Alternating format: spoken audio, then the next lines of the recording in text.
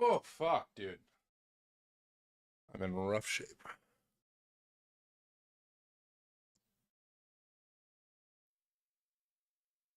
Ah, we're back. Okay. So where I was yesterday, I was trying to figure out what the fuck these bytes were. And I actually did figure out those bytes were offline. I kind of cheated. I looked at another implementation of the parsers, and they actually skip over this shit. Or at least, oh, I gotta sneeze. Pardon me. What up, Helios? Oh my god, I got sneeze coming on again. Oof. All right. Yeah.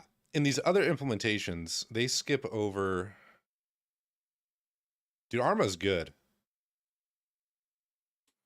Um, I have a video, by the way, Helios. I don't know if you saw it. I got another fucking sneeze.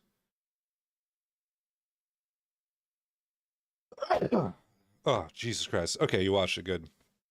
Um, the one thing that I hope you saw in that video, and yeah, when you're safe is another one. There's a couple things I should add to that video. Like, you can kind of cheese some things. So, for instance, if you think your base is under attack and you aren't sure if you cleared everyone out, you can go up to the command post and try to build something. And if somebody's in the area, it'll tell you can't build because enemies are in the area, which is super fucking cheesy in my opinion.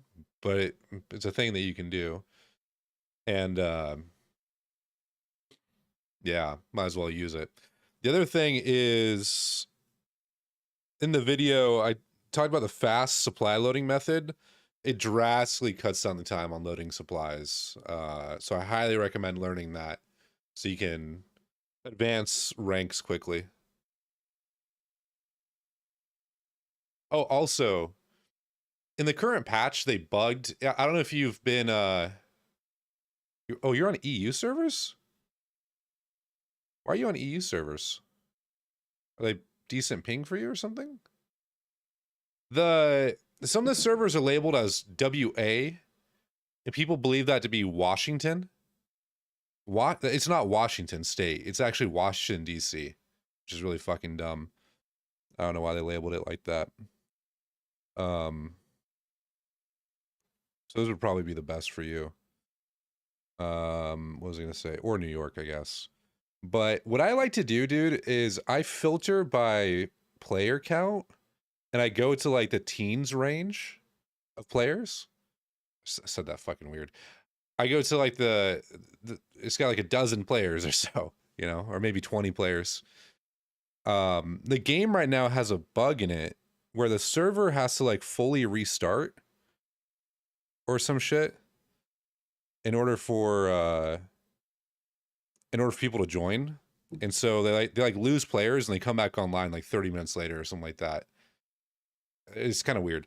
But anyways, if you join a server with like low population, it's probably just recently started and it'll fill up.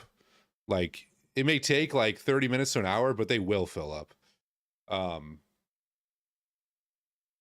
that ensures that you can get in early before the game's too developed too. But, yeah. All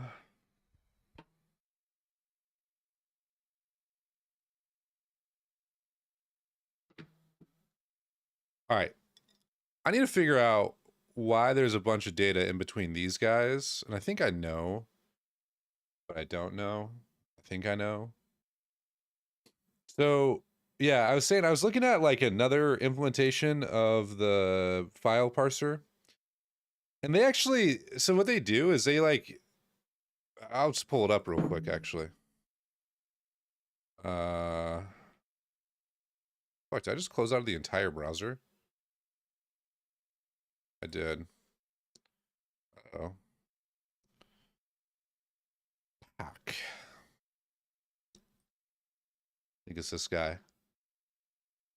Yeah, so they read this, then they read null. This is not null. This is wrong. And this is wrong too.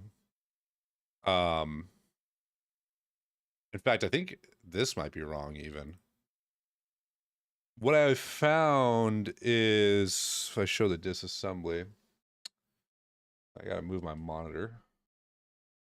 I can actually, oh, fuck, dude, I just almost busted my goddamn monitor.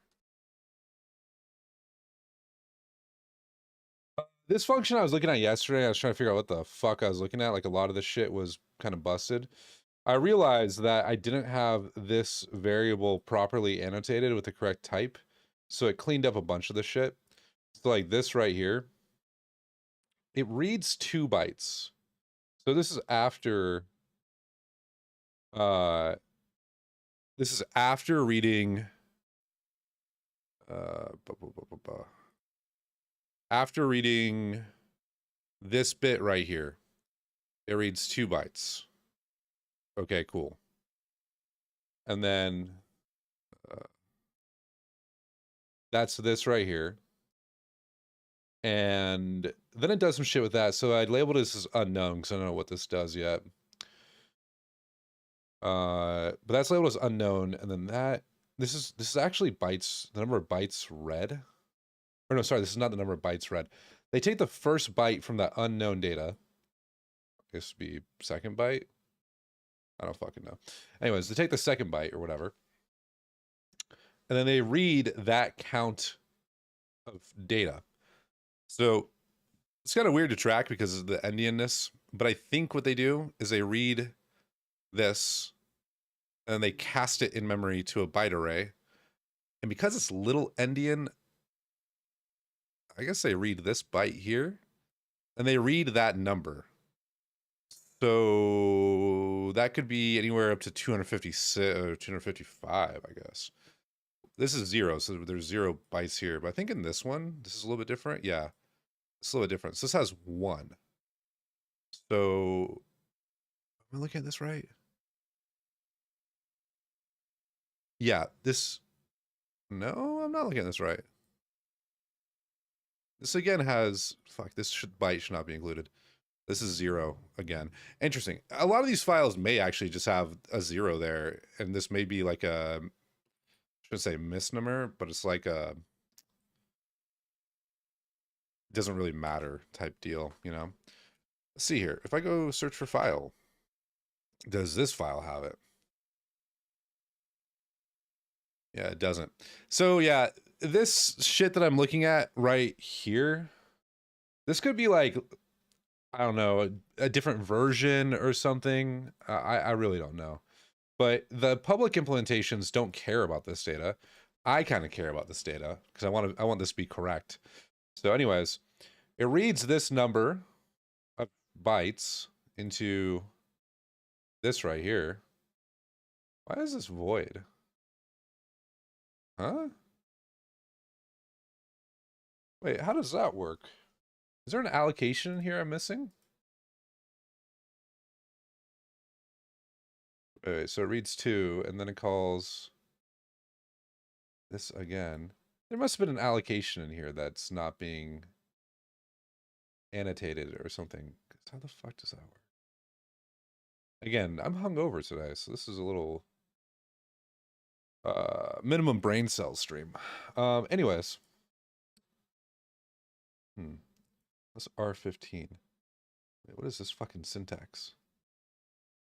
Let's go back to sudo C. Ah, yes.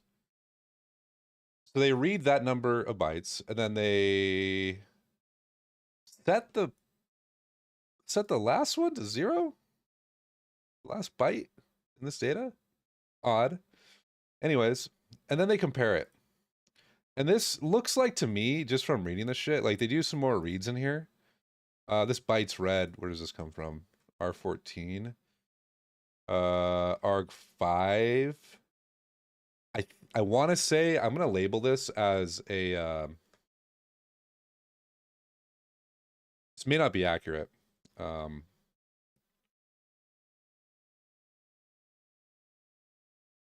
May not be accurate, but I think that's what it is. I think this is the timestamp. Like when it's reading this, it gets the timestamp this file was created at. And basically, if it detects all these bytes through these conditions, whatever, it then like tries parsing this as a timestamp, this data. And it looks like they support multiple different timestamp versions, which is really bizarre to me because like these code paths are exactly the same, except like right here, for instance, they parse it a bit differently. They do some bit twiddling. In fact, what the fuck even are these numbers?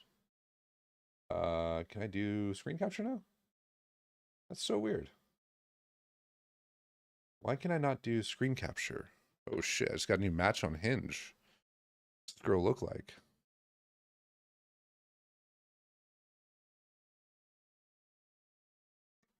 Oh, nice. Cute girl. Can I not do it because I'm doing the application capture? Like, I don't know why it shows my lock screen, dude. It's so weird. I'll do it over here. It's not a big deal. Pull up the calculator. What I was looking at is this magic number. There, 7E and then 3 zeros. 7E, 1, 2, 3. I wish it would show it as a fucking 32-bit integer. I don't know how many goddamn bits this is. What is this? 16, 24? It's 24. So they take 1, 2, 3, 4, 5, 6 bits.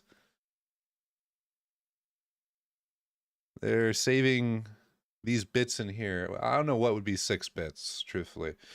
But they're converting the timestamp here in some manner, putting on this flag. What's weirding me out though is this is at least 24 bits, this number. And I thought I was only working with a 16-bit integer. So I need to trace this back. Where's bytes red come from? Oh. Oh, interesting. Wait, hello? Yeah, this is wrong.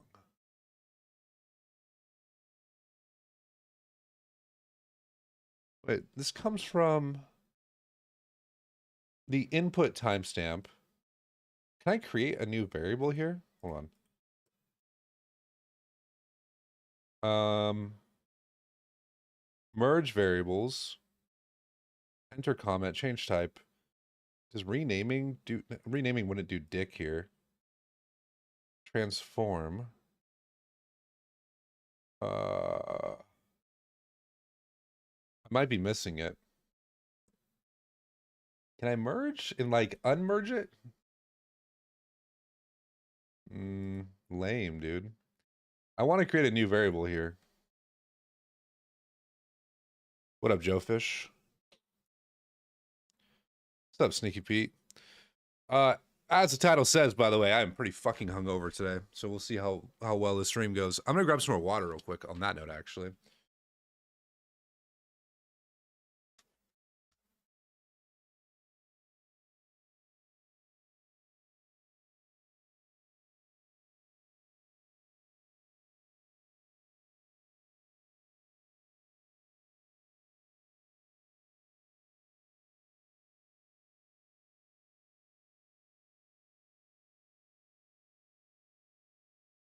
Yeah, this is binary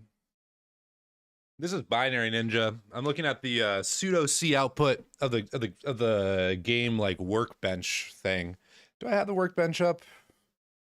Well, let's pull this up. I think I'm debugging it right now. But basically what I'm actually looking at, Infusion workbench.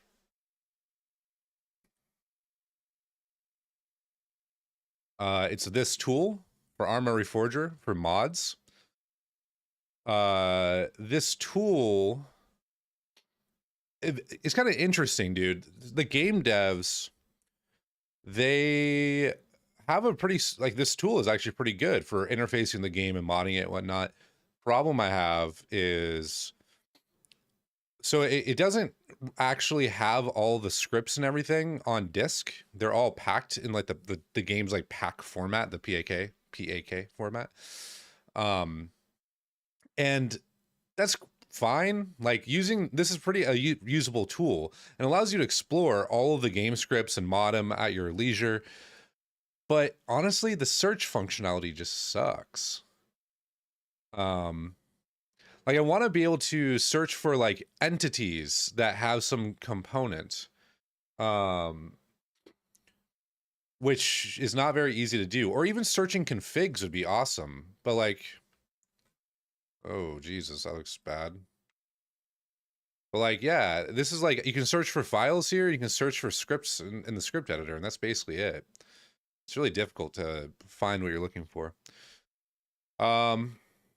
So yeah, the objective here, I've actually got a little bit of code written. I'll answer your question here in a sec. I've got some code written to actually start parsing this data. Where I left off yesterday is parsing the file chunk. I'll explain this data structure here in a sec, but yeah, I'm just using a hex editor to actually understand the file format a little bit better. But yeah, how this file format works is like, it seems to always start out with this form. What the form tag is, I don't know. And this is the file size, like complete file size. And then what was this? I'm trying to remember. Let's go back to my code. Oh, I think this was like the version. This is like the version of the format or something. And then this is the header chunk. This is the size of the signature. This is the signature itself. It's this many bytes, so OX1C. So I select that. OX1C, you can see it down there, maybe. And then you get to the data chunk. Data chunk is fairly straightforward. You've got data, the tag, the size of this chunk, and then the actual data. And then eventually you run into a, it's right fucking there. You run into this file chunk, and the file chunk is a little weird, dude. And this is what I was kind of explaining right before you came in. Where I left off yesterday was I had some assumptions about this chunk where it's like, okay, this is the size of the file chunk. This adds up. Like if I select, this is the number of bytes from this offset to the end of the file. But these integers in here aren't super clear to me. This is the length of the file name. Like this is 2. File name is 2 bytes. And then there's more data between these. I don't quite understand. This actually I do understand, but these I don't understand. But it kind of repeats like that, and then for some reason in between here, it looks like it gets variable width again too. Like this one's 38. Is that 38 bytes? No, it's not 38 bytes between these. Kind of interesting. But yeah, so I'm reverse engineering right now that section of the workbench, which parses that part of the file. How I cannot speak. How I got here is a long story. Joe Fish, thanks for the follow, dude. How I got here is kind of interesting. Long story. I ended up searching for this magic number form in the binary, and where'd that bring me to anyways? I labeled it somewhere. If I actually work backwards from here, what the hell? Oh, I can't select that. Read pack file here. I think I gotta go back again. Up 1. This is called from merge? How the fuck did I get here? Interesting. Again, hungover brain. Anyway, somewhere in here though, I found this magic number. And actually I can show a different example of that real quick in here. Go to the callers. Read back file. Yeah, so here I changed the display type of these to be where's display as? To be character constants, but by default they were hex. So yeah, just search the binary for these. I found them. I had to label a bunch of this shit. Sorry, my streaming setup requires that I use my my laptop to control my desktop through magic wireless keyboard and mouse technology between computers. It's kind of cool, but is it R? Yeah, R. But yeah, I just kind of like was poking at shit, and I loosely labeled some of these data structures based off assumptions, and those assumptions luckily turned out to be right. Like here, I actually don't know what the hell this data structure truly is. This is some class, and it might have like a base class. In fact, I'm pretty sure it has a base class, but I'm just I'm treating it as just one structure. And within this class is like this reforger file thing. And this one has a V table, and that V table has a read function, which I labeled, and that helps clean up a lot of the decompiler output. So for example, read form header. Oh, this is actually what I was looking for earlier. Do a little tap there. Let's search for parse files. Is that what I named it? Yeah, here. Oh, dude, did I fuck something up? Oh no, I fucked something up. This should not read like this. What did I mess up?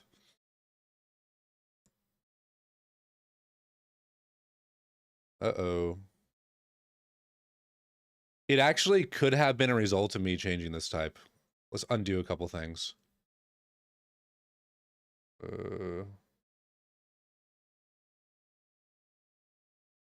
It was a side effect of me changing this. That's kind of bizarre.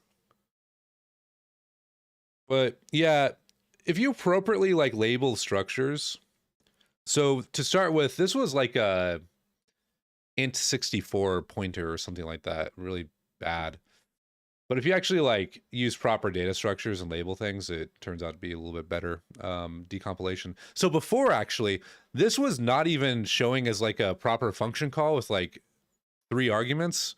I'm pretty sure it was like optimizing away these two. But you know what? I need to, can I length name this output and file descriptor? Will that clean this up?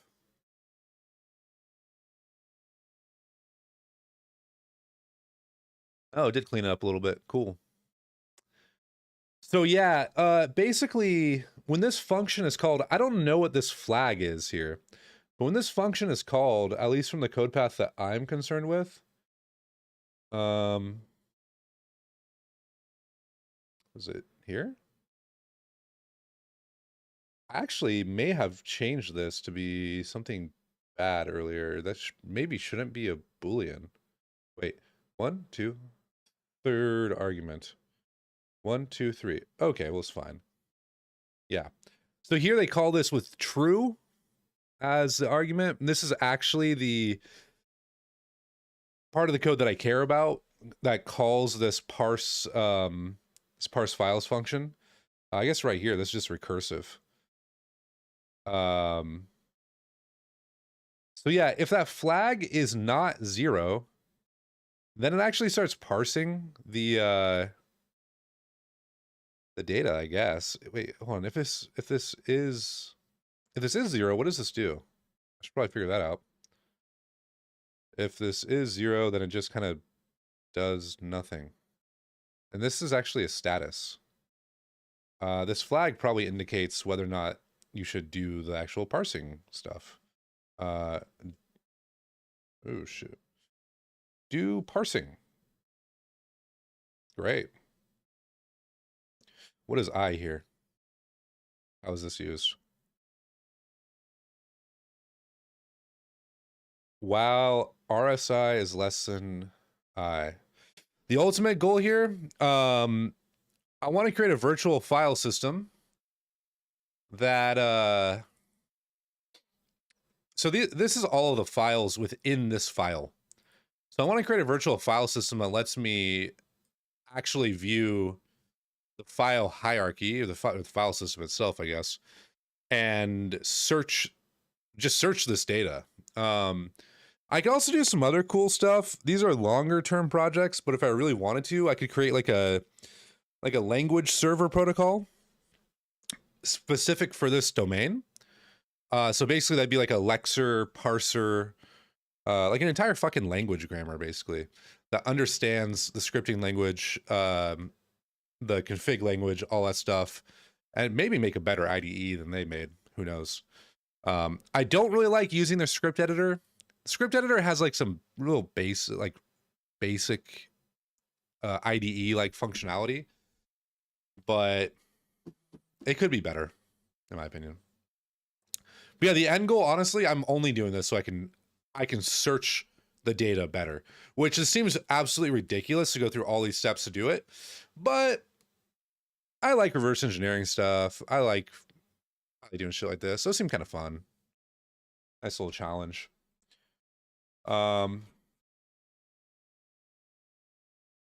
It is possible that this is not a Boolean, considering that this is used as a count.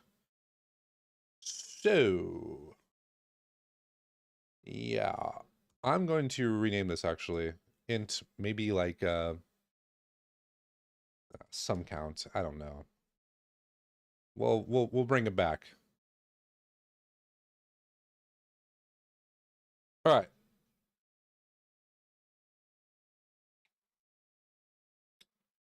So this is so weird. They read 2 bytes and then they read it as an int 16. They cast it to a byte array. They take the first byte and they use that as a length here. Unknown data length, we'll call this. Oops. Unknown data length.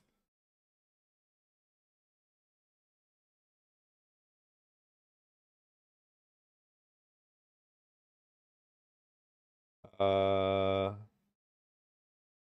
then, yeah, they do a bunch of timestamp operations, and these timestamp operations are a mystery to me.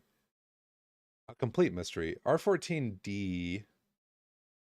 I'm going to name this something different. arg5 pointer. Just so I know this is an actual argument. They cast it to a uint32, which it already... I guess it's assigned int here. Cast it to uint32, then dereference it, and then they cast it to an int64. So this is not bytes read. I don't know how to create a new variable here. Set user variable value.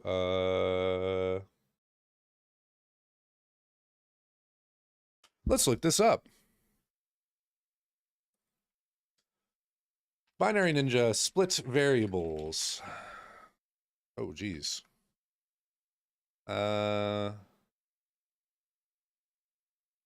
Is this an open issue still? I'm assuming this. I'm just gonna assume this guy wants to do the same thing as me. Think you made 2 mistakes to your code. Yeah, whatever. The school. When patching, I am not sure splitting the variable is a good idea. Okay, that doesn't answer whether or not it's possible. We're going to cloud. Ah, shit. Is it possible to split a... Ooh, do I have any spicy conversations? Whatever. To split a variable in Binary Ninja. I.e., I want to basically create a new declaration.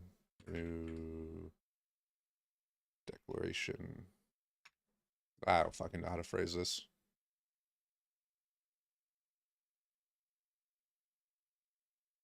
Gathering my thoughts.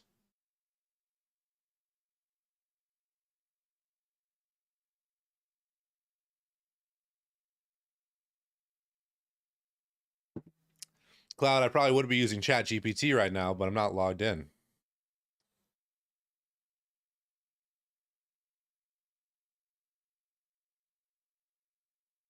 Why the fuck are you so slow? All right. Well, we'll come back to that. So this comes from the last argument. What is used for the last argument? Assuming there's no TOC file. What do you mean TOC? Table of contents? And what do you mean by table of contents if that's the case?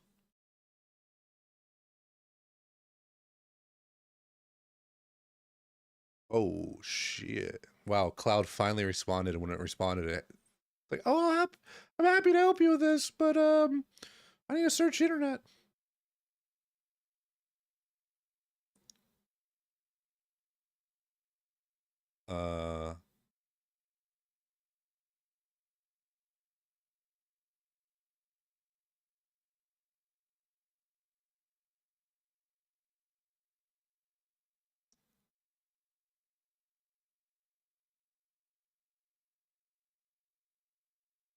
Variables that have multiple definitions can be manually split into multiple variables by clicking on the variable at a definition site and selecting split variable at definition.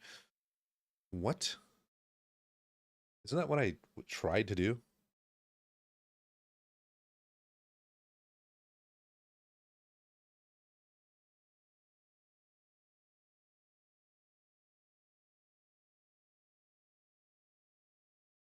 Oh my god, Scuba, you fucking gorilla. You fucking gorilla, dude. Someone go save the VOD. Cancel Scuba Steve.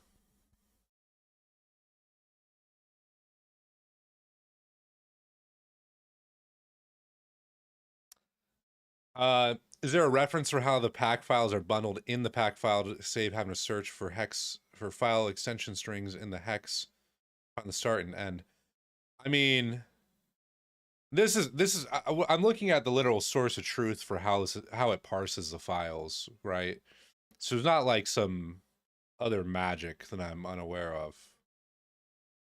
That's just how you do it.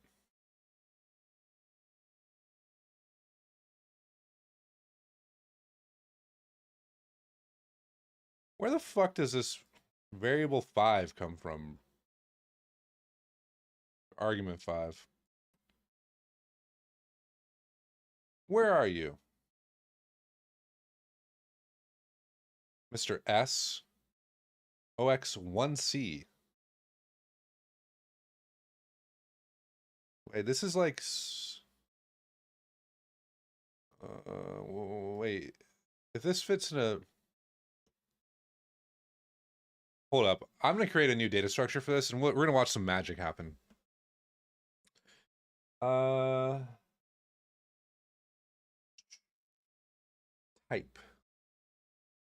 Can I just change the type? Or do I have to declare the type first? Where do I add types again? I'm confused. Create new structure. Perfect. Structure name. Unknown arg5 for parse files. Very verbose, but that's okay. From the men set, we know it's OX1C in size. And unknown arg5 for parse files. Yeah. What does that do? That kind of maybe split this up in here. It's kind of interesting.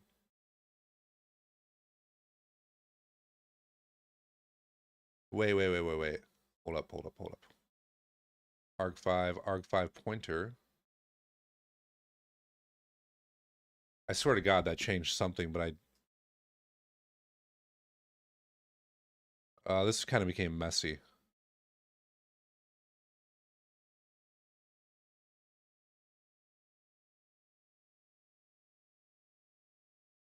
Yeah, okay. But wait. They're using this value here at arg5 pointer Yeah, they're dereferencing that and they're comparing the value. So did I miss a part where this is assigned here? No, it's just mem set. Hold up. Let's change this too. Unknown arg5 for parse files. That's fine. It's a stack variable.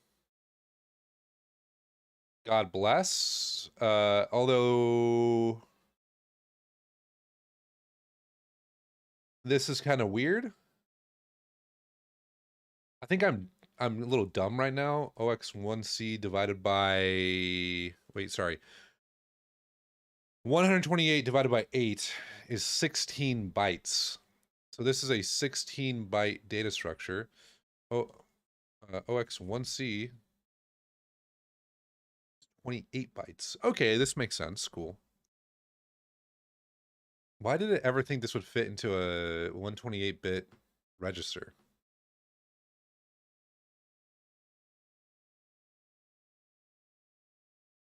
It's so bizarre. Anywho, moving on. Yeah, so this is initialized to 0, and then I can't help but wonder if this is only for the recursive calls.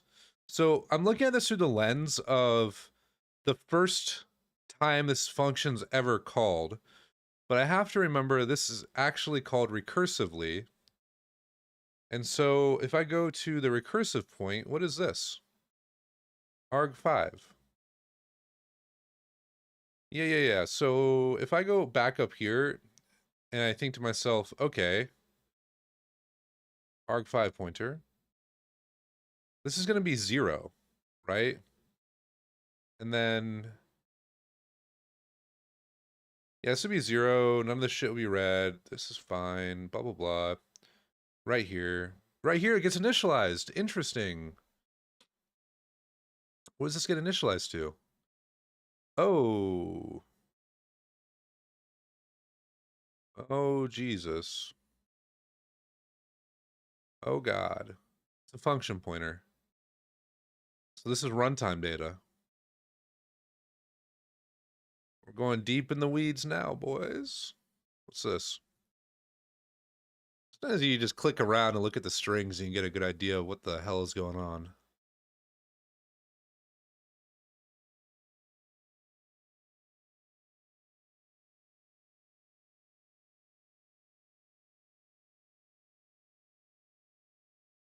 Apparently I just murdered Binary Ninja, though.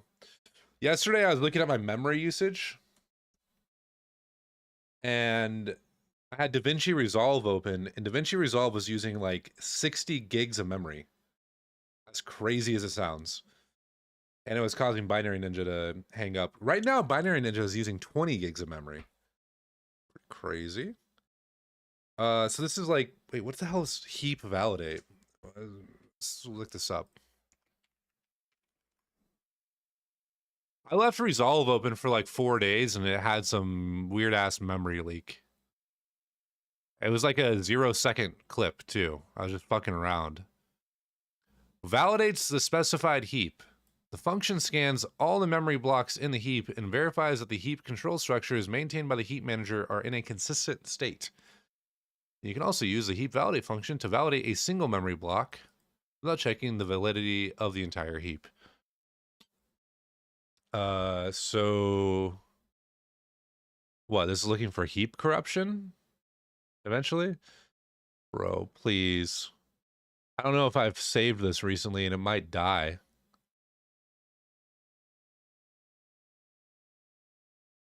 Oh no. Please, sir.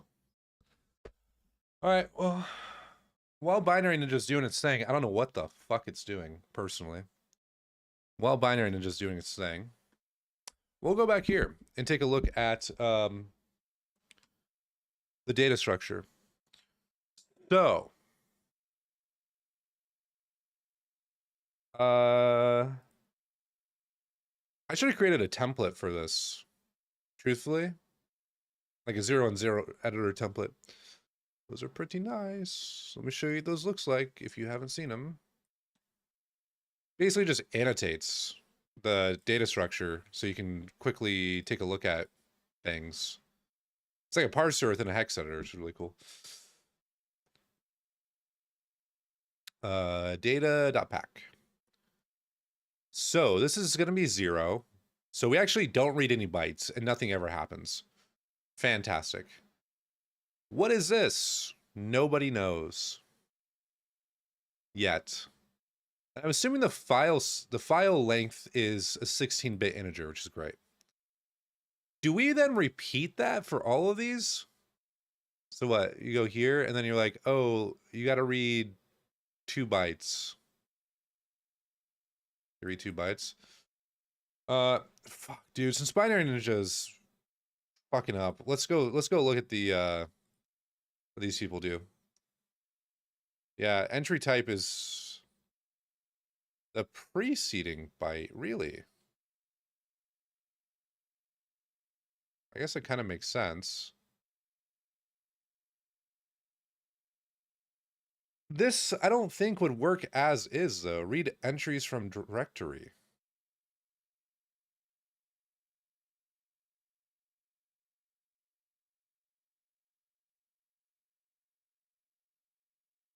Huh.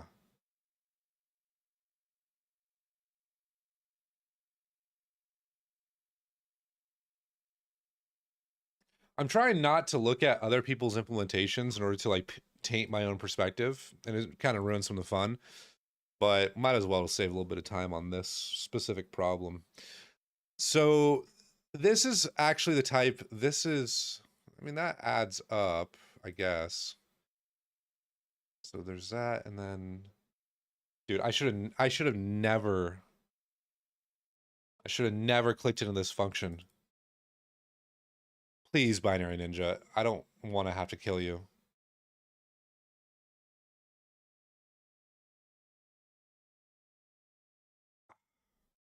It's like decompiling all this stuff in the range of the binary that I haven't looked at yet. And if I go to activity monitor, is it using like all of my CPU right now? No, it's pegging 1 core. 1 core is at 100% CPU usage. That's pretty good. It's pretty good for a how many cores does this thing even have? It's got like, it's like a 12-core CPU. Yeah, really using everything I can. Okay.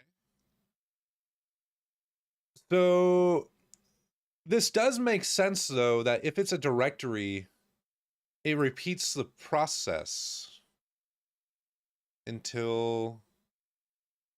So it's going to reread this stuff. It's going to reread another 6 bytes. Type name. Okay, another 6 bytes, I think. How many bytes is this? 5, and it shouldn't be 5. It should be this. 4 bytes. Really?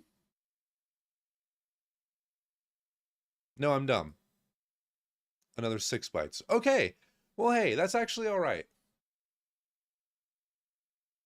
Yeah, okay. So... Oh, shit, did it finally come back? No, I got excited for nothing. I think, man, I feel bad for cheating, but I now understand this. Oh, shit, all that work I did earlier makes a lot more sense now, I think. Oh, damn.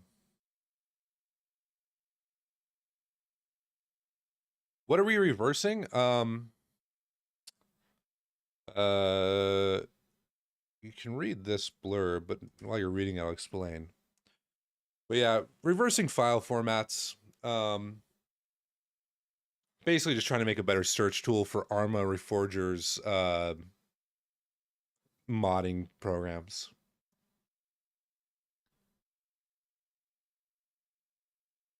Okay, so folder, file, and now that I have a file, Yeah, that's the flag there. Now that I have a file, what is all this shit trailing it?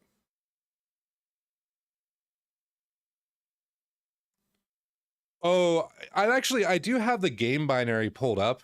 Fucking Binary Ninja, great softwares. I went to some random ass location in the binary, and it's like decompiling a bunch of shit here that I haven't visited before, and it's just hanging. I went on this rant yesterday, Sir Elf, about Ida. I, I really want to try to support Binary Ninja because I think that Ida needs more competition. And I'd like to actually try to be familiar with Binja because the scripting is actually really good.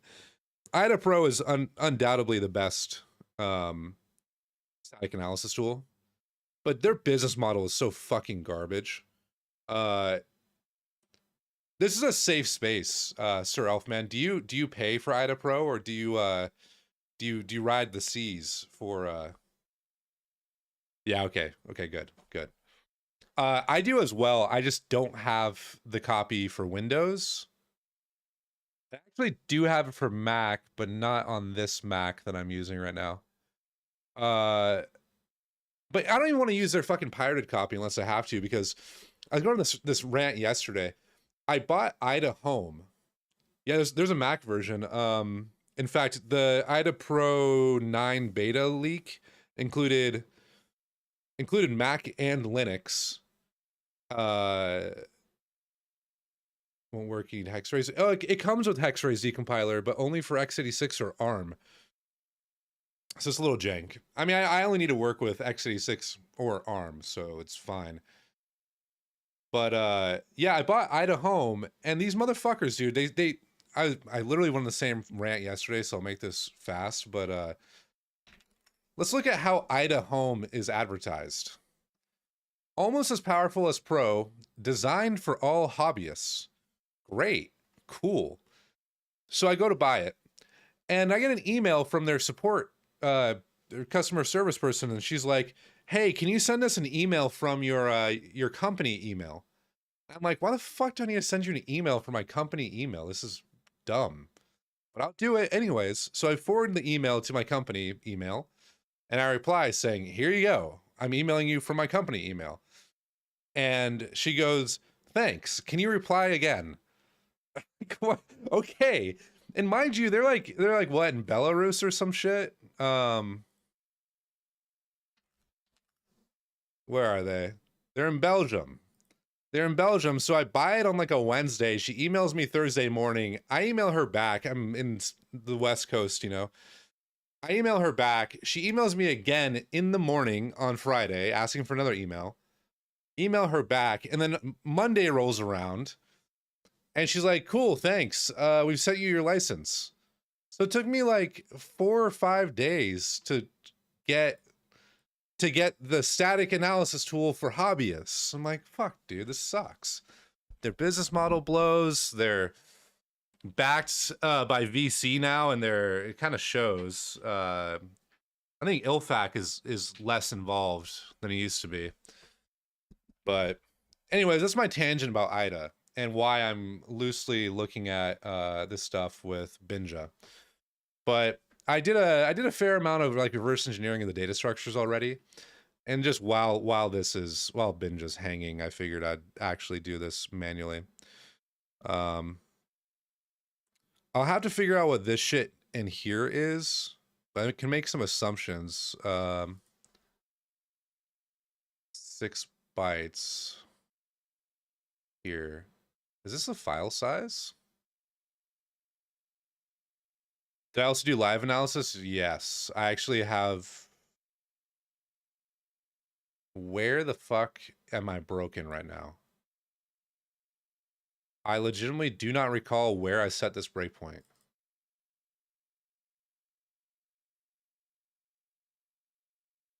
This looks kind of familiar. I think this is in the same function that I was reverse engineering earlier. Yeah, this looks familiar. What is this? I forgot. Yeah, this is. I'm broken right now in some of the code that iterates Ba, ba, ba, ba, ba. Iterates this stuff up here.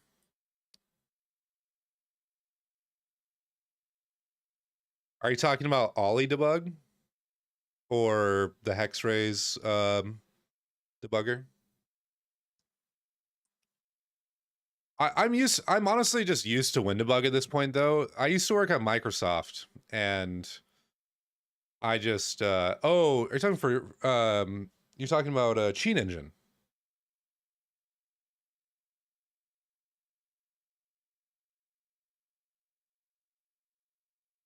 Oh. I'm not quite sure what it would be then. But if you remember it, feel free to drop a link. But yeah, it's kind of Stockholm syndrome, but also I kind of unironically think that WinDebug is the best debugger. It just kind of makes sense to me. So here I am. But yeah. Well, okay, let's go back to the code. So for parsing these files, yeah, parse file entry. This is actually going to be a 16-bit integer. And yeah, I basically only write my hobbyist shit in Rust, and it's mostly because you actually get a good IDE experience, and I don't have to debug my own shitty code. I don't have to run it with ASAN and then be like, oh great, at runtime I got a fucking out of bounds read, or I introduce use after free or some shit, right? And actually, part of the reason why I'm writing this in Rust, I can trivially cross compile the UI that I'll be building for this to WASM. I can make this into a web app too.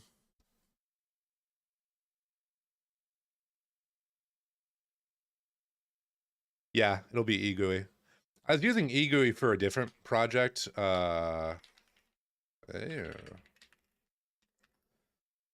So I built out this tool for World of Warships, and it's just so fucking easy to build a UI with eGUI. It looks pretty decent. Runs WASM too, so whatever. But this tool I didn't compile to WASM though, because this tool that I wrote, it depends on a bunch of game files, and it'll just be a pain in the ass to like figure out how to maybe stream those from my server or something into a WASM context. So I was like, fuck it. Yeah. This one by necessity is an exe. But yeah, that's part of the reason why I wanted to do this in Rust and eGUI, is to hopefully put it in WASM. But you know, there's actually kind of a problem with that too, man. And maybe I don't know if you've done stuff with WASM. I'm curious to hear your perspective of this, but these files, the files that I'm reading to get an entire snapshot of the game, these are they're 20 gig.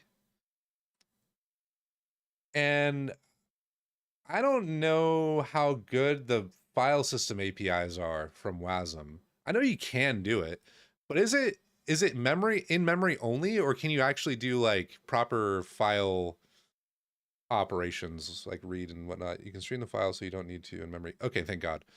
Cool. I figured I'd cross that bridge when I come to it, but I'm like, yeah, this isn't gonna work to like oh, drag and drop the file in, and I'll do 2 gigs at a time. I mean, even if it's a shitty way, it's fine. I'll figure it out. Uh, dude, fucking Binary Ninja is still shitting its pants over here. Look at this shit. In fact, oh wait, I didn't even realize it's not even reflecting on the stream because it's so broken. All right, I'm gonna force quit it, and I'm gonna lose work, and I'm gonna be mad about it. But hold up. Let's open it back up and see what's up. Have I tried Ghidra? Yeah, Ghidra is good. I just What's my issue with Ghidra? I don't really have a good issue with Ghidra, except I don't know how to use it that effectively, I'll say. I also don't really like Ghidra's project model. What up, Flex? Hold up.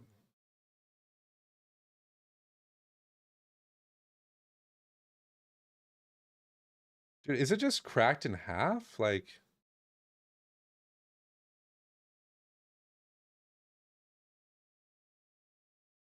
wait, what's going on here? Hold up, let me re-add this source. I don't know what the deal is with this. Like, can I do, if I do display capture, okay, so you see that. Application capture.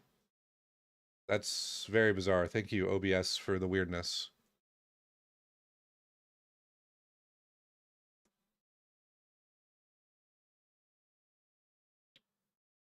I didn't lose that much work, but I still lost a little bit of work. That kind of sucks. Oh, I lost it in a bad way, too. This should not be like this. Damn, son. What did I do earlier?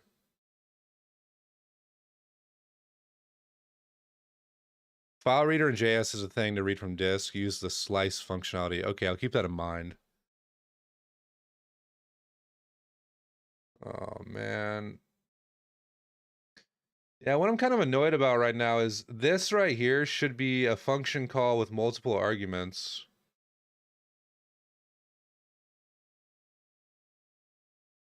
God damn it. What did I do? Let me look at my types again.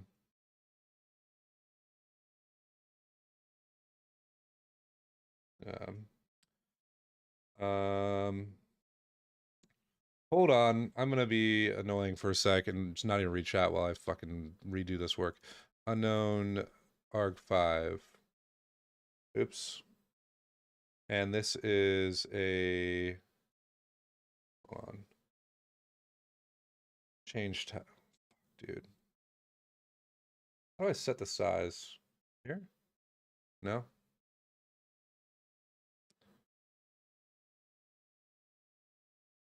Yeah, I haven't messed around with any MCP stuff for reverse engineering.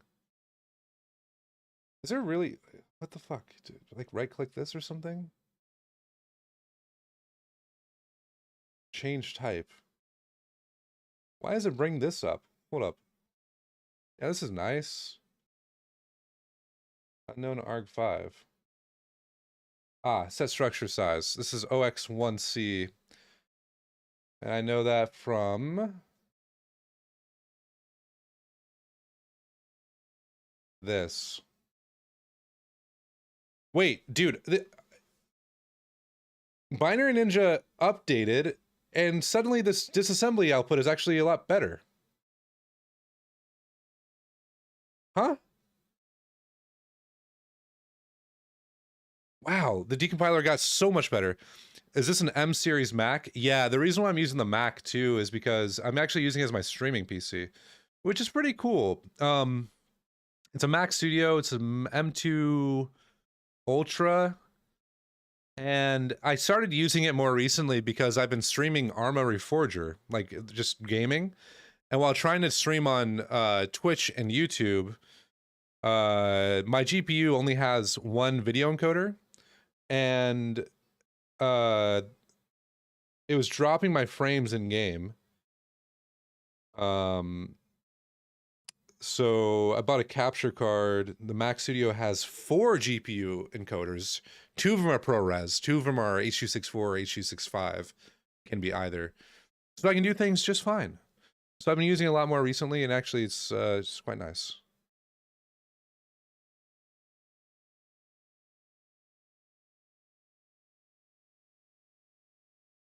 But yeah, I bought it a couple years ago.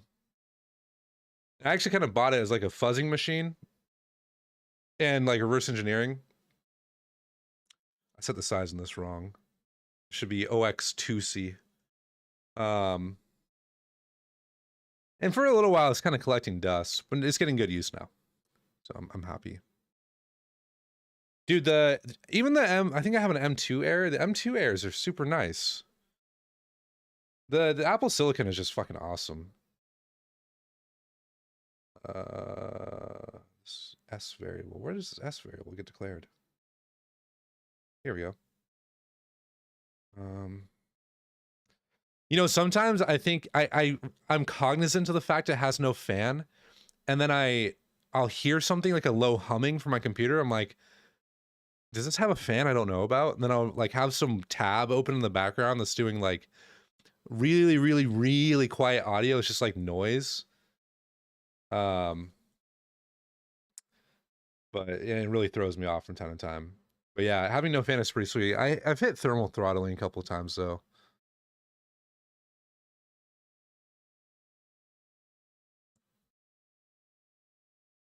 Oh, the analysis works now. Unknown. Okay. Thank the fucking Lord. Hold on, I'm gonna save this database before I go absolutely insane. I'm pretty sure that I like labeled a couple functions that did some timestamp operations too, and I didn't save those. Like this. Is it this function? Oh yeah, thanks for the follow, man. I'm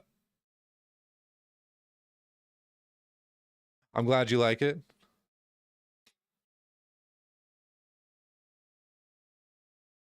Dog.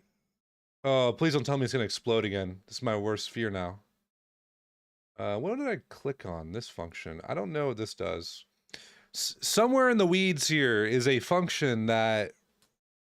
Okay, why is this analyzing this again? Hello? Hello or no? This literally looked fine before I tabbed away to the other function. But yeah, somewhere in the weeds here they do... In fact, I actually know how to find it again. They do some weird ass bit twiddling. Here. Yeah. Parse timestamp. And this is actually a file time? Is it a file time? I'm looking down here. The file time they return. Out time, and then this is the input timestamp. Do I have this right? This shouldn't be a pointer.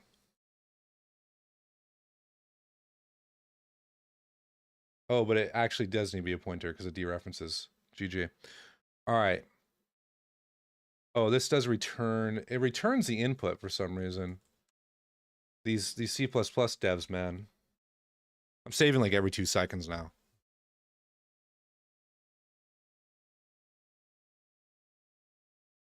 All right.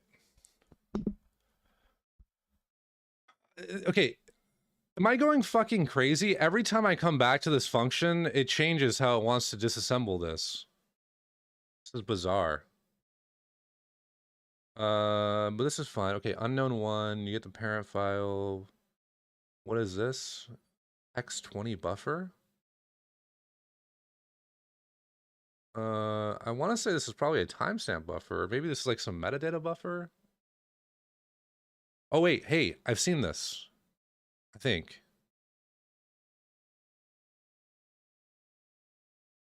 If some flag.d is equal to 0, blah blah blah, else whatever. What the fuck? Let's rename this arg5 pointer. So that's more clear. This is actually a pointer to an argument.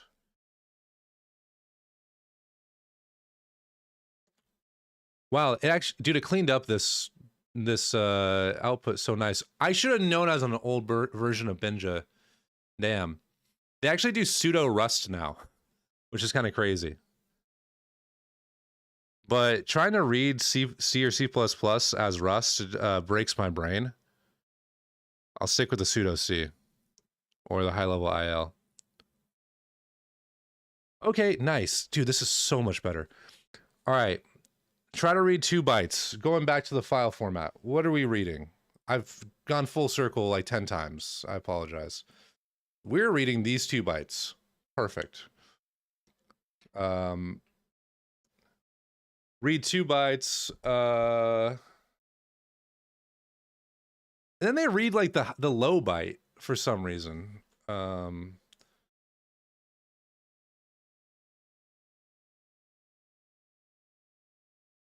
This is a length. Okay, so some random ass stack buffer. Dude, I'm pretty sure that this is actually, you could do memory corruption here. They don't check this.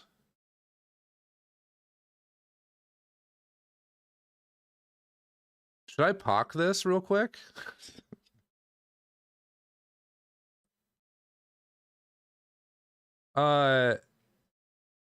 So full disclosure though, like I labeled this read function. Maybe they do something magic deeper in this function, but you'd think that they'd be passing in this size. But they take this low byte, and then this is fixed size, hex 20 bytes, but this could be 255. And then you got an out of bounds right here. Maybe it's a templated size. I mean, dude, I kind of want to pocket if I'm being real with you.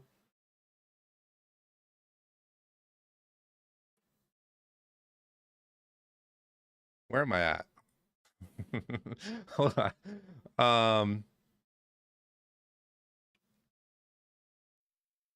I can kill this debugger session. This is fine. I'm not even gonna make like a custom file for this. So we're gonna pretend like I'm actually emulating the real file.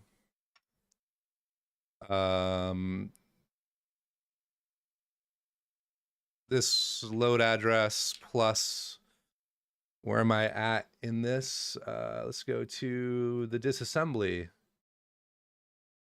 The load address of this file is 14 and then a bunch of zeros. So I gotta add this hex. Oh shit. 2126939.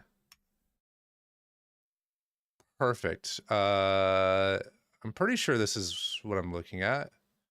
Let me look at the assembly again. Yeah. But I think actually what I probably want to do, go to high level IL again. I'll probably want to go directly to where this is read the first time, which would be this unknown thing here. Unknown low byte. Oh, is that in the same block? Or am I just dumb? I think I'm dumb. Yeah, it's the move ZX instruction, which is here. Nice. Okay. Nice. We hit our instruction. R15 is 2.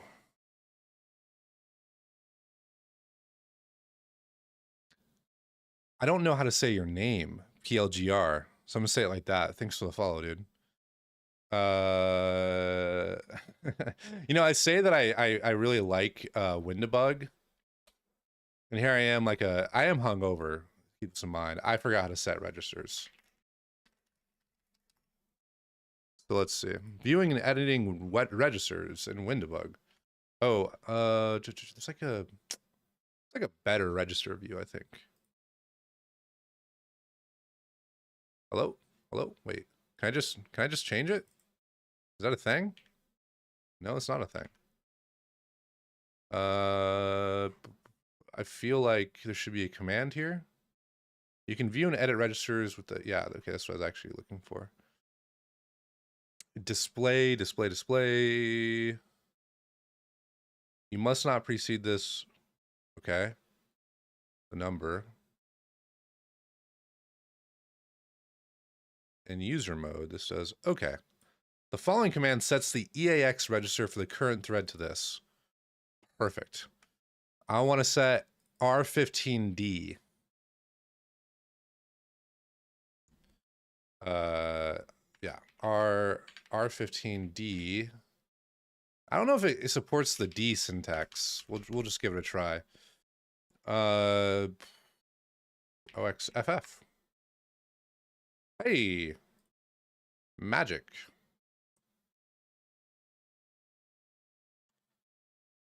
Assertion failed. Yeah. Oh, you know what? Fuck me. I should have actually seen if I corrupted the stack.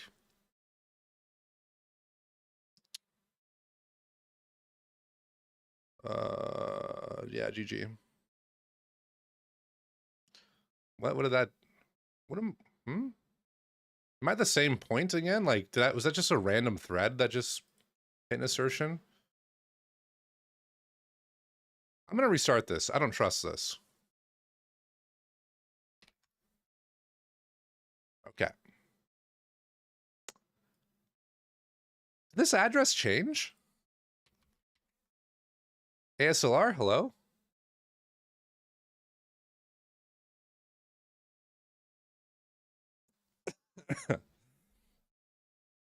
Is it in yet? Yeah, dude. 212-6922. I'm back, baby. All right. Cool. Let's open up my project. We're parsing R15D. Cool. Set that value. And then it should be, I think it's RDX that will become corrupted. Double. Oh my God, guys. I'm retarded. Sorry, I didn't switch scenes. I don't think. Maybe I did. My bad. I'm doing it again anyways, so. If I do that again, feel free to nag me. Because I have my my OBS window up like peripheral vision, so I don't really see it sometimes. But yeah, this variable right here, it is in. Yeah, it's in the stack frame. So it should be loaded from RBX, which is what this is loaded from, right? Yeah, or RBP rather. And this is, yeah, RCX. Cool. Just double checking. So let's watch the memory at RDX. It's going to be this shit. That is not it.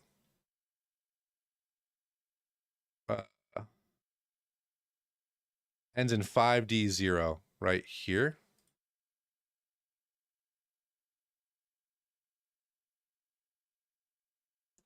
I think this is just uninitialized memory.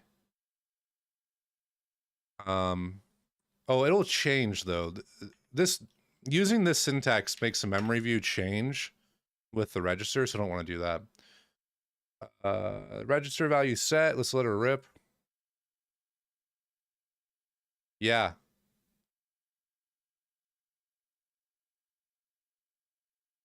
How many bytes is that? That looks like about 256, I think. 1, 2, 3, 4, 5, 6, 7, 8, 9, 10, 11, 12, 13, 14, 15, 16. That checks out, right? 16 times 16? Yeah.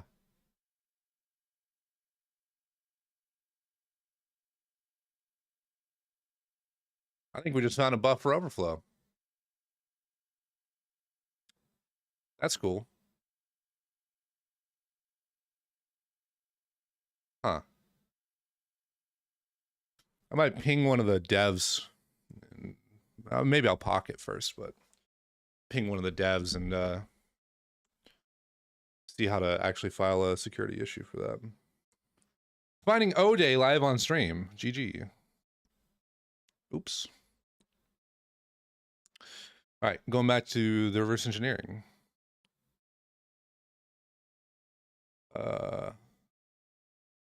You know, that bug actually could be bad because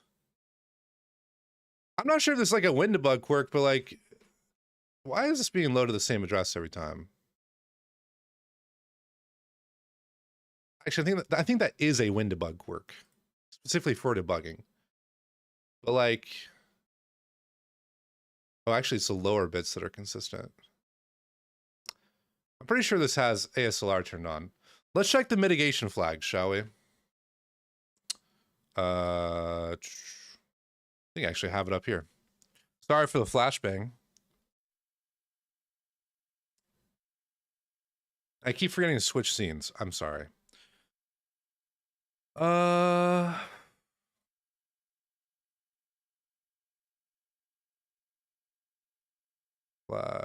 loader flags. Which header is it in? I thought it was in the optional header.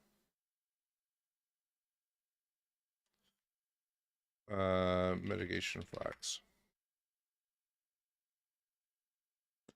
You will certainly pick up on things over time. Command line tool to print mitigation flags for a running process in a memory dump. Ah, so you do it at runtime. Thank you, Yarden. Do I have process hacker up? I do have process hacker up. Does this have it? General. Mitigation policies. ASLR. High entropy. Cool. Okay. SAC buffer overflow. I doubt this is exploitable in practice, but you never know. It's not that big of a deal, probably. All right. So you read 2 bytes. Once you read 2 bytes, you read a little bit more. And then once you read a little bit more, I feel like this is actually trying to read a string, because why is it setting a null terminator? It's kind of interesting. And then if this is 0. Yeah, what the hell is all this logic down here?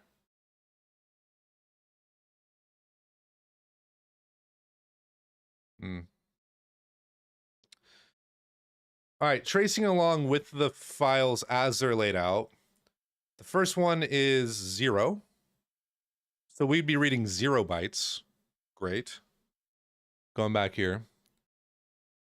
If this is 2, then you do this, but we are at 0. Let's go down here.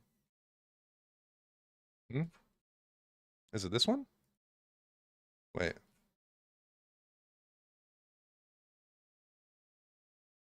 Huh?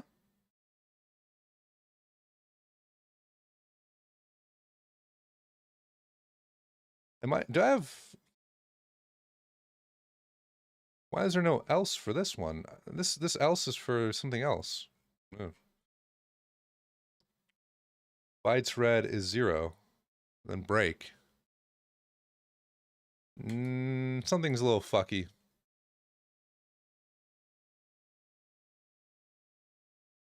Oh, yeah. Okay, my bad.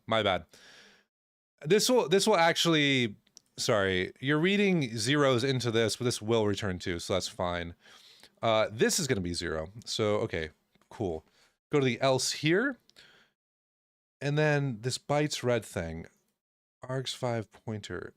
I don't know what this is. We'll figure it out. Figure it out together.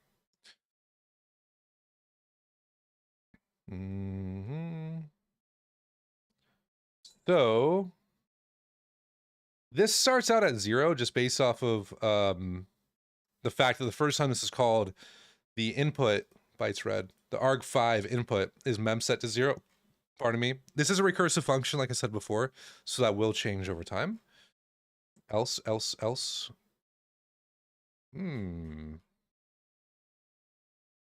Now, am I wrong, though?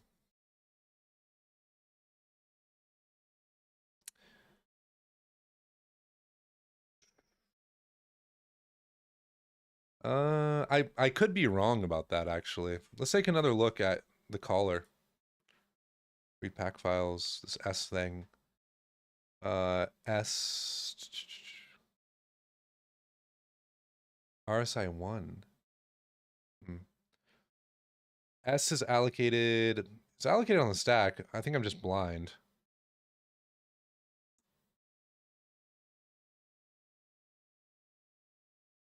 Here we go. Yeah.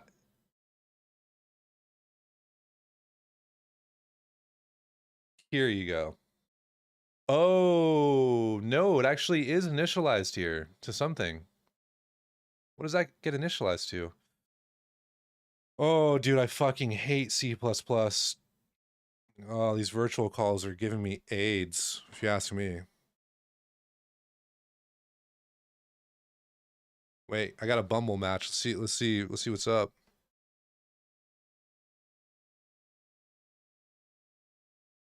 Oh shit.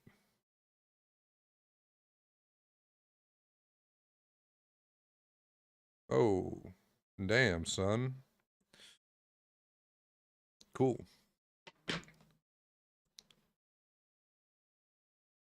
I think I will have to step into this and see how this initializes this data structure. My guess is like this is some class constructor. In fact, I'm pretty sure it has to be some class constructor because earlier I did trace some part in here somewhere where that changes to I'm trying to see if I can eyeball it real quick. Arc5 pointer where you used bytes red. Maybe I'm lying. It could be actually the real. I'm gonna extend this a little bit. Is it the real argument that's used? Oh, dude, I can't fucking click it. Yeah, in here. Okay. I think I'm making this up. I'm hallucinating like an AI. But I swear to God, I saw somewhere where that's initialized a little bit differently. Weird. All right, well, let's do some dynamic analysis real quick. I gotta restart this, presumably. Yeah, I gotta restart this. Okay, did this actually change? No, it's the same. Less. I should just remember these addresses. In fact, do my breakpoints even get cleared? Hmm. Yeah, let's delete this. Plus OX 2125 D63. All right. Set a little breakpoint there.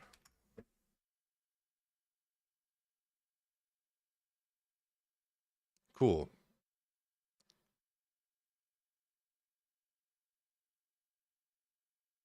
I want to discover what RAX is here. In fact, if I do static analysis, does that tell me anything? This is not a file path. This is a fucking lie, by the way. Yeah, if I look at RCX here, I will very clearly see this is not a file path. Oh, look at that. It's a fucking point. Oh, dude. Why am I clicking up here and selecting down there? Yeah, it's a pointer. I'm pretty sure it's a V table of some kind. Like this is another class. In fact, I can easily tell that is what it is. This is, let's click up here. Pointer 1. Wait, 1, 2, 3, 4, 5, 6, 7, 8. Yep. And then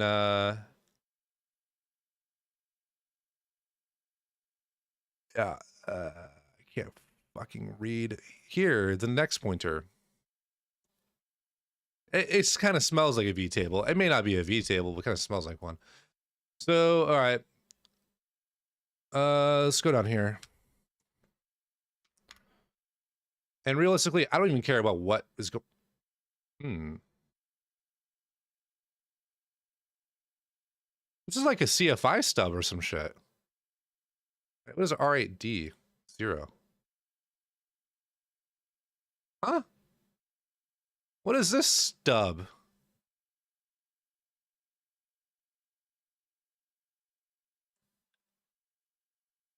Okay. Wait. Go back to the static analysis real quick. Oh, this is what I was looking at earlier. Yeah, my bad. This initializes, I'm gonna name this shit.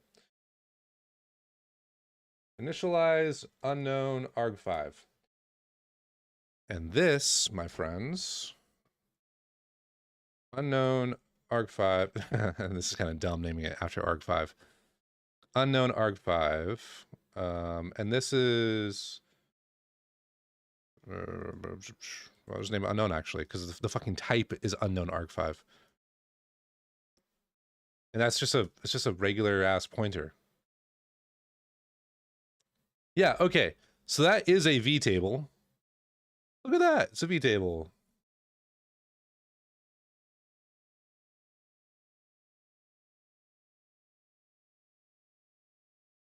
Huh. And then arg4 and 2.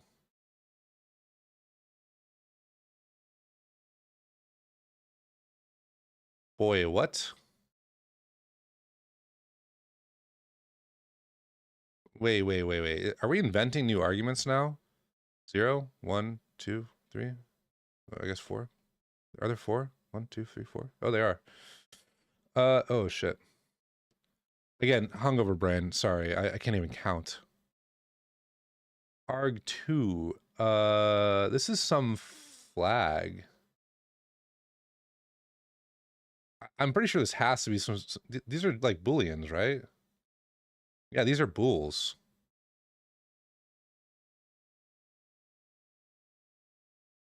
And bool arg4.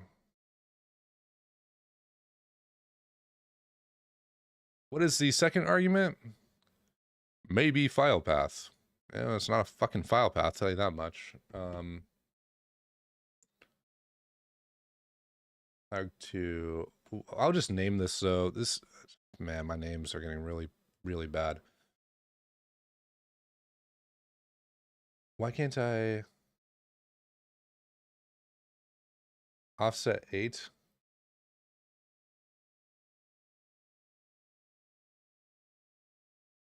What is this? What is this bullshit? Hold up. We're gonna call this void vtable because that's what that is. And then, actually, let's see what happens. Okay.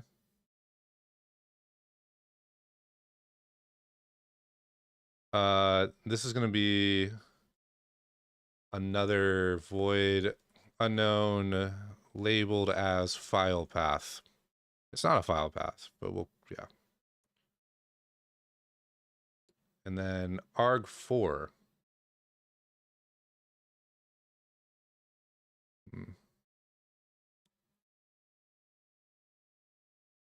OX10, that's here.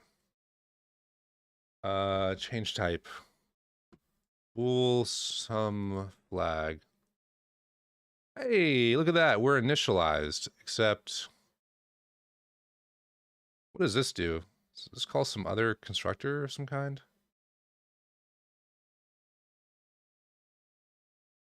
All right, let's save that.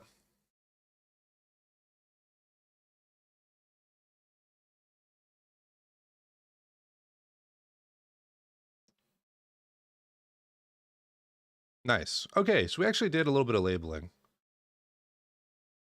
Wait, are you serious? Wait, this passes offset hex 20? So I labeled this incorrectly. That shit starts here.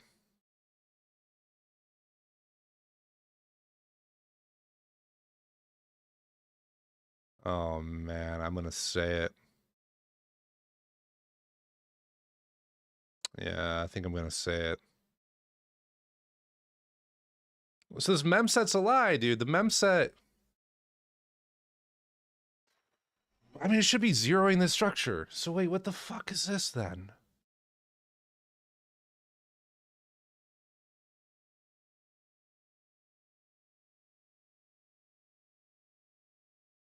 Well, okay, I'll just copy this shit.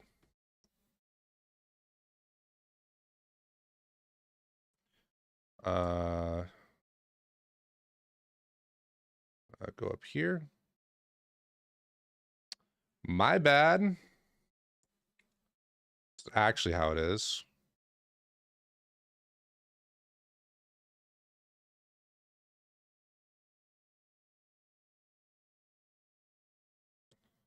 What was the size in this? It's gonna be hex 18.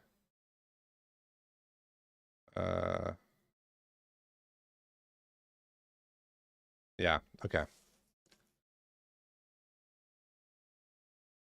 I think I put this in the wrong place. Didn't I?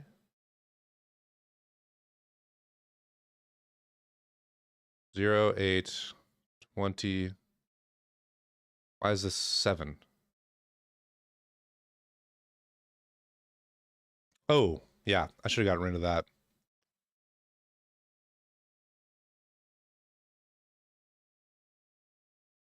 I need to make a new type, actually. Can I do that here?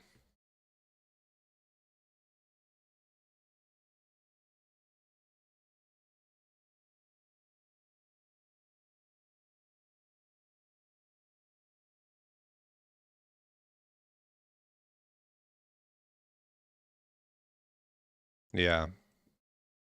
Oh, I made a typo.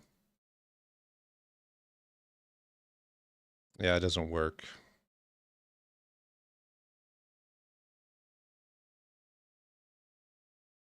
Well, let me just close this. Create types from C source. Create.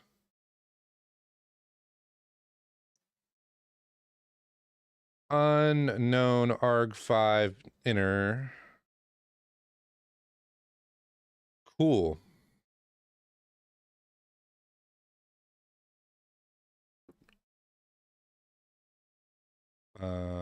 Inner. Nice. All right, so that's properly labeled. So the rest of the shit isn't initialized. Yeah, this is all 0 initialized here. And then down here. Here it just gets straight up mem set in some cases. Okay. I wonder if this is like some parent object, actually, at the end of the day. So yeah, trying to solve the mystery of what the fuck is this? All right, so if this is greater than this, drop here. If it's greater than this, drop here. If it's equal to that, drop there. Equal to this, drop in here. If it's nothing, do nothing.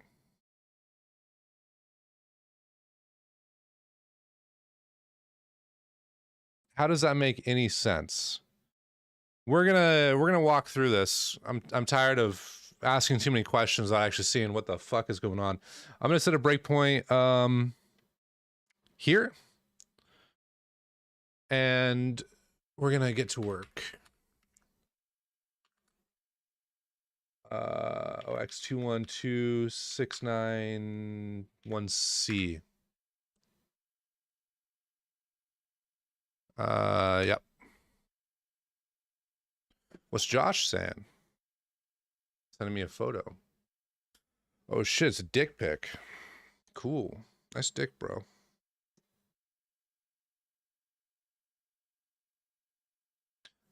Necklace for his girlfriend.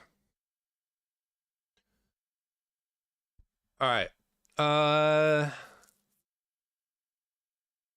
Where we're stopped right now is on this function call. Let's validate that by checking the arguments. One of them should be 2. RDX? Did I actually set this in the wrong place? Hello? Yeah, one of these should be a constant. I suspect I did maybe set this breakpoint in the wrong place. Hold up.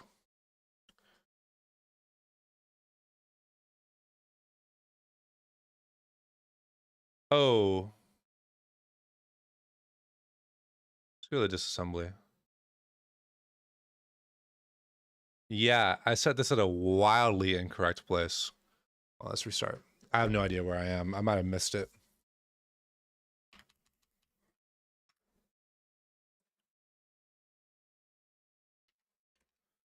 Uh,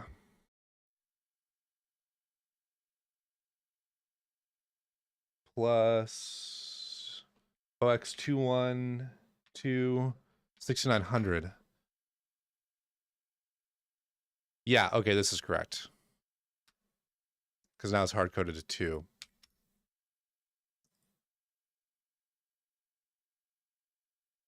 All right. What am I trying to trace here? I'm trying to make sure that. Yeah, I'm just trying to trace the control flow, I guess. So RIX should be 2 because we read 2 bytes. Cool. Perfect. And now, what are we loading? Low level IL. I got a sneeze coming. I feel it. Oh shit, bro. If RIX does not equal 2, then go here. If it's 2, jump here. So we are here. Okay, so we're loading the low byte. All right. And this should be 0. R15D. Yeah, it's 0. Okay. And then what actually happens from here? Let's go to medium. High level. Goddamn. So grab the low byte. We call the read function again with that many bytes. So it should be 0. And then we should drop down into. Am I retarded? I am fucking retarded. Earlier when I was reading this, these conditions were reversed. Now this does not equal 1. Yeah, so we're gonna drop into here. That explains a lot. Wow. And so again, brain is kind of fried. But yeah, so we should drop into here. This is what's something cute I can look for?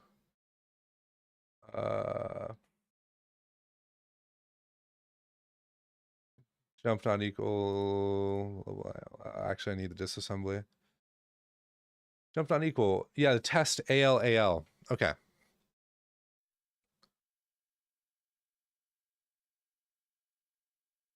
So again,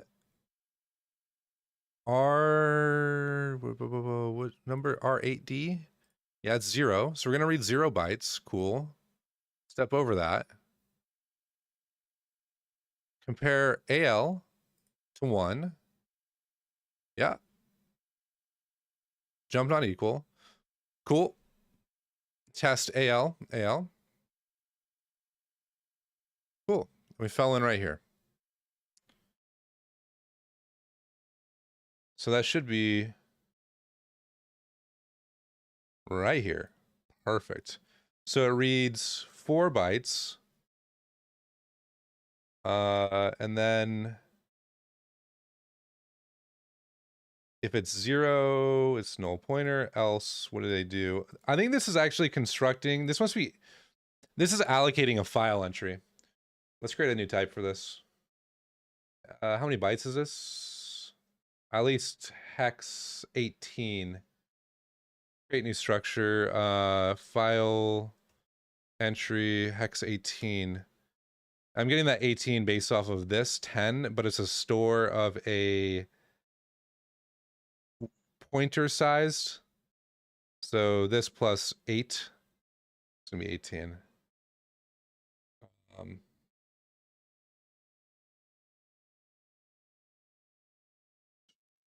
File entry. We'll name this entry. Why does this get shadowed? Wait, what the fuck's up all this bullshit in here? Hello?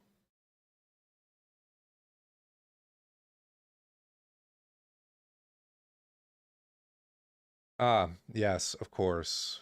Hmm. A fucking V table.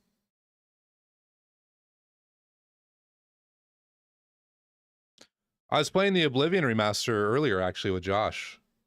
I was hoping that you'd swing by so we could play together. Motherfucker's too hungover. Such a shame.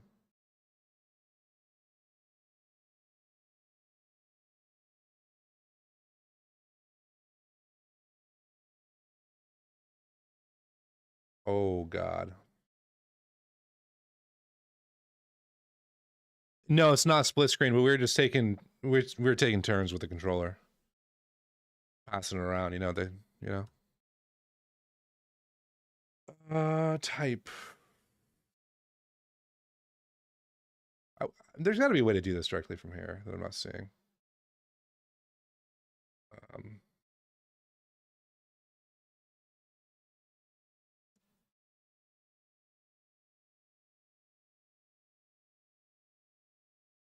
and actually, can I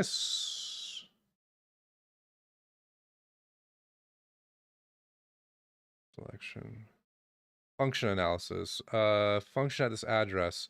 I want to inform the analysis tool that like this value is known. Can I do that? I don't know how to do that. Okay. Oh, great. We just fucking ZMM 0 here. I cool. Okay.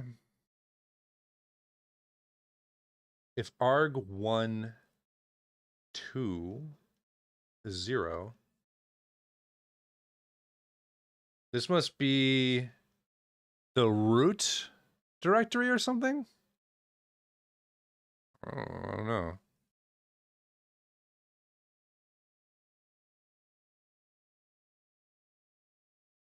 But yeah, the remaster is pretty good, Lex. You should check it out. It feels very faithful to the original with like quality of life improvements. I'm doing the Dark Brotherhood quest line right now.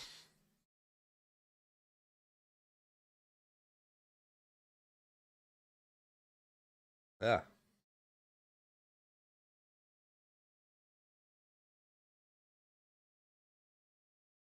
You too. What is? Oh my God! No, there's no way we're doing float math. Please, no. Do not introduce floats into this shit. Disgusting. Where is this used, by the way? R14.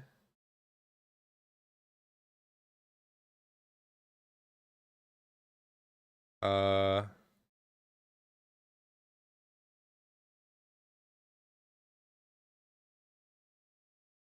So hold up. At this point, we've read these 2 bytes, I believe.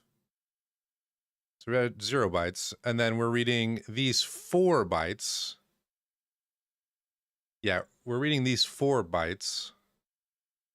You never played the OG. Okay, I should have known that because it was Xbox. I think you'd like it, dude. I definitely think you'd like it.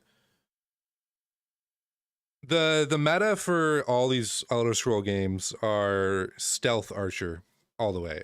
You can do like swords and shit like that, but I don't know why anyone does anything other than stealth archer because it's just it always works. So I did a skooma addicted cat, aka my cat. Skooma's a drug, and yeah, but having a good time, dude. Were you asking if I was gonna stream it or just generally play it?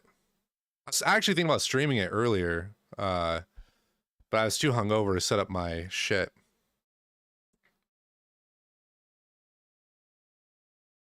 Actually, it was all set up. I just had to set up a microphone for the couch. I can do it right here. Oh, what up, Boca?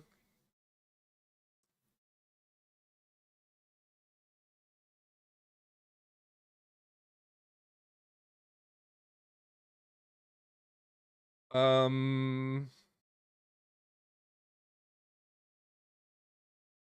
unknown timestamp follower. We'll just call it that for now. So it's a bit verbose, but it works. Am I winning? I'm not losing yet. I actually kind of lost earlier, dude. The program I have up right now, it was hung like a horse, and it wouldn't continue. So I had to close it, reload it, and I lost a bunch of work because I didn't save it. So that was cool. But it was actually okay because I realized that this program was out of date, and when I restarted it, it updated, and now the analysis is much better. So I'm happy.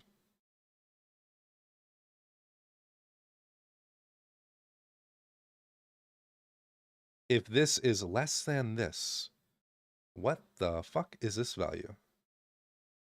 Didn't this just get initialized? This literally just got initialized.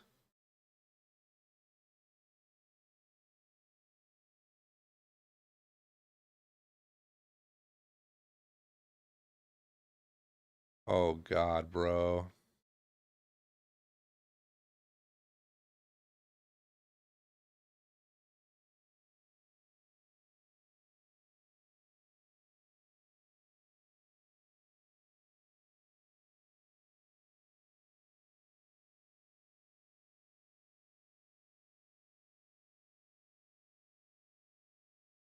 Where do I do another read call?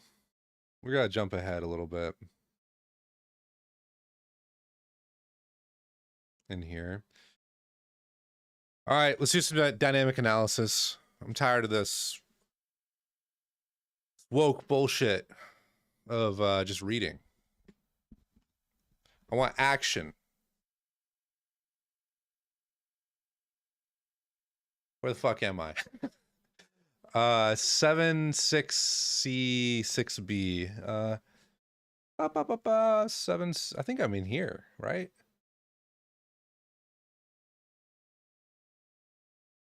Seven.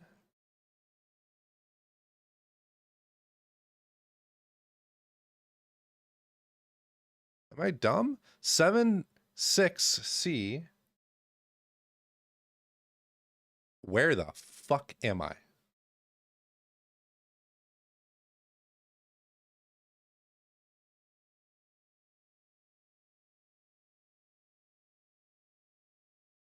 I'm going to assume this is just because of weirdness. I'm looking at Windowbug, trying to figure out where the fuck I am. Wait, if I go up, does this make more sense?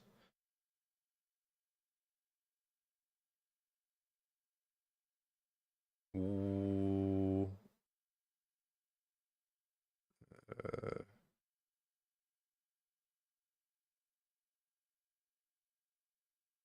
Dude, this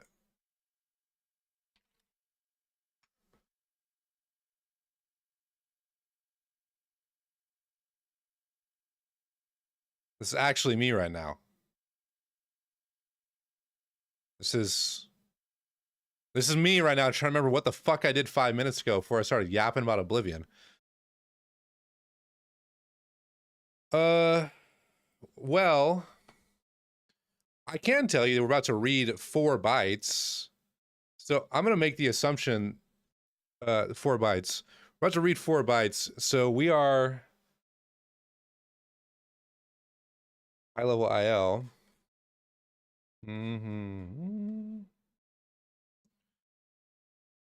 We are here. Yeah?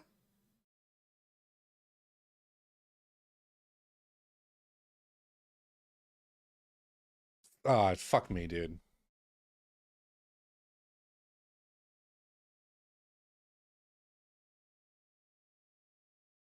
I'm retarded. Do it live. I said, fuck it, we'll do it live.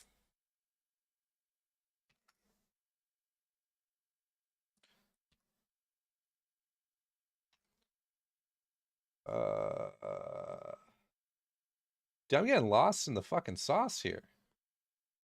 Like, can I label these blocks? Wait. I got an idea. I've got a brilliant idea.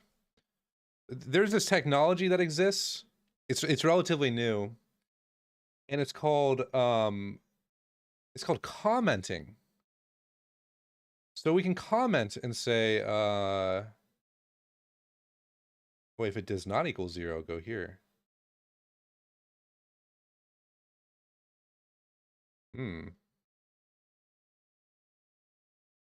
I lost my mouse again. Please come back. All right, I'm tired of this shit. I'm gonna grab a keyboard so I can actually connect to my fucking Mac appropriately.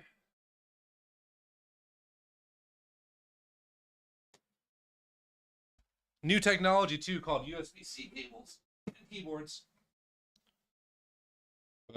Connect this because the keyboard is dead, even though it's wireless. Bam, we got a keyboard. Wait, it's not powering on. Oh, there we go. Nomad E, one of the worst keyboards I've ever bought.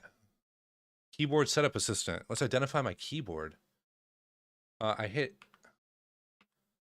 hitting the key. I'm hitting the key. Press the key immediately to the right. Oh my god. I promise I'm hitting the key, bro.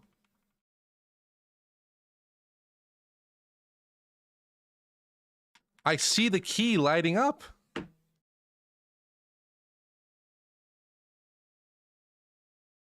Whatever, keyboard assistant. I don't like you anyways. We can leave a comment here though and say, fuck. But the keyboard straight up actually isn't working.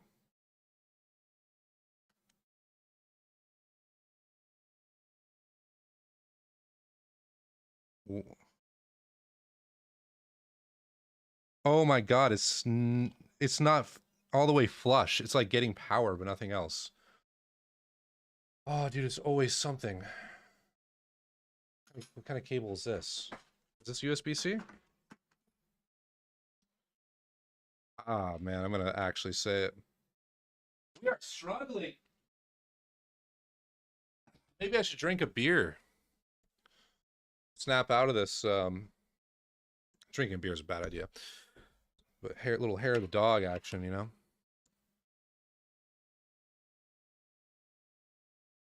Okay. Wow, suddenly it like queued up my inputs or some shit. Oh god, where'd the keyboard setup assistant go? Whatever. All right. Fuck, is this still not fucking working?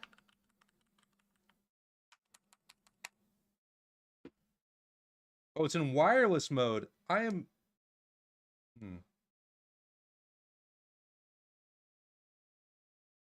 Wired mode?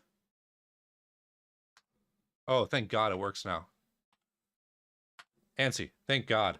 Okay, check if we have a timestamp. Oh god, this keyboard sucks cock. Check if we have a timestamp. Check if there's any timestamp data. Is this in Mac mode? It is in Mac mode.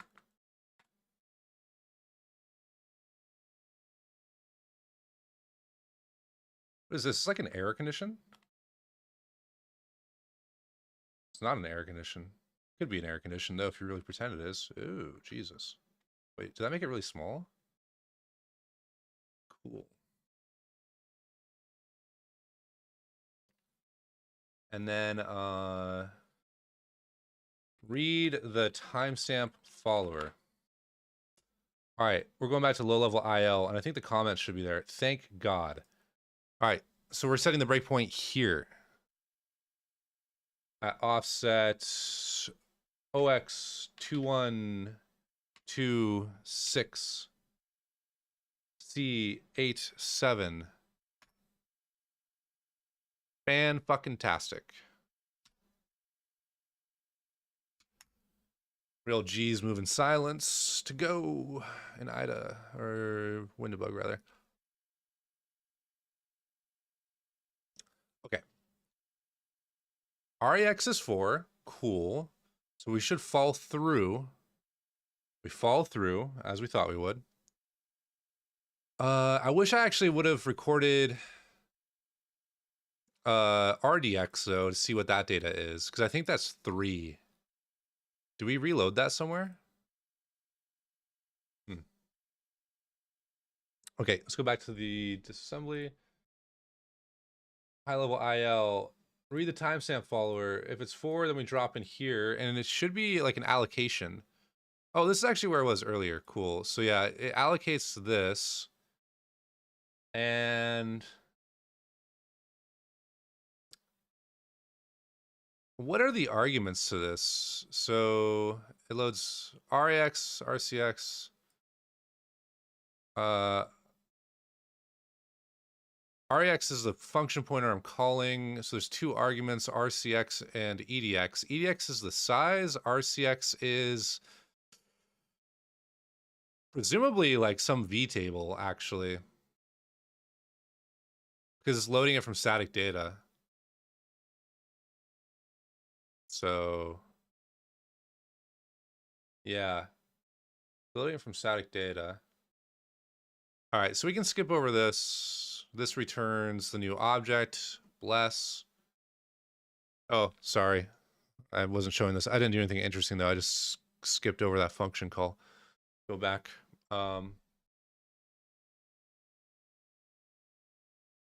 If this failed to allocate, then this alias is set to null. And then it does a bunch of 0 initialization.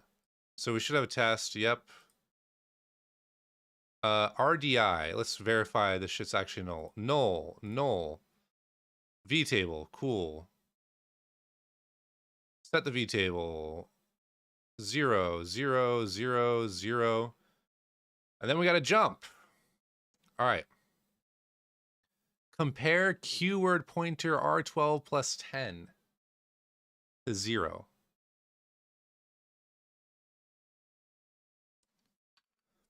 R12, oops, plus OX10. It actually is, what, F10? Should be F20. This shit I'm highlighting here, that is 0. God damn, I keep forgetting to switch because I'm doing this so fast now. Yeah, so you compare this to 0, and if it is not 0, you do that. But if it is 0, you do this shit. And this shit is this right here. You set, this is some input that we're setting to reference this entry. And I want to say that this is like a parent folder. Oh, you know what? That is the parent folder. Hey. How do I label you appropriately, friend? We're gonna create a new structure. I have no idea what the size is of this thing is the problem. Can I deduce the size from how this is called? RBX. RBX is S2. It's OX40. Cool. Create new data structure. This is going to be parser state, we'll call it. And it's OX40 in size. Cool. And this is just going to be, fuck you. Parser state.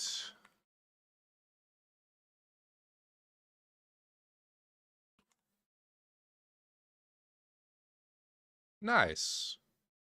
And I can label this too. This is at OX10. Can I change type right there? No. Dude, I swear to God, there's like a way to just, I'm missing something. Selection, no. Type. Make pointer? No. Edit function properties, transform, paste from, debugger. Yeah, shit, dude. I want to just be able to click right here and,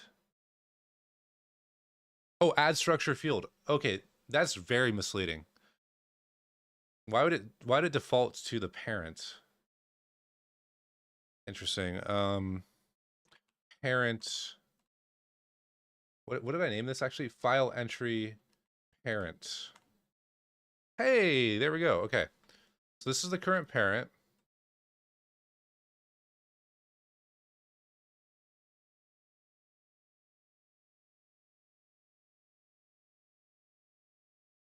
var 168. What is 168? Here it does some logic based off of what we just read. I actually probably want to look at this. Yikes. Offset 8. It's gonna be null. Why does it take a pointer to this? Oh, because this actually isn't what we just read, is it? Oh, yeah, this is like that timestamp data.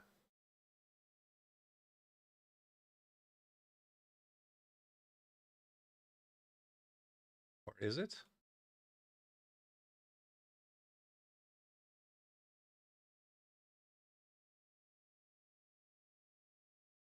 I don't think that this is actually an array.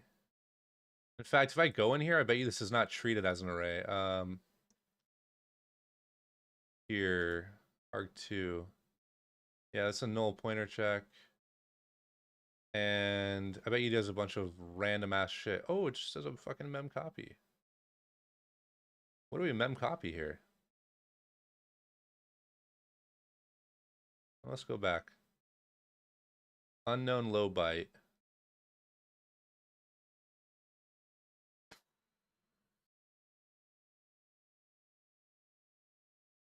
What even is this syntax? Hold up.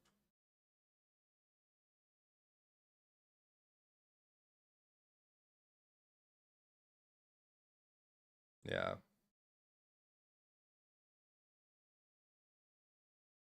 Truthfully, I don't even think that what I'm looking at right now is even critical, but I would like to have a proper parser. I don't want to take shortcuts, because that's how you break shit in the future. By like just assuming that something's not relevant and suddenly you hit it really like an edge case. Um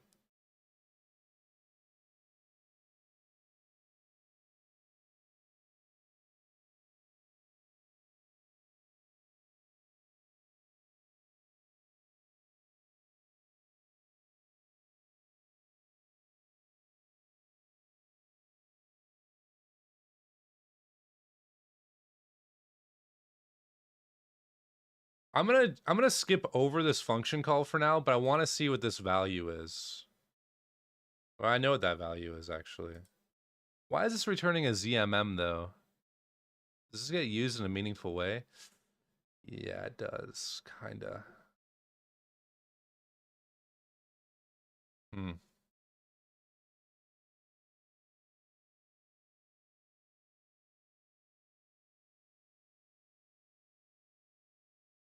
Tell you what, boys, this shit kind of sucks.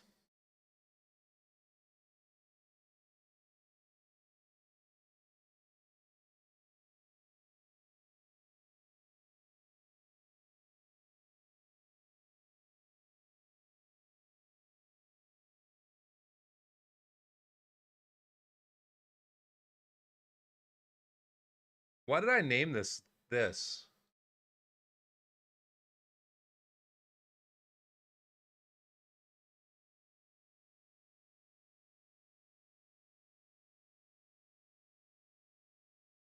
Oh, because it's used in here, but the fucking analysis isn't showing it.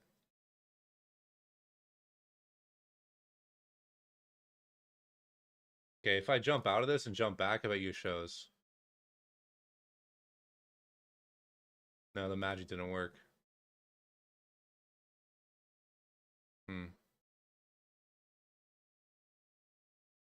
Why do you keep disappearing?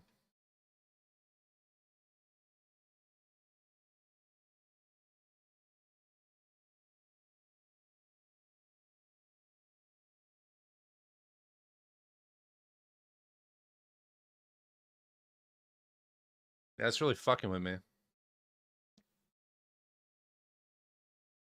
I bet you too, if I was looking at this in IDA, it all just makes sense.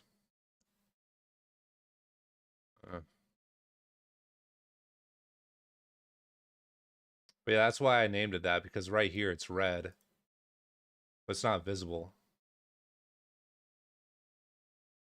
Fuck, this is really annoying. It's because of this, the state.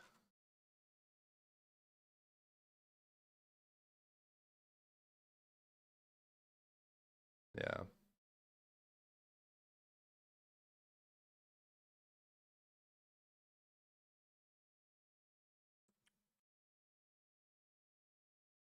Save this real quick.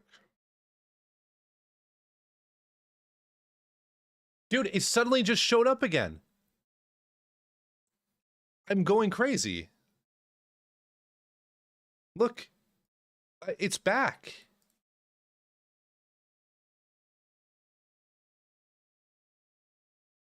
I don't even know what I did.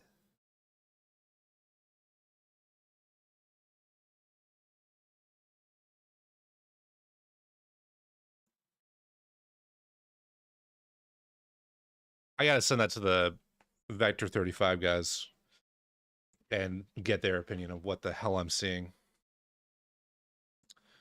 But okay. So the follower is red here, yeah.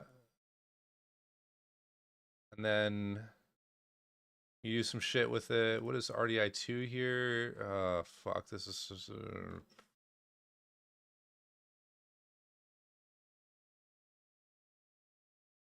argument 4. I'm pretty sure when this is called, argument 4 is null pointer. Yeah, null pointer. When it's called the first time, at least. If arg4 is not null, then you do this shit. And then what does this get called with? Ah, hey, we figured something out. This is a file entry. Parent.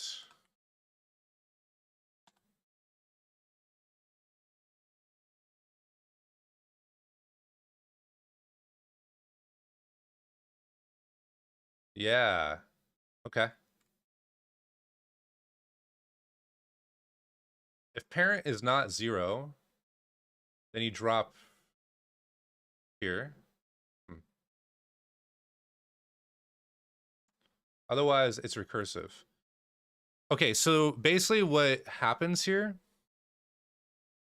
we'll do some dynamic analysis to confirm this, but if I'm getting this down correctly, you read these 2 bytes. If this has some data, there's like extended data here that it reads, but we don't have extended data. So then we read these 4 bytes, and that determines what? That determines how I allocate something unknown. I don't know how this shit's used, truthfully, but it does something. And then we start here, I believe. No, do we start here? We have 2 more bytes that we haven't read yet. So going back here,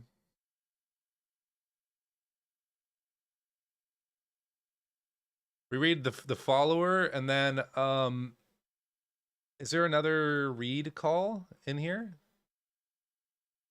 There's not.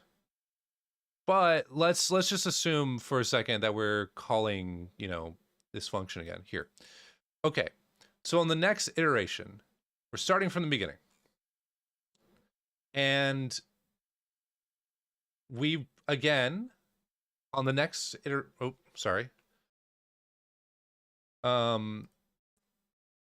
streamer, by the way. New multi-setup streamer, I should say. This is recursive. We actually have some state to follow with. So when we call the function again, and what is this flag? What does this get passed as the first time? That's passed as the timestamp follower. Motherfucking fuck. As a byte. Hey. That's rather interesting. We want to inspect what that value actually is at runtime. So that's cool. Okay. So if this flag is 0, then you do this bullshit. Otherwise, you repeat this, right? Okay. So now what we do is we read that timestamp thing. And if the low byte is not equal to 1, we drop in here. But in this case, the low byte is 2. I'm losing myself. I am really losing myself. We just need to do a dynamic analysis. So let's see where we call this function again. And I'm just gonna, yeah. So instead of trying to figure out where this is called again, actually, what is the address of this?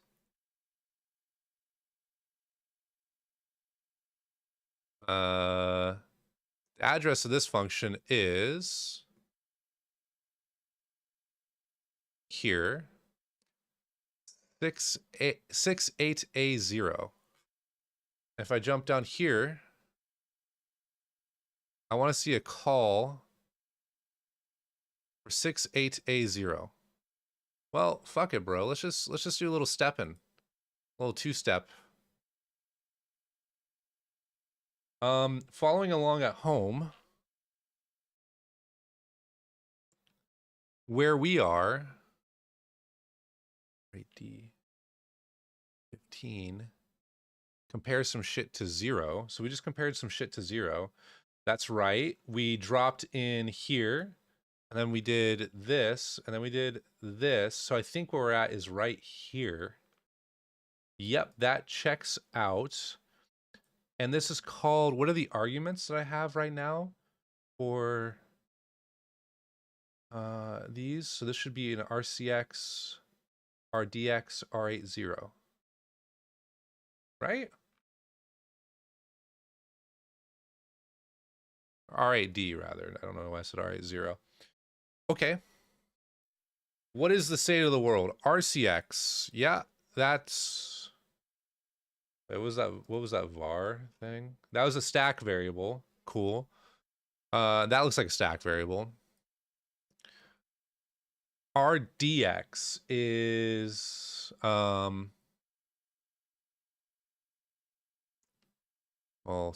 RDX is sorry, RDX is a stack variable. RCX is this. I don't know what this is. That was from the initialization, I think, or something. Oh, that again is that's a heap address. Okay, that's a heap address for the file entries 8th field. Okay. And then R8D here.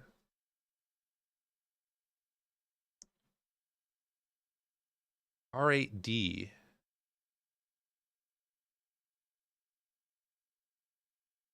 That is the flag. Okay. Following along at home, again, static analysis. We're doing this. I'm going to skip over this shit and jump down to here.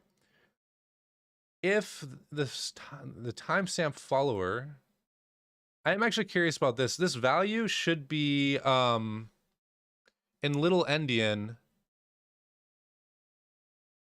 In little endian, this. So it's gonna be 3. Big Pog. Okay. It's gonna be 3 once we get to that next comparison. Actually, after this function call. Okay, we call that compare. Wait, R14D. Yeah, just immediately after that we do the comparison. That's crazy. All right, bro. Yeah, it's 3.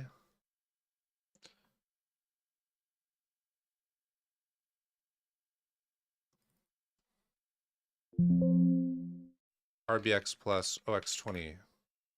This is 0. Yeah, 0. As expected. Okay.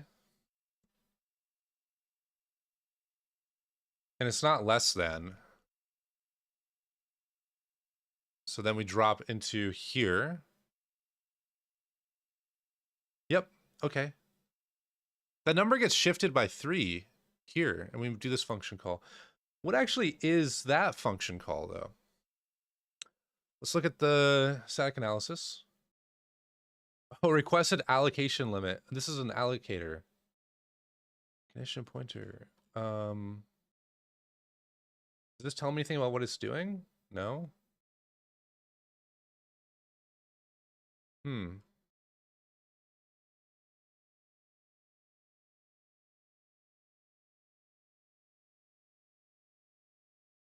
ENF memory.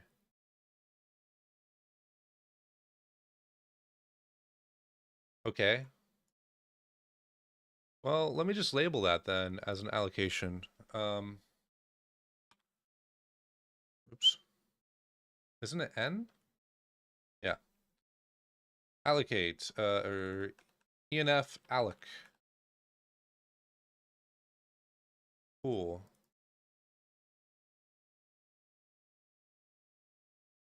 And this returns a void star.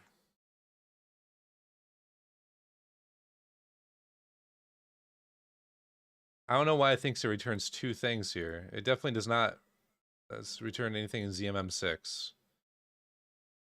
Why does it think it returns something in ZMM6? Fucking weirdo.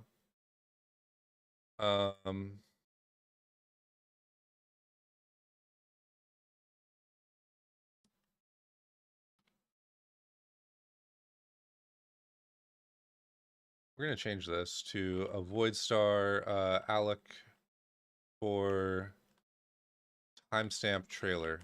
I fucking typoed it.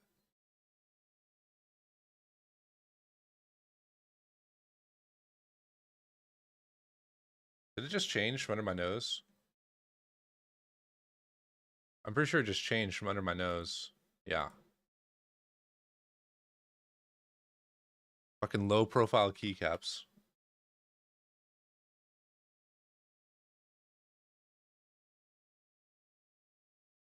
RSI 2.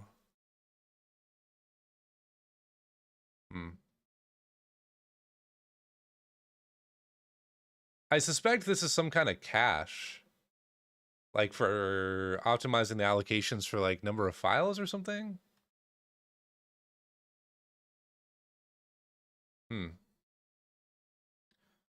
As suspected though, this doesn't matter a whole lot. What is this OX38?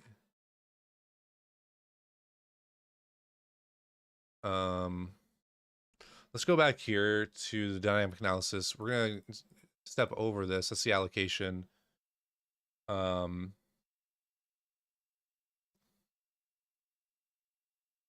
looking back at how it allocates, it does compare this to 0.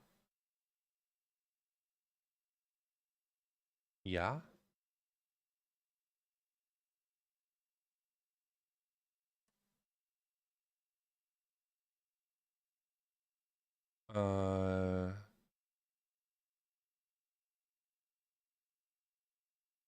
What up, Doyle?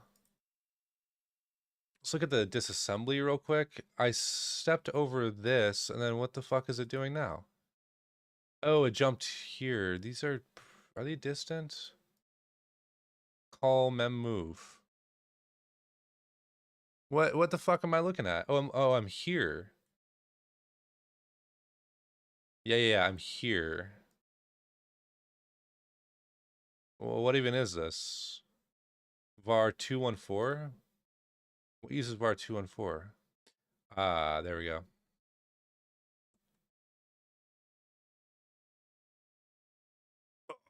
I gotta change playlists. Hold up. It's like dipping into like Spotify radio.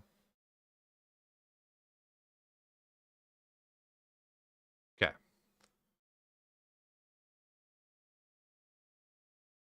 All right. Get out of this. I don't care about this shit. It does a little jump. Now we're in here. Oops. Yeah, now we're in there. I have never seen this instruction before. Convert double word integer to scalar single precision floating point value. Incredible. Thank you so much for converting this to a float.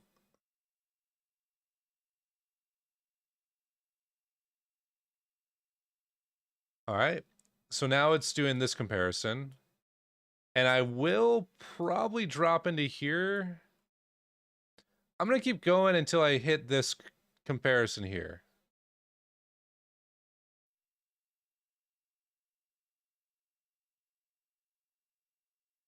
Yeah. So right now, I'm dropping into that stupid fucking branch I don't care about.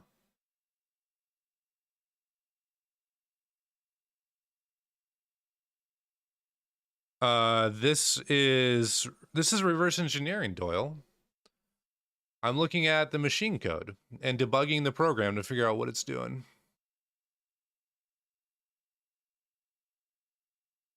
Easy. Not really easy. I'm getting lost myself. So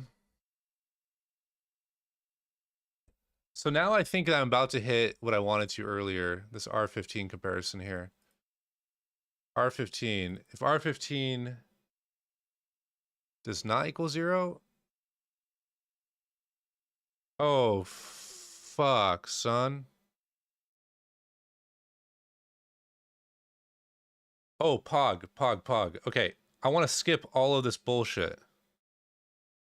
Featuring Cillian Murphy? Dude, if I had Cillian Murphy in my movie, fuck yeah, dude, that'd be sweet. All right, skip over this bullshit. I don't fucking care about this. It's fucking dumb. Hey, we skipped it. Okay, we are now getting to the recursive fucking call that I cared about earlier. God bless. Okay, let's look at the arguments here. RCX, RDX, R89, R9. What are we dealing with? I'll tell you what. This is the state, the parent. These two changed. These last three changed. The timestamp follower, as it's a byte. Why is it a byte? No one knows. I certainly don't. This is the parent entry, and then what the fuck is this bullshit? Argument 5. Hello or no? What is argument 5?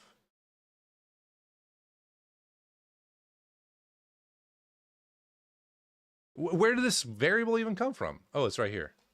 Thank God. I thought I was going crazy.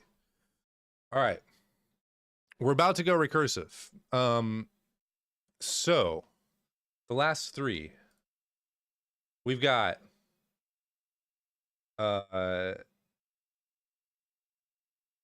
should be in R8D and R9, the things that I care about. So R8D, hey, 3, perfect, awesome. So what this corresponds to is this value.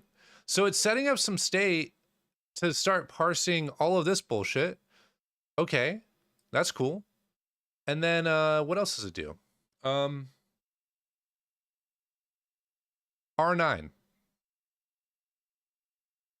Fuck is R9? It is the same argument. That should be unchanged from how it was before. Perfect. All right. We're going to step in. Hog. All right. We are now at the top of this function. And this is not a flag anymore. I'll tell you that much. Yeah. I think this is like a parent inode or something. So we're going to change this again. This is like the grillionth time that I've changed this. This is going to be uint 32t of unknown timestamp follower. Damn, son. I don't like having an N here. Unk. All right. If this is 0, let's see. Oh, this might be an end of file indicator, which should be kind of interesting, but I don't think it is. If RSI is greater than this. Wait, what is this? This might be a count, dude. Oh, this is a count. This is a count of children. Son of a bitch. I bet it's a count of children. Okay. Step over all this bullshit. All right, R8D 3. Perfect. That's exactly what I was expecting. That was comparing this value here. Sweet. Now we're gonna drop in here, and that should take us to this point here where we read 2 bytes. Okay.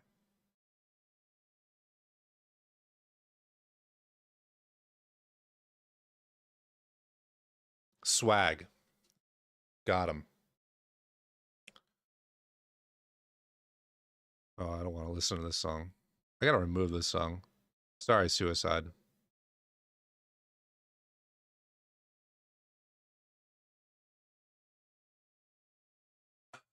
Okay, so we read 2 bytes successfully. Yep, as expected. I never fail. R15 is 2.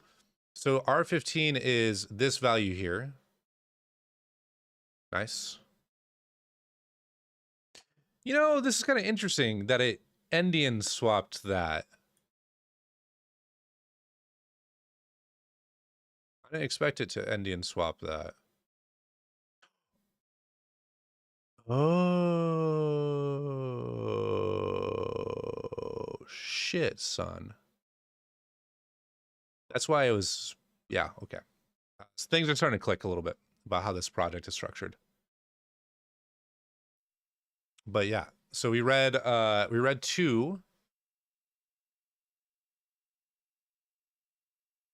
And now this should be grabbing the low byte in RCX, right?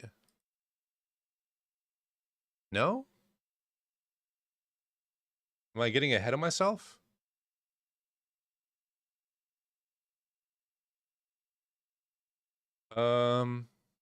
Oh, it's here. The R8D, I believe.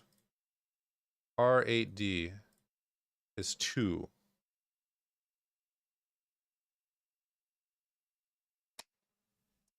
All right. All right. All right. All right. All right. All right. So here's how this works. All right. Fuck me.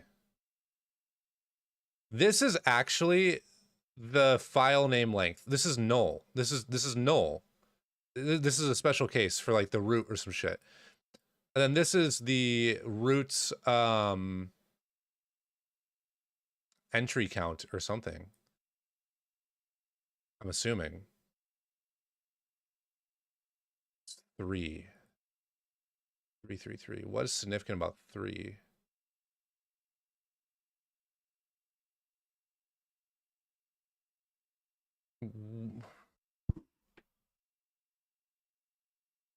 Actually, something that I'm confused about now is it's endian swapping this, but it's not endian swapping this.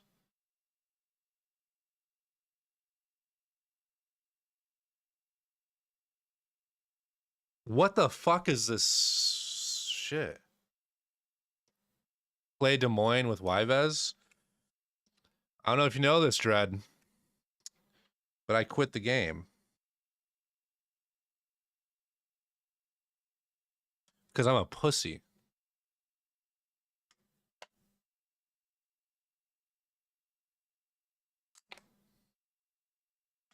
I'm a pussy, man. Can't play the game anymore. Dude, what the fuck? This is such a shitty keyboard. For like a $400 keyboard, you expect good build quality. I'm just gonna say it. Never buy a work louder keyboard. Wow. They put like the worst adhesive possible on these magnets.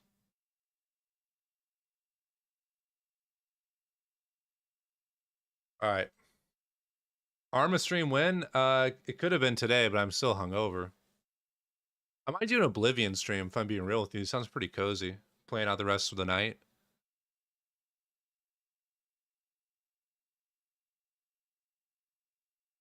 So yeah, this I'm gonna get these files reading and then I'll fix it. Yeah, dude. So now what is this bullshit? E8. Hold on, Josh is hitting me up. I'll probably do an Oblivion stream in the next like 30 minutes.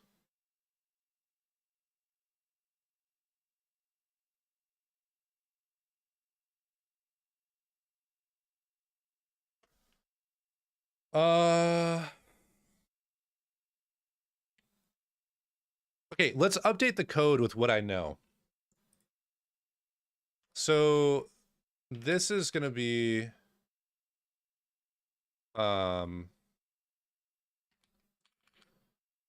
entry type. This is file entry type. Actually, Rust doesn't like when you use type in things. We call these kind. Root, file, and folder. So I'm gonna call these. This is I guess actually it's just file and folder. Derive, debug, repr, u8.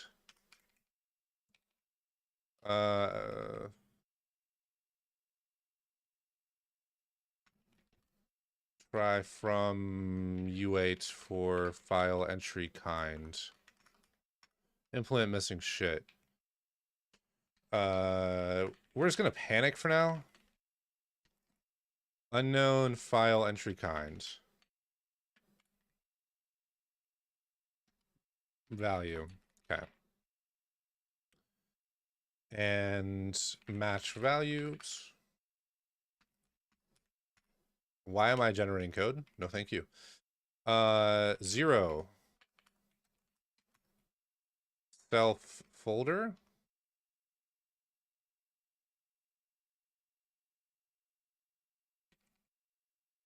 For all other cases, we panic. Let result. It's gonna be this. Okay, results. 1. Self file. Big pog. Okay. Type is going to be BE. Actually, it's just going to be a U8. How do I... What the fuck is the U8 function? File entry kind. Going to be... U8. Oh, Jesus. My keyboard double pressed. This keyboard I have has like a weird debounce setting for these these switches where like it registers multiple key presses sometimes. Pretty fucking triggering.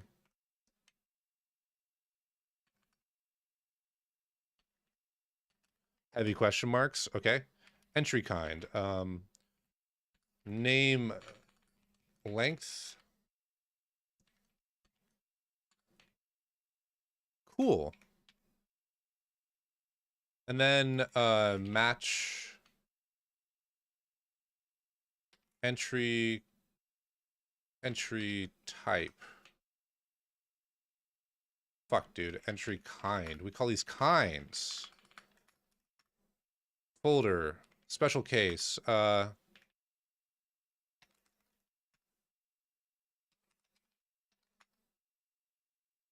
Is this actually true? Is this actually, like, going back to the source here? If this does not equal 1, we fall in here. So wait, why is this like a special case for 1? I'm going to change this to... Is it worth having this as a uint16? I think it's more confusing having this as a uint16. U8 2.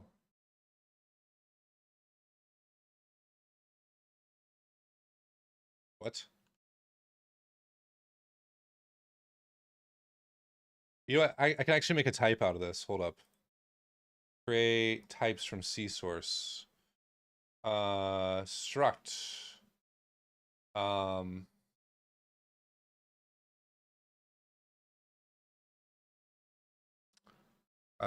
Yeah, I'll just call this entry metadata act, and the first one is going to be a uint8t. Oops.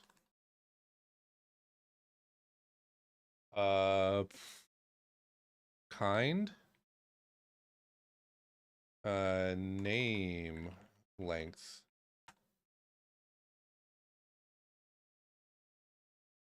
Cool.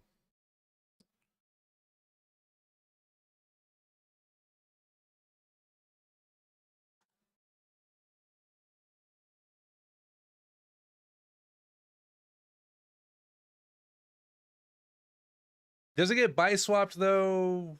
Like, it's kind of weird.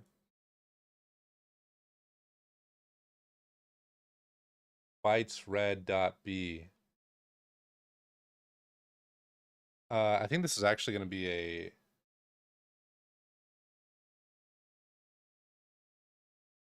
What the fuck is this?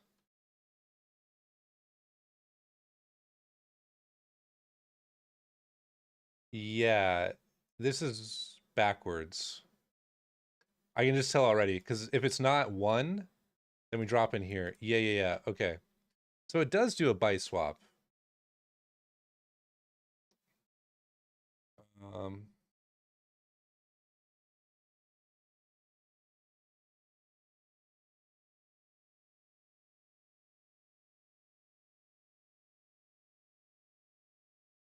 Update that.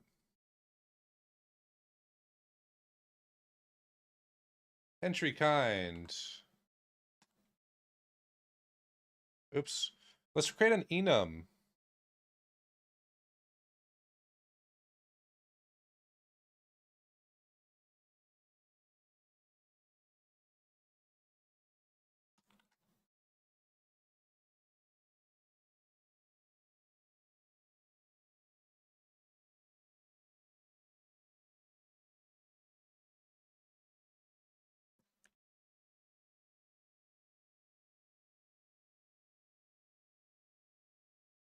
Huh?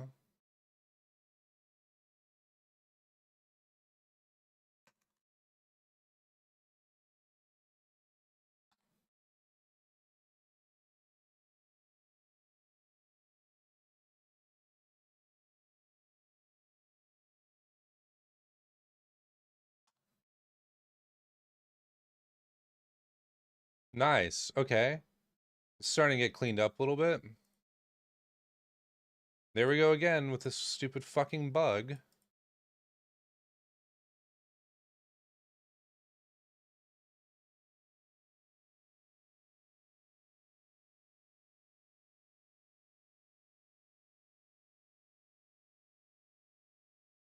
This unknown timestamp follower. I think this is a children count. Let's call it children count. And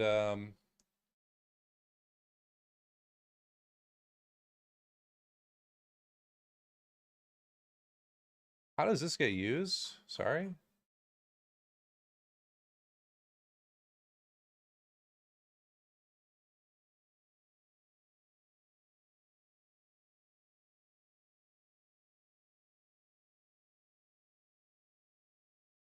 Odd.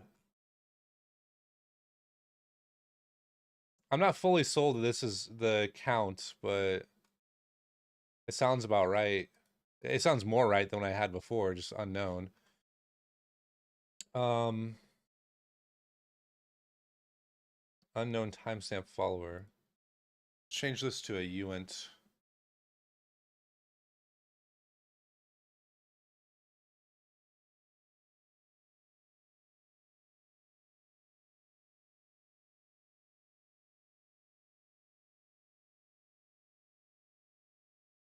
Yeah, see right here, I wish, oh wait, split variable at definition. The variable appears to have dependencies that prevent it from being split safely. Splitting variable may cause IL and decompilation to be incorrect. Split the variable anyways. Yes.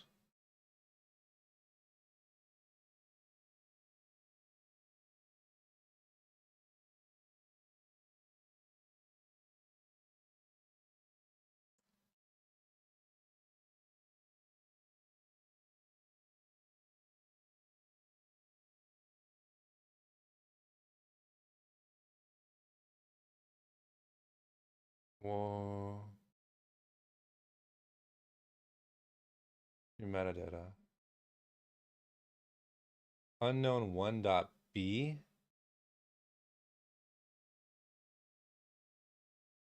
takes the first byte.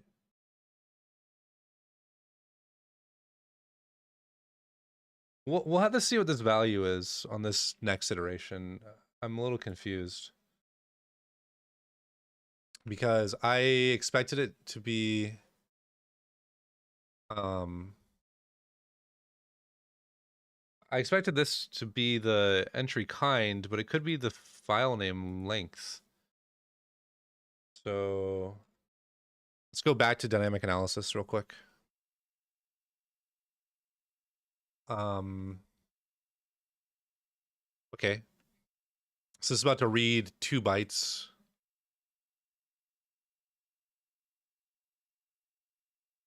AL, what is AL? Yeah, so this is the, okay.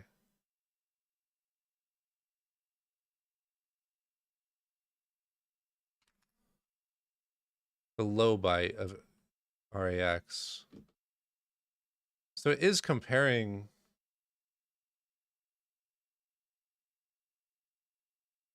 It's comparing the file name length.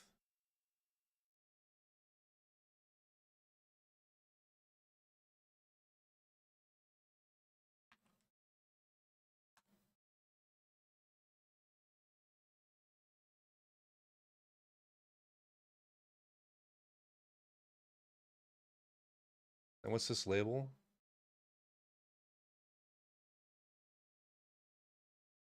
Yeah. Okay. I think I've got a decent amount to go off of right now. So first byte is the entry kind. The second one is the length. And then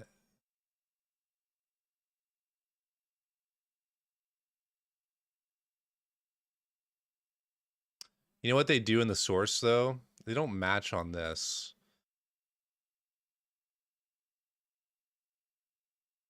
Yeah, they do this. What the fuck's wrong with my keyboard? All sorts of keyboard issues. If name length does not equal 1 for some reason, and if wait, match name length. Fuck it. We'll figure out this condition later. If name length does not equal 0, Um,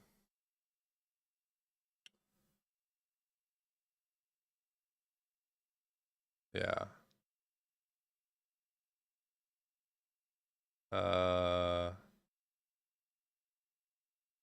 The name length does not equal 0. Then we read the name.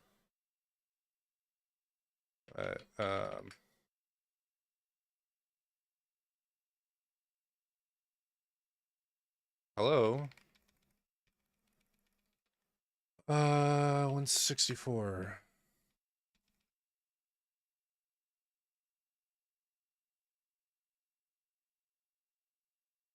Cannot find value unknown.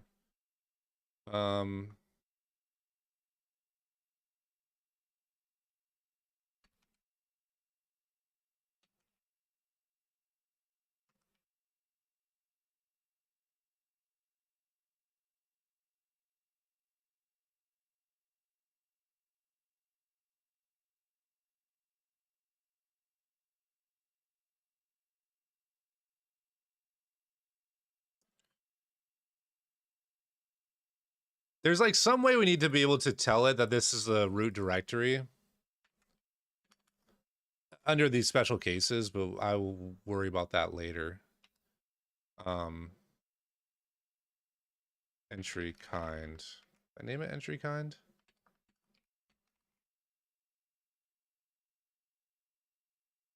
Okay. I can delete this shit.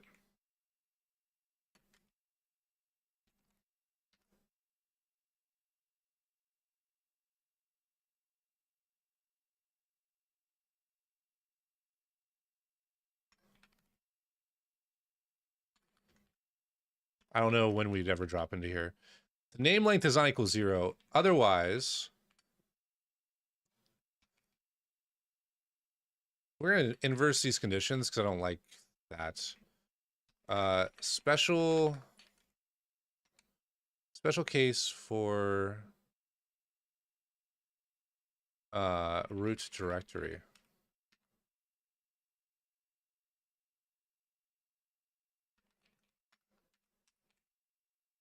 Cool.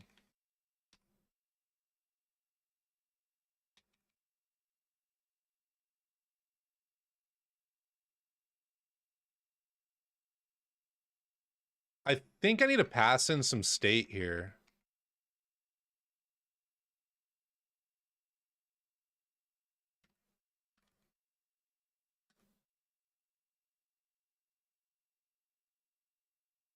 Yeah.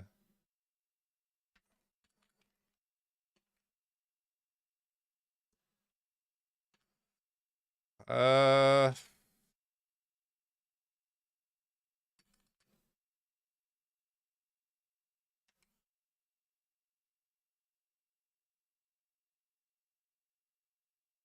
we're gonna add children to this. This is gonna be a vector of file entry.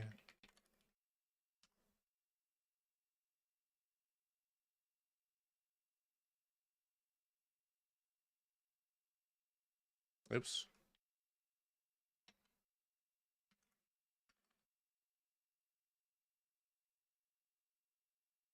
Actually, do I even need this? I don't think... I think I just need to pass in a... I don't even need a parent. So... parse file chunk.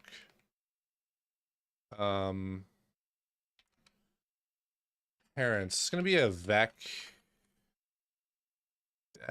Q? Yeah. And... we're gonna push back a... file entry.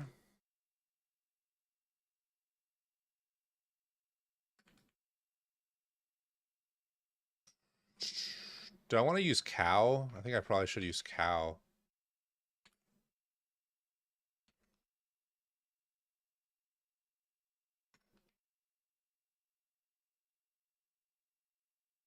Wait, what's the fucking...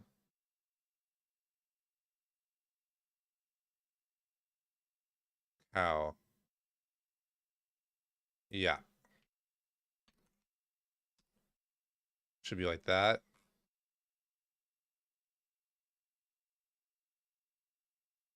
Name, it's gonna be a cow borrowed.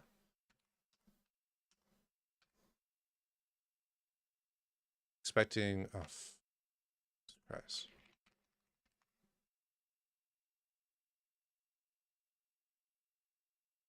Borrowed. AB. String. Is there like a special case for fucking string?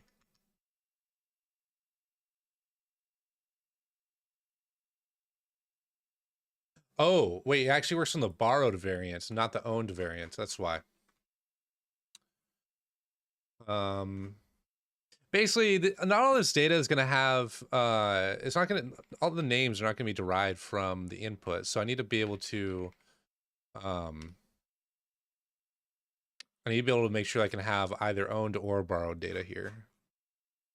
So we're going to create a new, just, placeholder thing, file kind, folder. The name of this is going to be cow owned root.toString, and children is going to be a vector.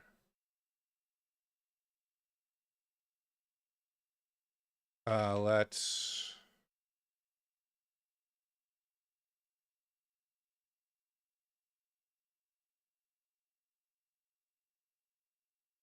interesting philosophical question here though. Let's take a look at this in a different file. This number right here, this 3, should change if I'm not retarded. Dude, in fact, let's go look at the open source implementation these guys have. Yeah, they actually have the child count right there. Like, that's standard.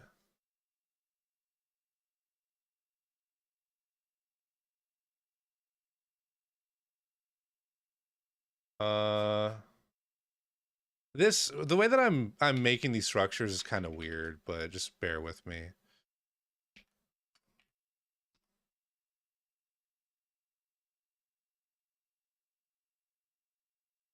Try from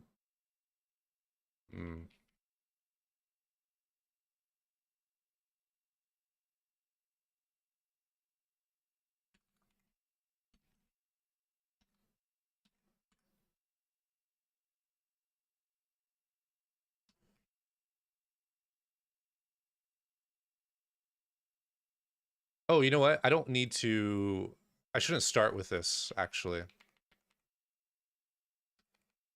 Let's do this instead.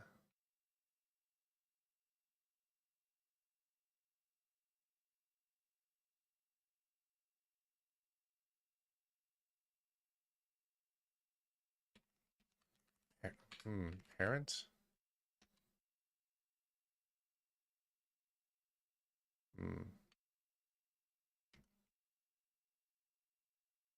Do that, and then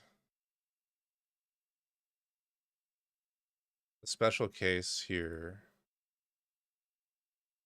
Yeah.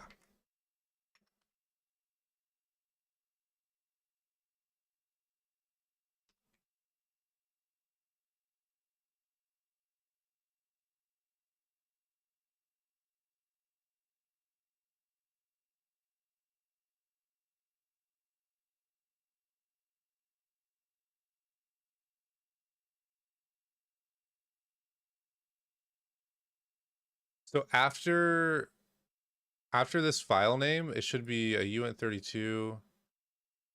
Yep. Although this is little endian. Hello or no?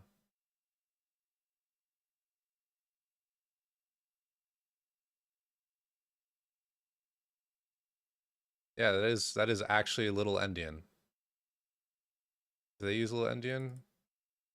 No, they don't use an endianness. That's somewhere up here.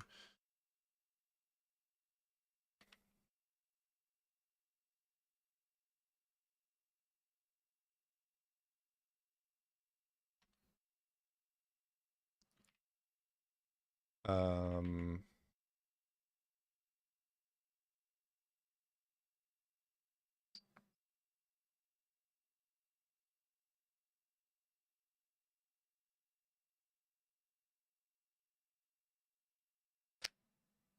Fuck, this is getting complicated how I actually structure this, dude, because I don't want to make this recursive. All right, we aren't going to be tracking these for now. I don't fucking care.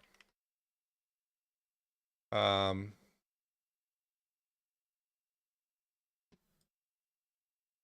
so for the root directory, we read this. Um,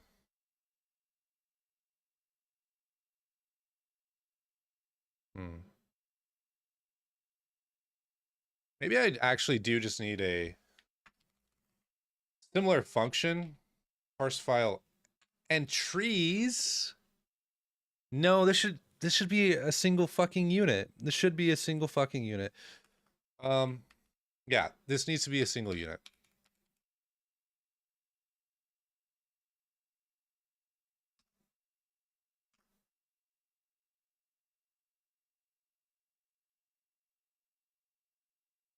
File entry.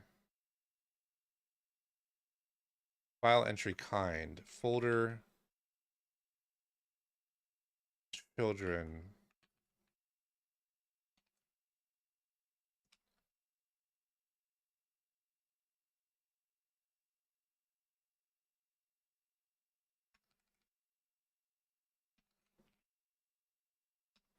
This will default to having 0 children.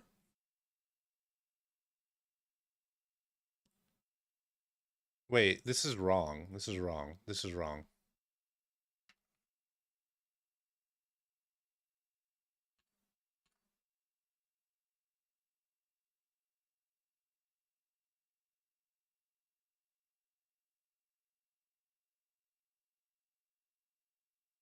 I think the file entry should carry expected children count. Use size. And I made a mistake by putting this on here. That's some bullshit. That should not be there. Okay, so if now I can add partial equal, blah, blah, blah, partial equal, fucking autocomplete this, please. God damn it, I keep pressing the wrong key. Okay. If entry kind is a folder,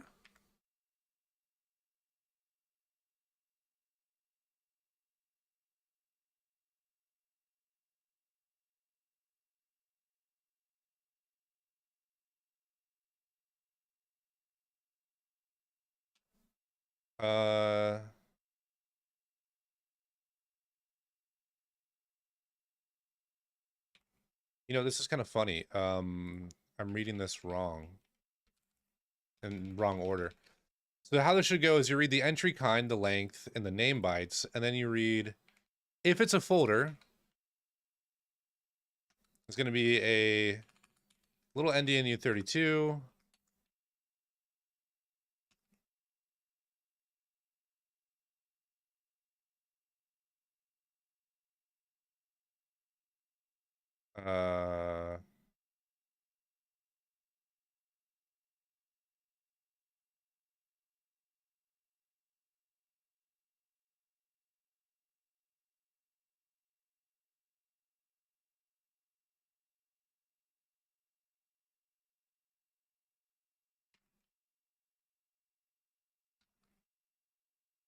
You know, there's going to be a day when for some reason, Rust is compiling on a platform that is like U size is smaller than U32, and this is going to break a bunch of shit from people like me doing stuff like this. Hopefully that's never the day, but it could come. And actually, let's change this to a match.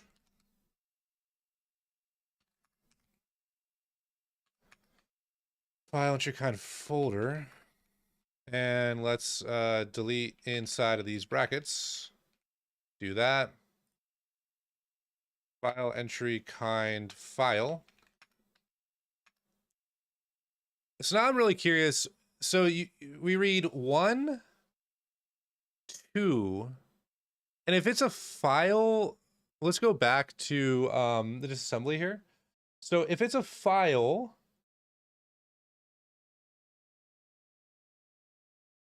It actually is reading the length there. But I think that this is a mistake. I think this is...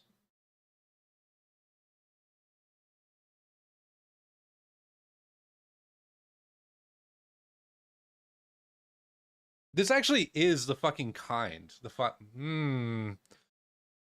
Yes, this is a weird nuance of casting this as a UNT 16. This actually is the entry kind, like I originally had it.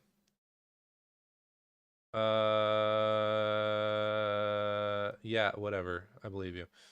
So here, this handles parsing folders, and down here, we handle parsing a file in which this is where all that timestamp bullshit comes in. Motherfucking fuck.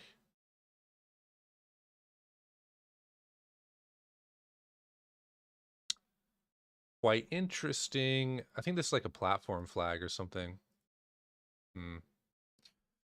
Okay. So is this hex 18?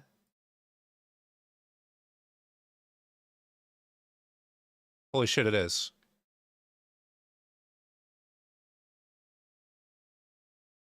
Pog. Okay, so that's hex 18, and then I bet you this is a timestamp. That actually is a timestamp. Look at that. God, we're so fucking good at this. I'm on the wrong screen. This is hex 18, and this is the timestamp here. I'm assuming that's actually the timestamp.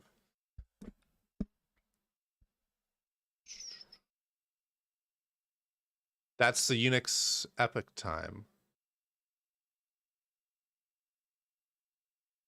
Dude, that's kind of pog. Nice. Okay, so we for a file, shit, dude, we're gonna have way more. Timestamp is, let's just make this U32 for now. What is this? Another U32. Let's go back to the static analysis here.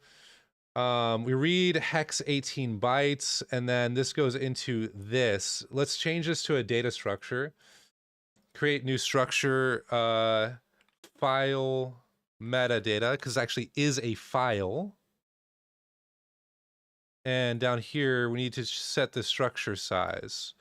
This is going to be hex, oops, shit. Change this back to 1. Hex OX18. And this is going to be file metadata. That's not a pointer. That's, don't get it twisted. Nice. Okay. Let's just change this to metadata.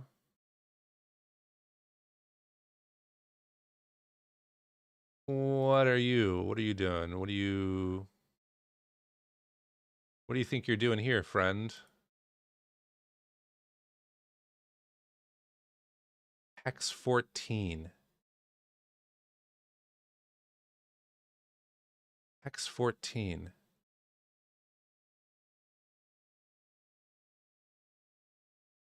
So wait, hex 14 is everything excluding the timestamp. It's this data. So this is like this is a member variable, I'm guessing. That's like, it's a member variable of the metadata, and the metadata itself is consisting of this plus the timestamp. Kind of an irrelevant detail for us, but kind of interesting. And this is just getting a pointer to that, I believe. I don't know why it's not, it doesn't have an ampersand here for that, but and then yep, hex 14 is the timestamp.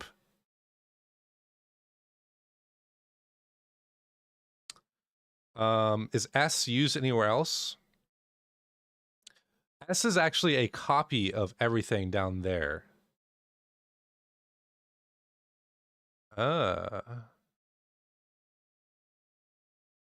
Interesting. Okay. We're gonna create another type and name it something really bad. Create new structure. File meta no. Let's do file metadata. No timestamp. And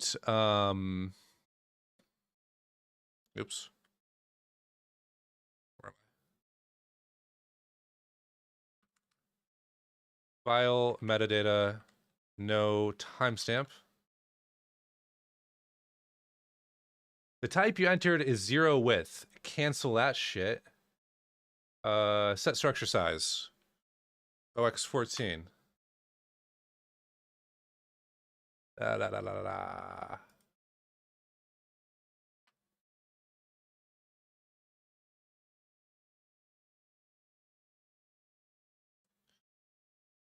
Actual metadata for real, I promise.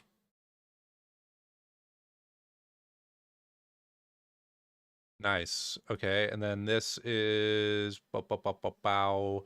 Man, that is really long. Kind of funny name, but that is terrible.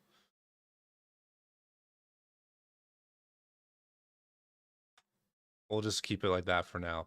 So that's gonna be the actual metadata, and then we need to go change the file metadata here. And we are going to change this to be file metadata no timestamp meta, terrible name, time or uint 32t timestamp.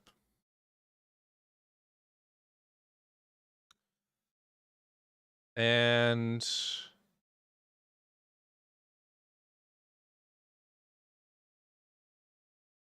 yeah, that's cool, I guess.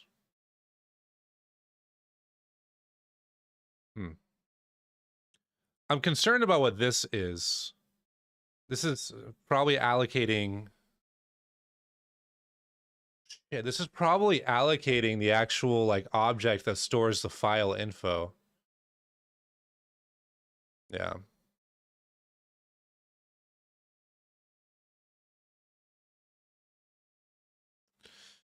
Yikes. This is gonna get complicated.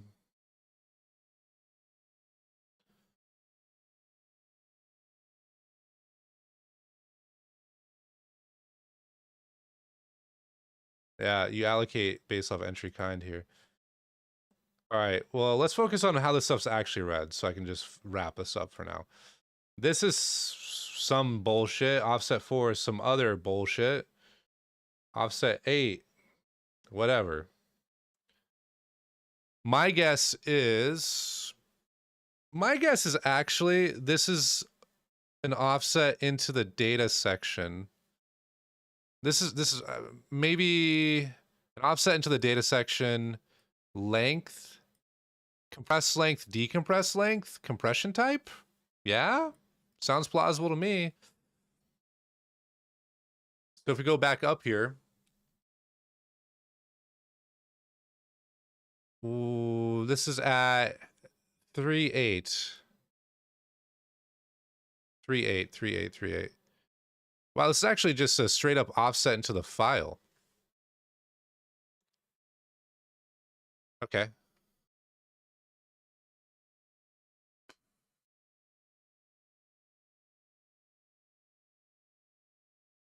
I don't like the fact that folders and files are sharing both of this. It'll do for now. I'm getting tired and I kind of want to play Oblivion. Okay, so this is going to be offset U32 decompressed length, U32 decompressed length, U32 compression type, U32, maybe, who knows. And then this last one, we'll call it an unknown U32. Nice. What does concern me though is we got, oh, this is actually, this is interesting.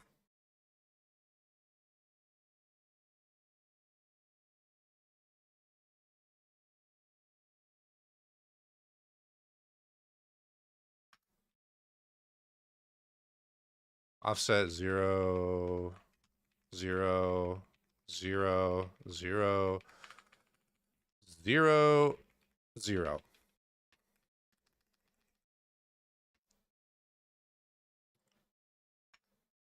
Okay.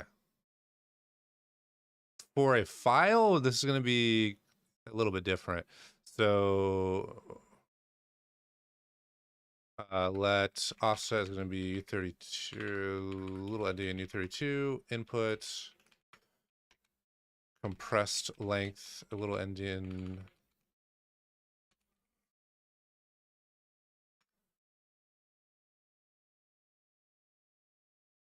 Let decompressed length,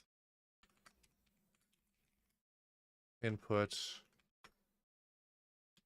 compression type.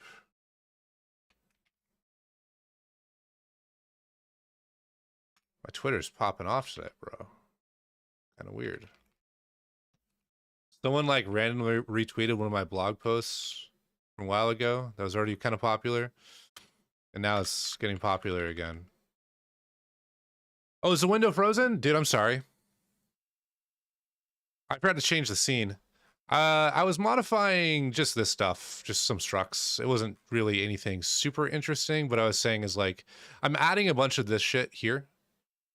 Yeah, it is a skill issue, Zubu. I'm adding a bunch of this shit here, and this is shared between the files and the files and folders. And what I was talking about earlier with like I was going into the file. Sorry, I'll redo what I did. So here is an actual like file entry. This I was saying is the offset decompressed length, whatever. Oh, yeah. Compressed length, unknown.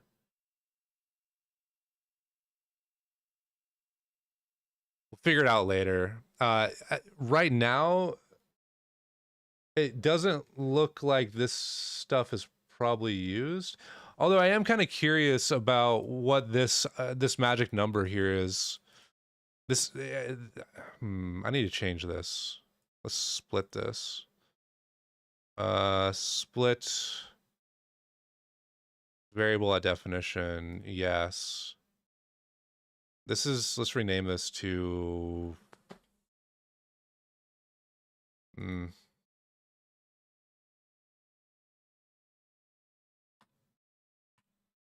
don't know what to rename this to, actually. I think this is a platform type. Like, this might be Windows, this might be Xbox, and this might be PlayStation or something. I don't know where this comes from. Yeah, I mean, I know where it comes from. Yeah, it is U16 Max. Let me find it again. I'm losing my goddamn mind today. Sorry. As the title says, I am pretty hungover. Zubu, what are you doing? My guess is that this is some sort of flag.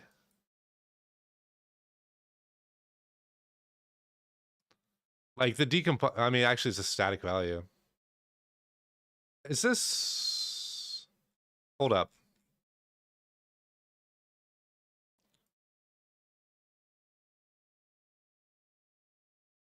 I can search for this. It might take ages though. I don't really want to search for it right now. I was gonna say, like, maybe find other usages. Where this actually comes from though is this argument 5 thing, and this changes as this is a recursive function for parsing the file tree. This changes as it parses, I believe. And unfortunately, like, the compiler keeps splitting up the variables, or the decompiler rather. It could be a weird switch statement, yeah.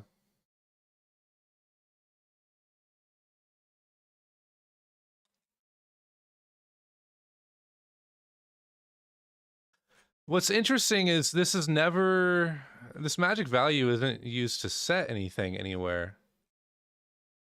So how would this change actually? Argument 5, V22 comes from here. Argument 5 again. Say V22, V228.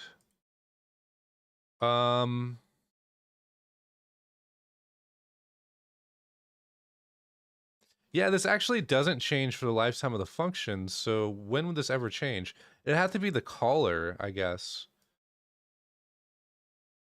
And what's funny is there's only two callers. The one of the callers is this function. The other caller is this, which I think that data might be zeroed. I haven't labeled all of this, unfortunately, but it originates user data void. You mean for this one, this argument?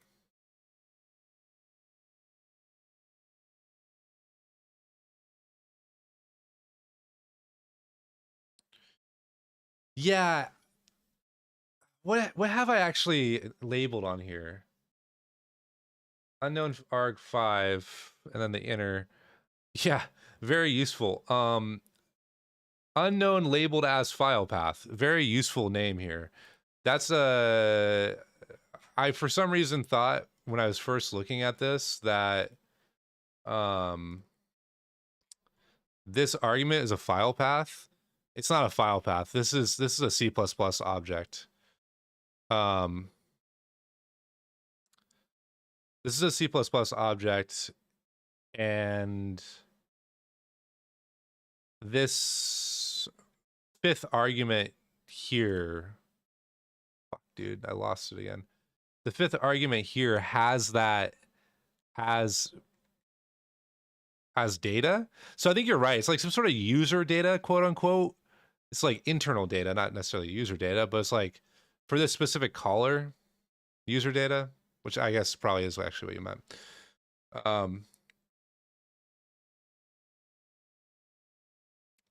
But yeah, I honestly didn't dive too deep into this just because it starts to really get into C++, virtual object, well, not virtual object hell, but just like, I guess it would be a virtual call. I get into indirect call hell. So like here, for instance, we read the form header and then do a bunch of shit. Wherever this gets initialized. Here, actually, yeah, reading form header. So here, not there, I'm wrong. Initialize unknown arg5. This one right here, it like passes the inner object to initialize the inner object with these flags. And then, you know, it's an indirect call here, depending on some fucking flag. And this is like some V table. And actually, maybe I can tell what this is from this. Let's go data chasing. I cannot tell what that is.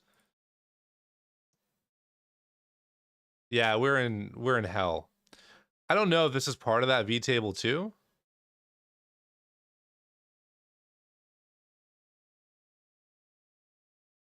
But I haven't seen the rest of this actually get initialized. That actually would be kind of interesting to go look at this. What is the offset of this thing being checked? The platform kind thing. It's offset 0. So what gets saved at offset 0? It's just 0. I definitely did something wrong though, because this has to be initialized at some point, right? There's no... In fact, actually, let me go over here. Let's go to WinDebug. Compare this to 1. Where did I actually haven't even jumped. I haven't... Where the debugger is currently broken...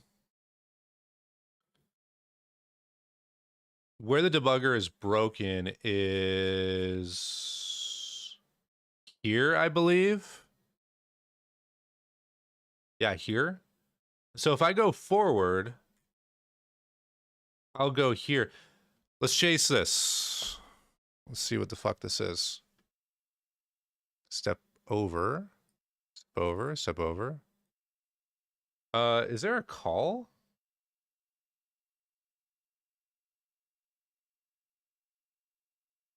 Compared to 4, blah, blah, blah, blah, blah. I'm just going to step over all of this bullshit until I eventually get to the test I want.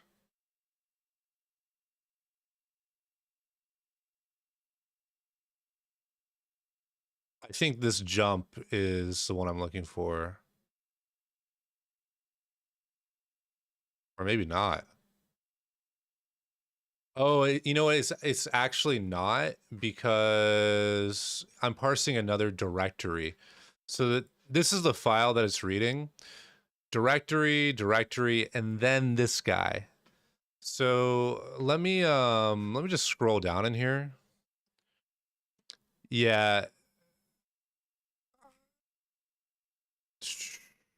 I was hoping I could just scroll and see it really quickly, but I am kind of lost. Oh no, it's right here. It's right here. Okay, so that's the 1003. Which one is first? 1003. Yeah. Set a breakpoint. Okay. EAX is, yeah, 1003. What I should really do is set a memory write breakpoint at that argument value, like when it's being initialized, and see who sets this.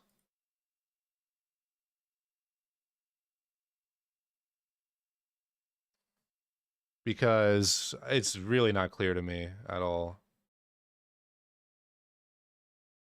And I am kind of afraid too that this is not like static data.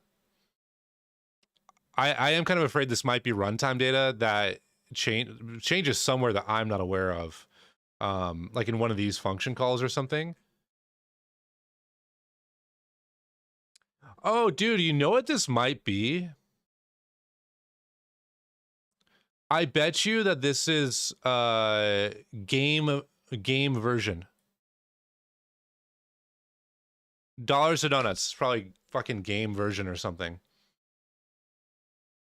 Because right here you're parsing an extended form, and then here a less extended form. Yeah. This is probably the first version, the second version, third version, etc.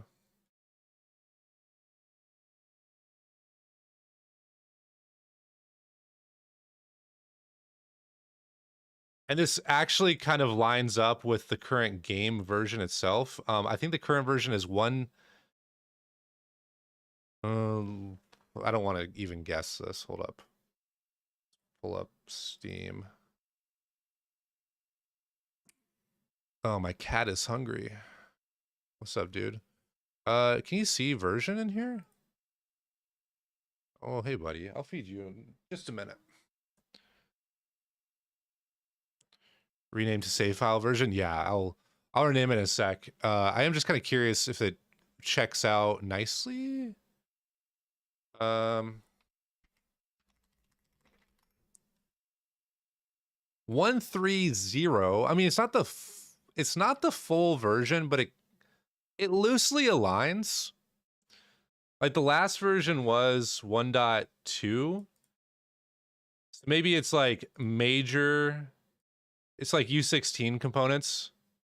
So it's like major and then minor. I don't know, some shit like that.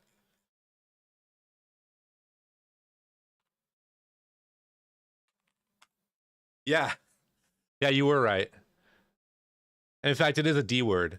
So my guess is, yeah, the upper 16 bits is a major. Hey, don't scratch my chair. Yeah, upper 16 bits major version, lower are the minor version. Well, you know what what's weird though is like looking at the version number here. Like I'm kind of surprised that they're not comparing it to the full game version, you know?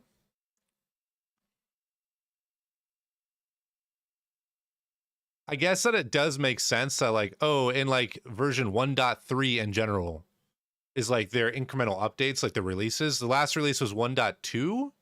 I don't know if there was a 1.20 that's considered major. News. Hey.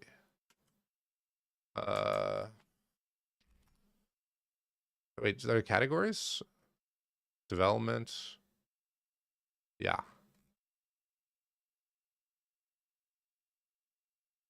Well, this is kind of weird. More news. Yeah, so they had the 1.2 update. And then they had a bunch of experimental updates, it looks like. Then 1.21. This looks like they're still considering this 1.2, so to speak. Yeah, this isn't a major update. So, yeah, I agree with you.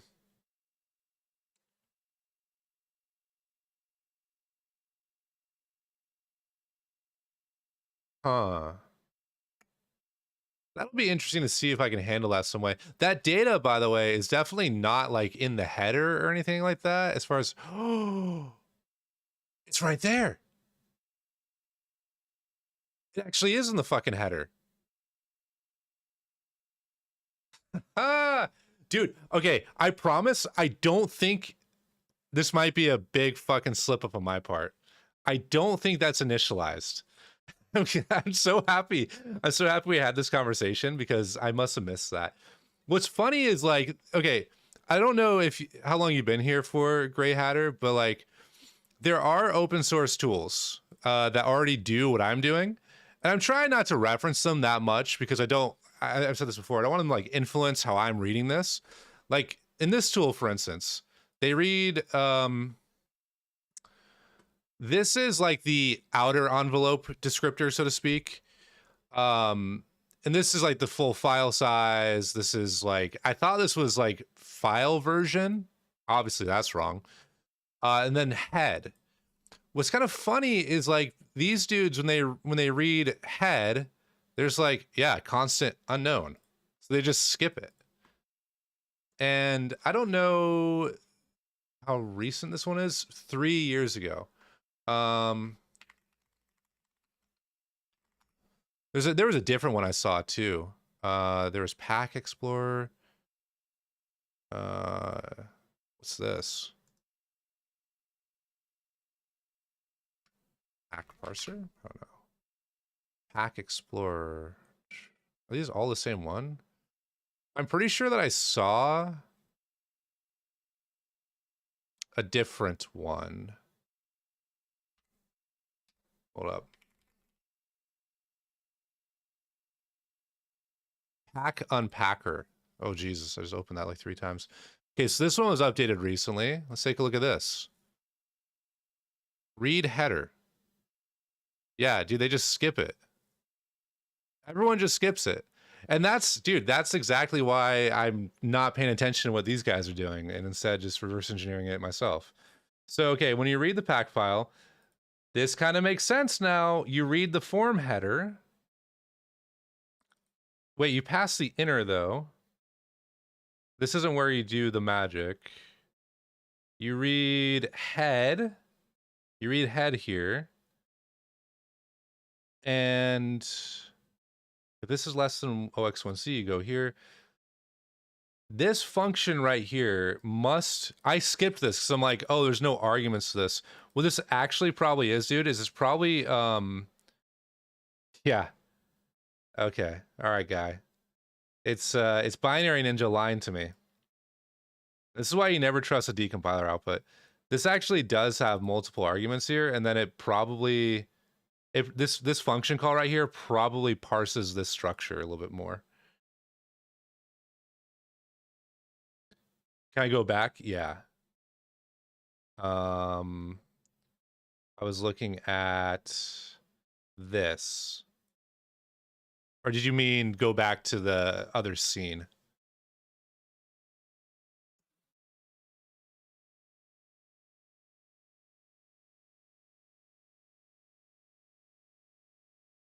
Wait, you did mean other scene? Here? Sorry, I'm confusing myself. Ah, okay. So yeah, this function call right here that I completely ignored on purpose. Yeah, so why it has no arguments is just a weird quirk of Binary Ninja. IDA's decompiler is much better in this regard, where I think that it actually like looks at patterns. So it's able to see like, oh, this looks like you're actually loading 3 arguments here. 1, 2, 3. So we're going to assume that this function signature has 3 arguments. Whereas for some reason, they don't do that in Binary Ninja. And I've been burned by that before, actually. When you're looking at the high level IL, they do a bunch of optimizations. And there was a function very similar to this one. This was actually like how I discovered the parsing routines. Like I was just looking for this magic number. And hey, well, my cat's mad at me. What's the call before? Oops, fuck, I'm on the wrong one. What is the call before? I mean, what is the ASM instruction? You're talking about, I gotta scroll down again. Right here, disassembly. Yeah, so this this pattern is quite common. And I think what this is loading is, oh yeah, look at this. You can actually see this in the disassembly. It annotates the variable. This, okay, so what this does is as argument, the first argument is whatever this var 178 thing is. I don't know what that is yet. The second one is the size. Sorry, the second one is this thing called S. But S, just from what I know, is actually that unknown argument 5. And it's not the inner object, it's the outer object, this guy. And then it passes the size of the data. And you know what this probably is? This is probably the parent object, what I've been calling the parent object. Hold up. Var 178. Or maybe maybe this is the initialized object? Hard to say. Sorry for jumping around so much between the assembly. It's right here what we were looking at. Oh, this is a C++ call. So this is the this pointer, I believe. This is probably the this pointer. Does this get initialized somewhere? No, it's null. So this is an output, presumably. I don't know. So this must be what initializes this. And yeah, you pass it along this data.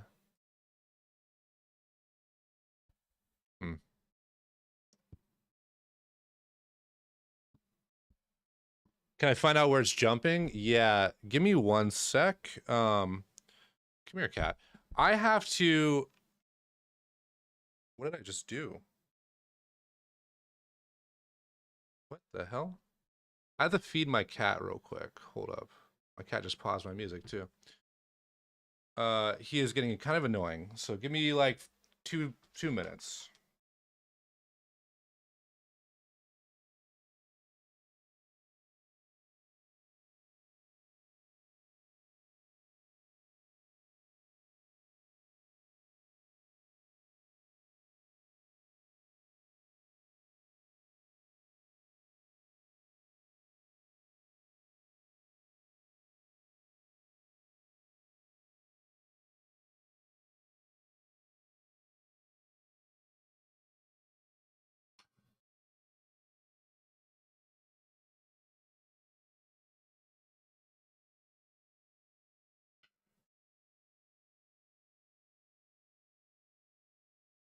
All right. We're back.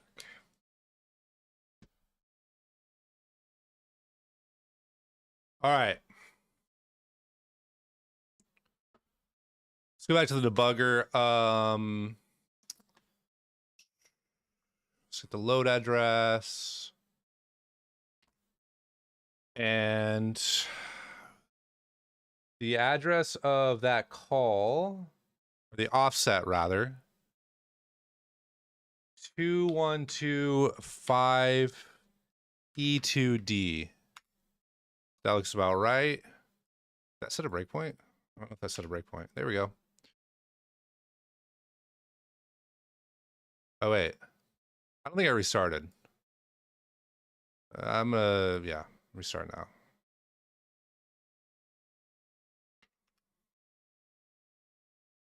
Cool. All right.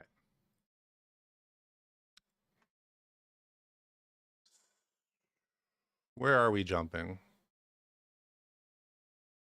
Another fucking, another indirect call, man. All right. So this is what really matters, probably. Oh, sorry. I did not switch. Basically all I did was I jumped to, set a breakpoint here where the call is being made. The first level is another indirect call, so it's kind of useless. The second level looks a little more useful, but again, another indirect call. I'm just going to see what the arguments are real quick, if they're spicy. 14. R9. I can always come back. Okay, this looks like the meat of it.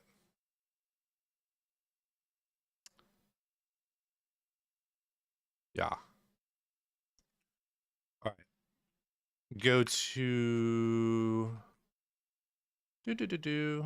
Oh, wait. Actually, I got Speed Crunch already set up. Forgot. Speed Crunch. Let's get the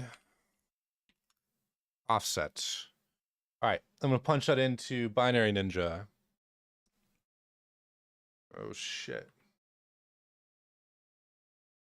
141 AD0490.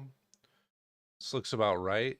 Do buffered read. Is that really where I landed? Or was it this function? Hold up. Okay, so it does a buffered read. Just directly to that data structure.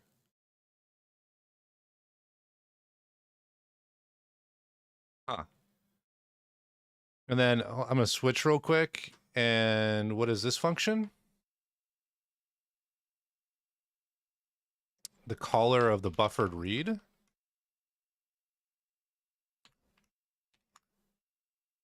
Punch that in again. Oops.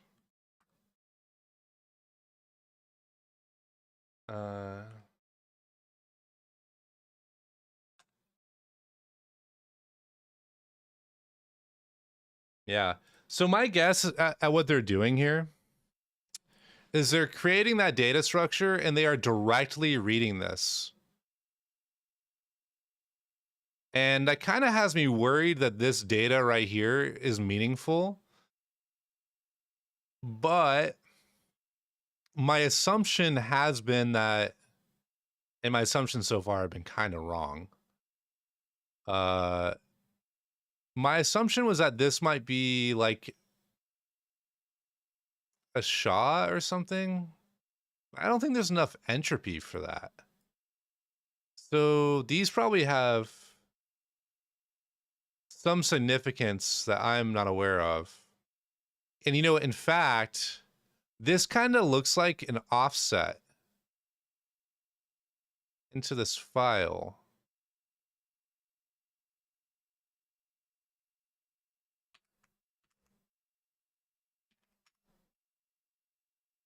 It's out of range.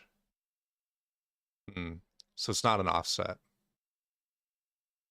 Oh yeah, okay, so this is actually the length. I saw it started with a 7. It's like, yeah, whatever.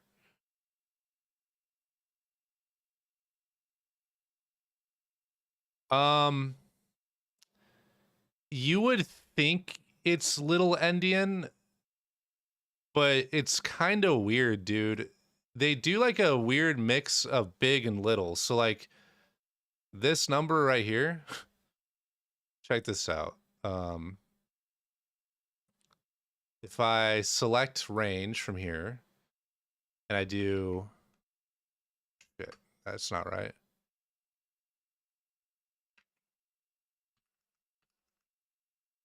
So this number ends in E42, right? Oh, I was off by 4. It's my bad. But I've selected E42 bytes. And why was I off by 4? Because I included this by accident. So let's do that again. I don't remember. I gotta remember this keybind. Select range. Control Shift A. Okay. Let's try it again. Yeah. So that's actually the length of the file from that marker, and it matches up. So I have no idea why, like, this is big endian, and then like these identifiers are big endian, but they read this back as little endian, and they compare it little endian. And then like randomly down here in the file, like even this right here, this is big endian. This is the size of this chunk. And this is now little endian.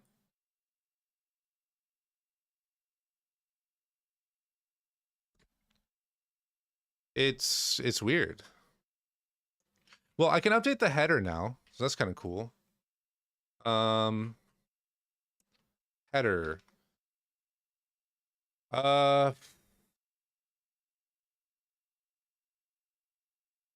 Version. There we go.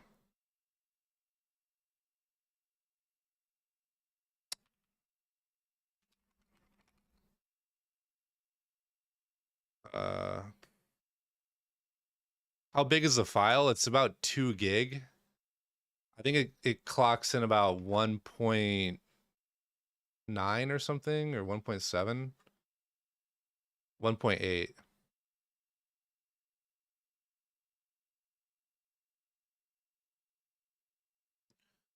Let's call that the header length. And we'll call this the header data. Version is going to be U32.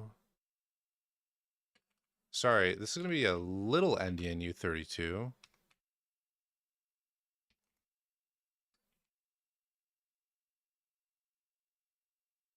I need to make this mutable.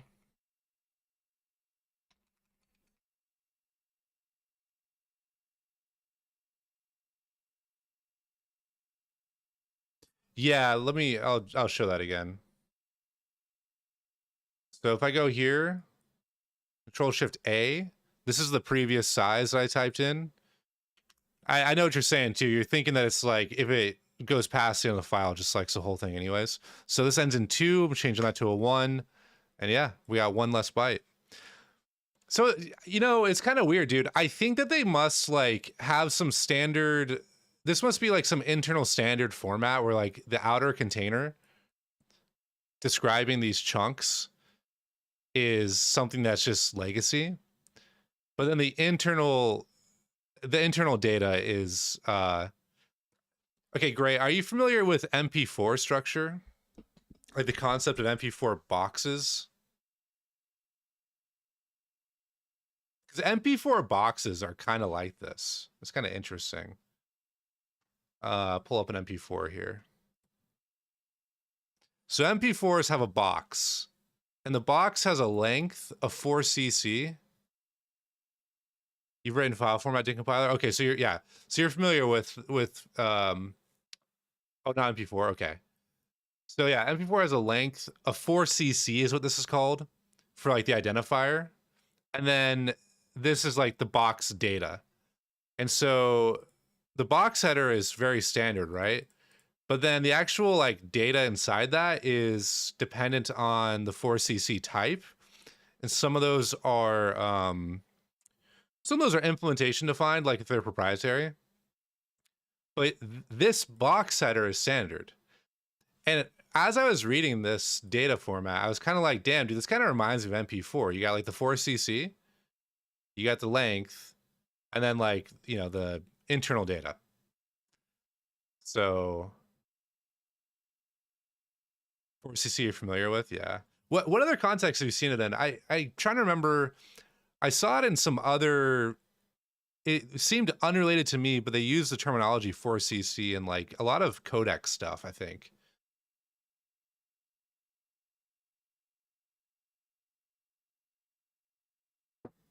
In a VoIP client? Okay, yeah, actually that was where I saw it too.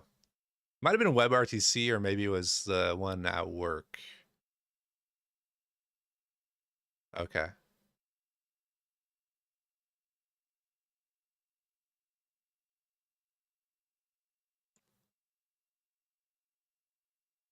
No, from what I saw it in, it might have been a WebRTC or the one I work on at work. Um, as when I was implementing OGG. Oh yeah, I did see it in OGG actually. That sounds about right. So I think I wrote like a stupid fuzzer for OGG at some point.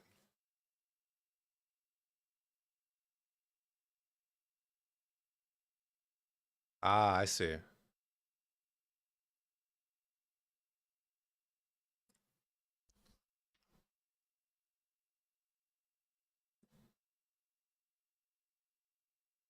Interesting. So you had like some side channel to figure out, I guess, based off when it played, whether it was supported.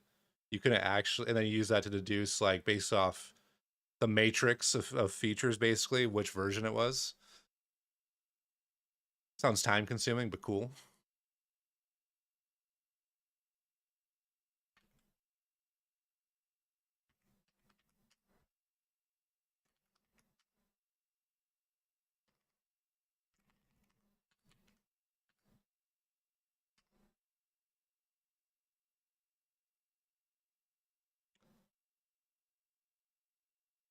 I've always thought about like, yeah, MP3s are kind of interesting. Oh, thanks for the follow, dude.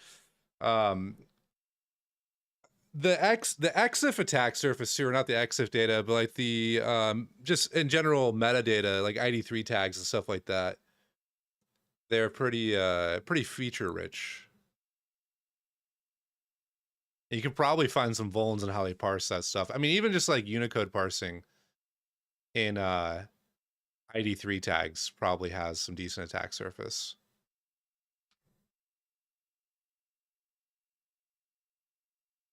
Header data. Let's change this. Cool.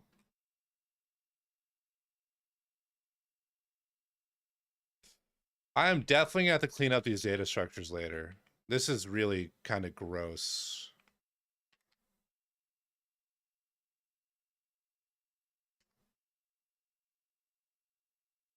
What did I just do? Right in the middle. Fuck.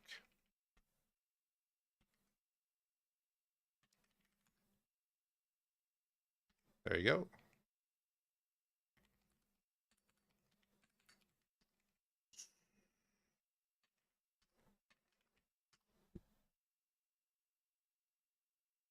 Expected children count. That's going to be 0. Oh, fuck's sake. And then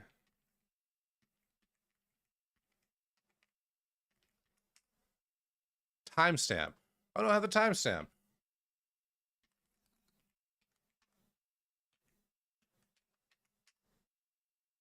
Cool. So now I can parse files. This is going to be kind of janky though. Like, how do I implement the actual file system aspect of this? Like, I was thinking I had a vector, like a queue of some kind.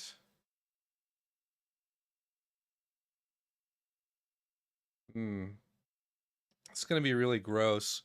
What I'll do for now is I actually just won't even worry about building the proper file tree. And I'll just see, make sure this doesn't break.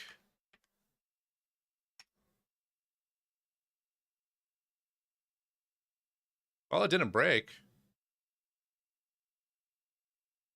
That's not very well printed, though. Wait, why are there commas? What am I printing? Hold up. Oh, I'm just printing all the entries. I see. I think I'm printing all the entries. Yeah, I am. Let me go up here.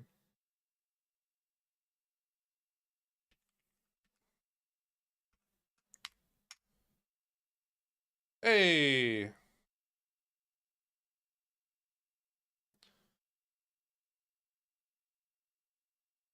I don't, maybe they don't use compression in this file. Oh, my cat is sitting on my keyboard. I can't grow up. Yeah, there's no compression type, anything other than 0. So either I've misunderstood why this is duplicated, or this is just not a compressed file, which would be kind of crazy in my opinion if they were shipping the game not compressed. Maybe these are compressed. Who knows?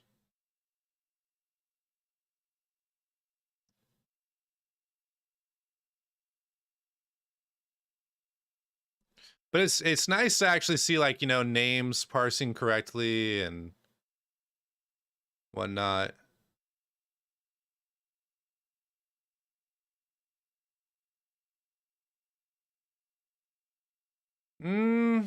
I don't think so. What am I reading from here? I'm reading from the actual game data. And so, you know, actually though, it probably does make sense for like load times. Like if you're delivering the game compressed, why would you recompress here? Because you're gonna have slower load times. Yeah. So maybe this is just here for legacy, and if they ever want to flip it on.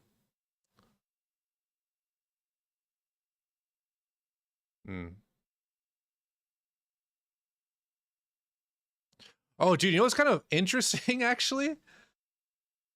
In theory, I've got just a flat list. This would kind of be maybe gross, but I've got this flat list of files, and well, could I parse it in the way I'm thinking? I was thinking that I could just like say, oh, take the next 2 children and add it to your list, but that wouldn't work with. Would it work with the scenario I'm thinking of? It would work with the scenario I'm thinking of. Are you familiar with Git? Maybe they're planning to add a delta compression. Possibly. I'm not familiar with Git's internals, but like, I don't know the actual like the fucking blobs that Git stores.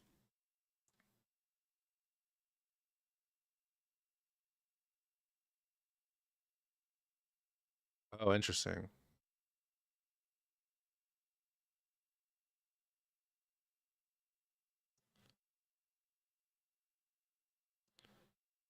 I.e. camo pants, one has armor. Yeah. You know,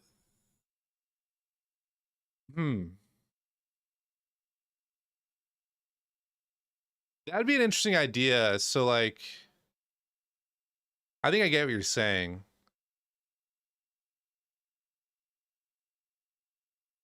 You know what? I'm gonna do a quick test real quick, and I'm just gonna panic if. All right, my cat is really close to my fucking keyboard. Get off my keyboard. Assert equal compress length, decompress length.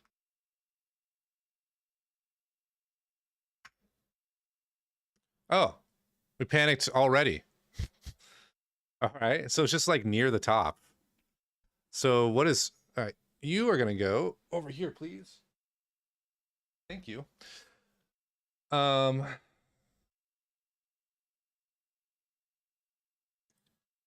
It says they're not equal, so let me Let me print. Well, let's see here. If compression length equal compress length, decompress length, print line the type of compression type. What else do I want here? Probably the file name.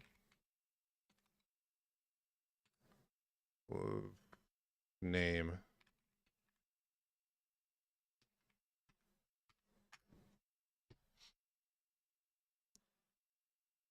Animal reacts to danger.bt. Compression type. Okay, so it's definitely not a compression type. Unknown. Let me just print all the shit. Yeah.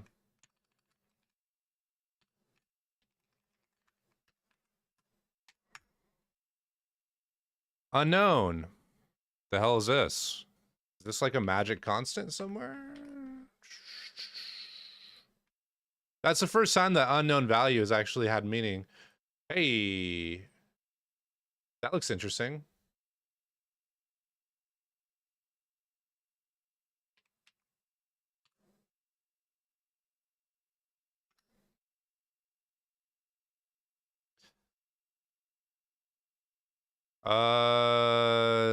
Meaningless. This is all meaningless until I get to the very bottom, I think. Because I'm in the data section right now. The hell is this? I don't think I've reached the file section. Think I need another 0? Probably. Do I? Yeah, you're right.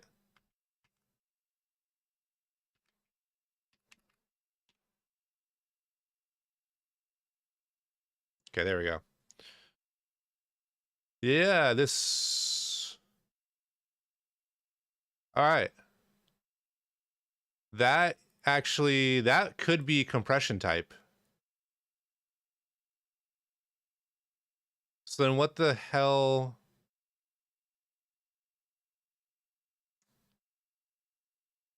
I don't think that at this layer, it actually could be a category, but is that consistent? So what we're looking at here is this thing preceding it, as you probably noticed. A&M. A&M. Yeah, a lot of them are animations. I went too far up. A&M, A&M. Oh, it's like 3 animations. It's not all animations. Look at 0, 1. Ooh. This one. Tutorial Eve Road barrier construction.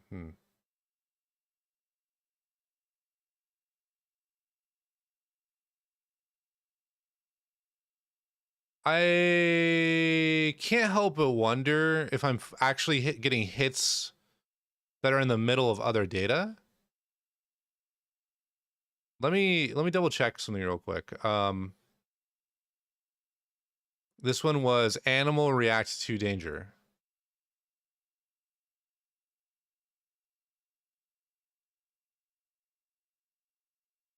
Which actually, I don't even see that one. Wait, did I fuck up? I might have fucked up here. Hold up.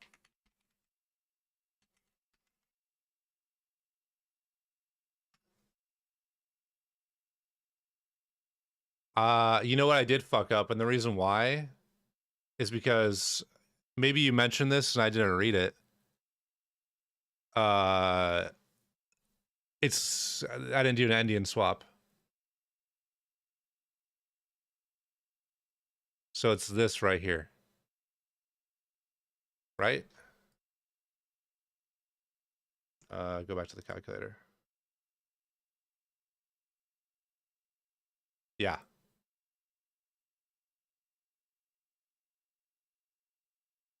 Sorry, Porter Robinson. I don't want to listen to you right now.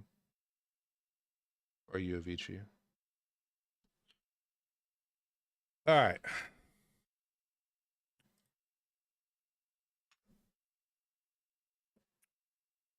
Yeah, it's pretty common.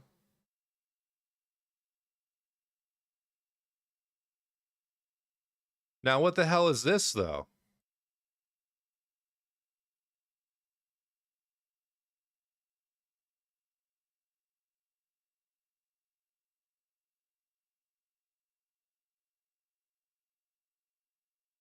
Hmm.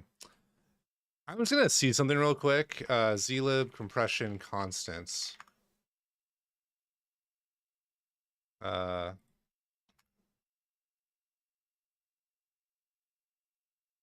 Flashbang. Sorry. Is that a dark reader? There we go. I actually saw it in the preview. The constant equal to 1 provides a good compromise between compression speed, blah, blah, blah.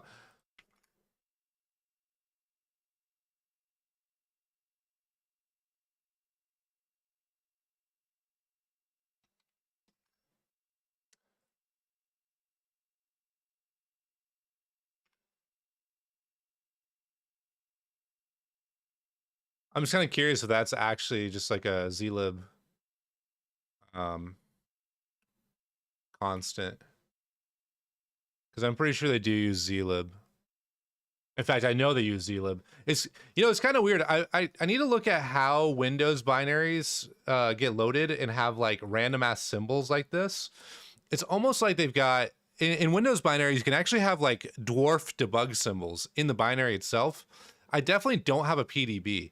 So it's like they're merging something that was compiled with like MinGW or something like that, and it compiled with dwarf symbols, and it just like carried over or something. Otherwise, I don't know why I have like the zlib version symbol. You know, and I've seen it in other games too.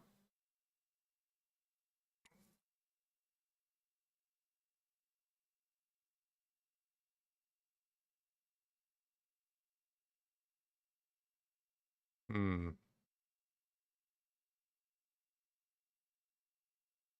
Yeah, I'll have to figure out what this is. But for now, I'm gonna swap these two. Uh, unknown two. Compression type. Unknown. Compression type.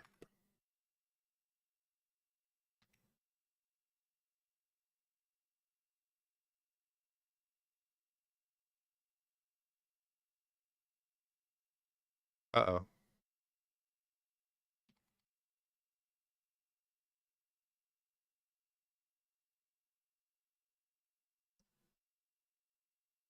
Zlib header is U4 equals 8, U4 less than 7. Well, I don't think it's not the header, but I think it's maybe describing what level the compression is, was my thinking.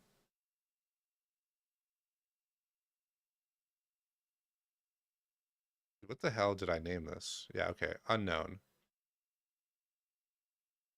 There we go.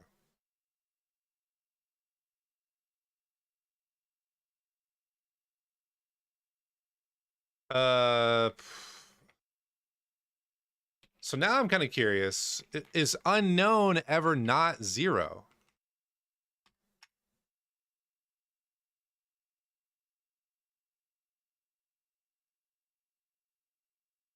You know, it actually could be that that's a 64-bit integer. Since it never changes, that would kind of fly. That'd be a huge fucking integer though.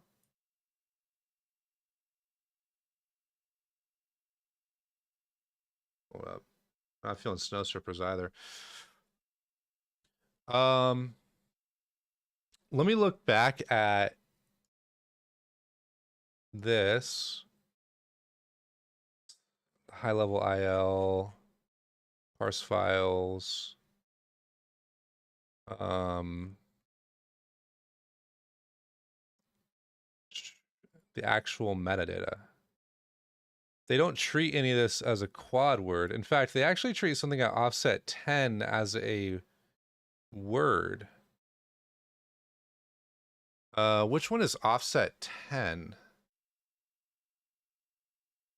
Wait, I can just copy my data structure over. Hello? What am I doing? File metadata. No timestamp. All right.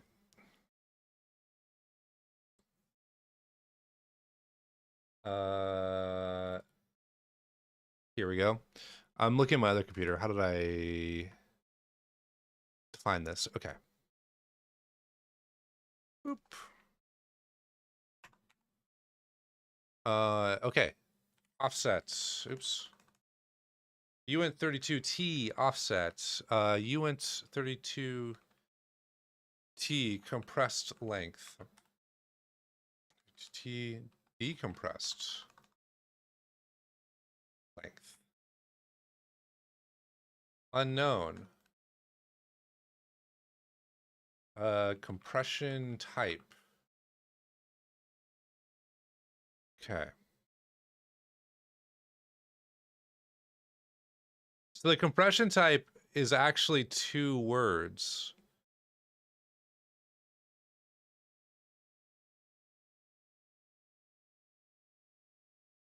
Oh, wait. What the fuck? I don't know what the hell this syntax is.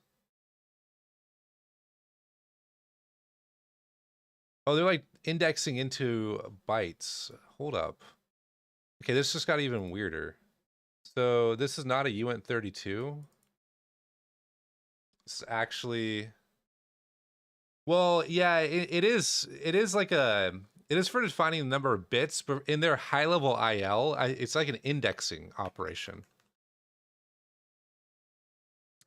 uint 16T. Let's just do this. Does that clean it up? No, because look, they pull the. That's a bit mask. Yeah, that's a bit mask. So I think, oh shit. There we go. uint 8T 4.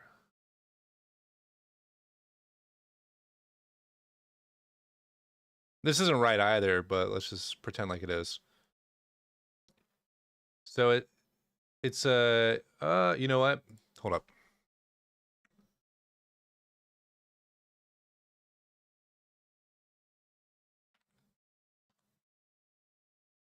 uint 16T compression type, and then you've got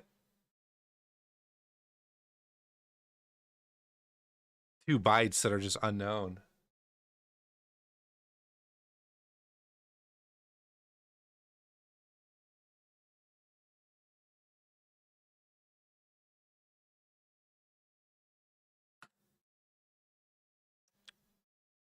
Yeah. Where does this come from? RDI 1 plus 2A. Oh, this actually initializes. I think this was the initializer, right? This like allocates for this entry kind or some shit. Maybe I should have labeled that earlier. I could label it now. In fact, maybe initialize entry object. Oops. Cool.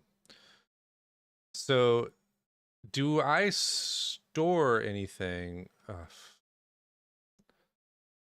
Does this have like a mem set or something? RBP, R14. If I had the mental capacity right now, I probably could do these calculations to figure out exactly how big this is. But I don't. But it's at least OXC bytes, but I didn't need to read this to tell me that.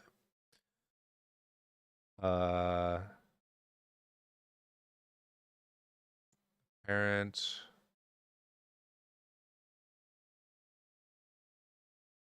Oh wait, 2, 4. That's 4 bytes. So that's 28. This is getting to be really messy just because this is defined as an array. Yeah. How about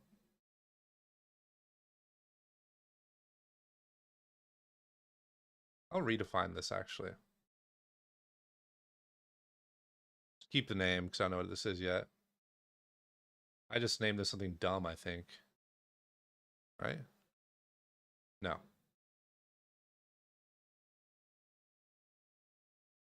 That is so much cleaner.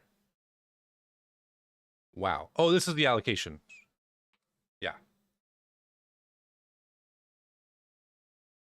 Allocated entry. There we go. Plus 2a. That would be... Oh, they said it right here.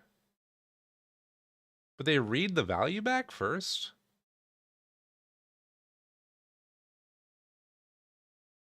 So that must be set in here. Right?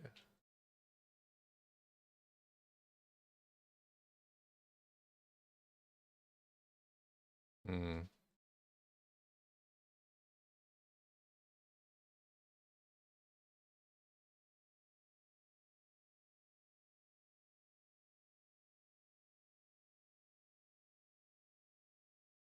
Could be inflate. Does this bit mask have any significance?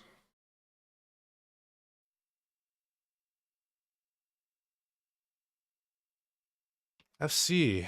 I mean, no, it's just 6 bits. Yeah.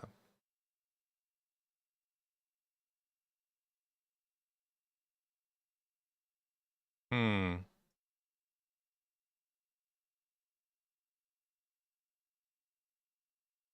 All right, buddy. You're right on my desk again. Hmm.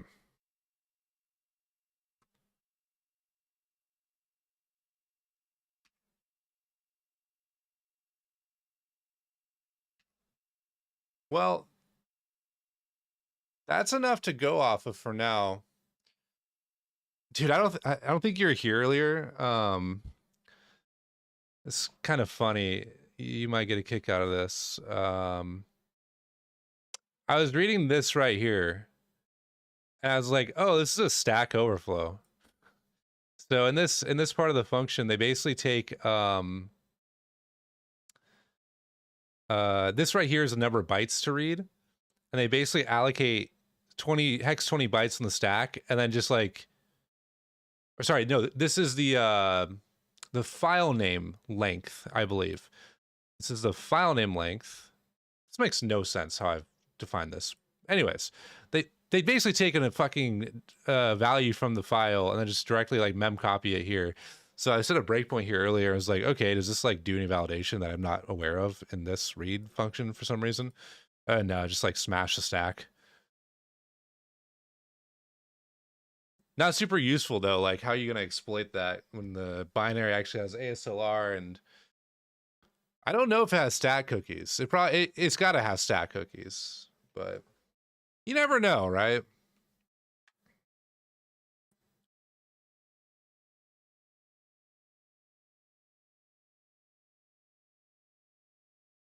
I think that was actually the first time that I was. Oh, dude, you're right. Actually, it doesn't have stack cookies. Oh no, dude.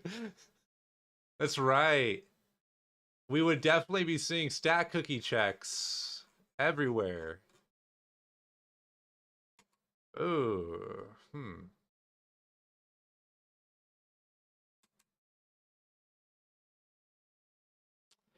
I'm kind of curious.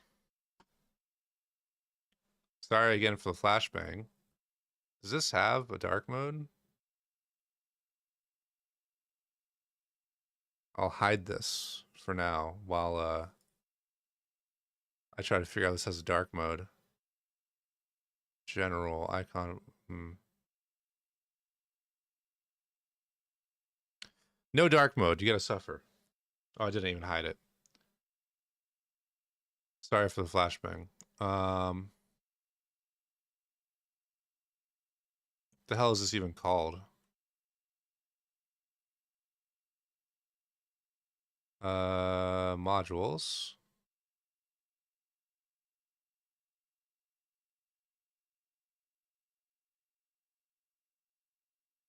Wait, I can't see the mitigation flags. Well, if the process has ASLR, so everything else needs to have ASLR.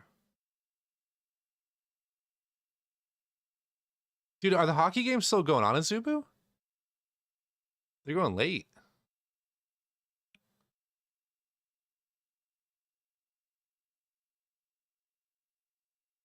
Yeah. So at least you do have ASLR. I'm pretty sure in Windows you can't have, I mean, maybe you can have a module without ASLR, but these are all... I think these are all like Windows modules. Well, actually, let's see here. If it's high entropy and everything is at OX7FF, are some of these like, are they not relocatable? No, that's Windows. DirectX, GDI. The fuck is this? Locale.nls? I had no idea that was a Windows thing. AS1 runtime APIs. We love ASN1. I'm probably not going to find anything that... The fuck is this? Huh? Can I choose columns? Nice, thank you. File name.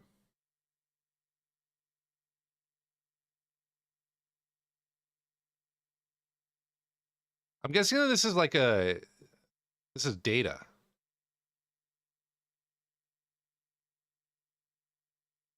Oh, there we go. That has no ASLR.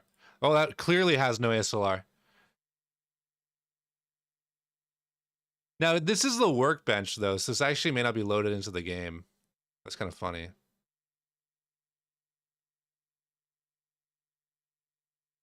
And that is the only... What is this? Compressinator? That has ASLR. Toodle software only. What the fuck is that? Yeah, that's only shipped with the workbench, not the actual game. But that is kind of interesting because you probably could put together a ROP chain that targets this and just only impacts modders. Hmm.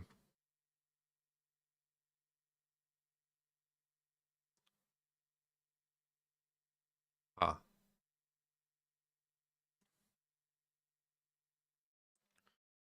Oh, I don't know why I switched to that one, honestly. I was just like, oh, process hacker's up. Okay, cool. Well, this is working, so that's cool. I'm gonna step away for a couple minutes. I gotta help my cat out real quick with... I forgot that I, like an hour ago, was cleaning his litter box and I didn't put it back.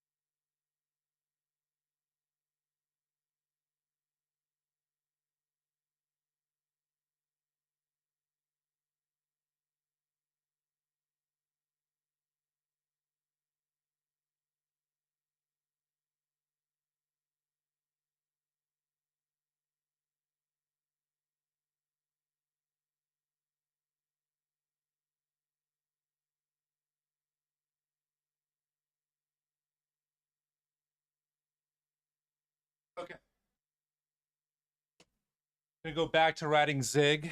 Will lurk probably. Thank you. And thanks for the conversation, Gray. That was nice bouncing back of ideas. So thanks for sticking around.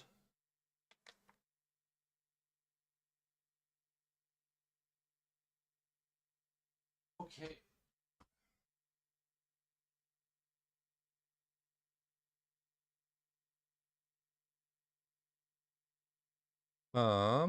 What do I want to do now? So this thing works. You're going? Damn, Azubu. Where are you going? You leaving? Oh, fuck you, Azubu.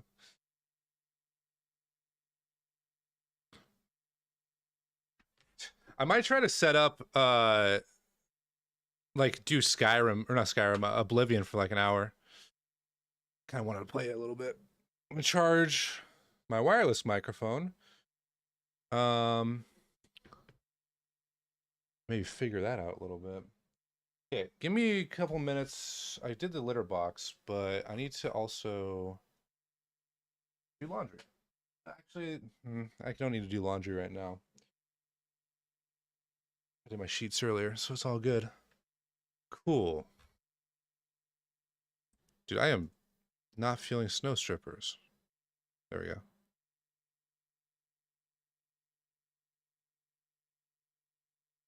All right, give me 1 sec. I gotta hunt down the microphone receiver. It's somewhere in my room. I lost it.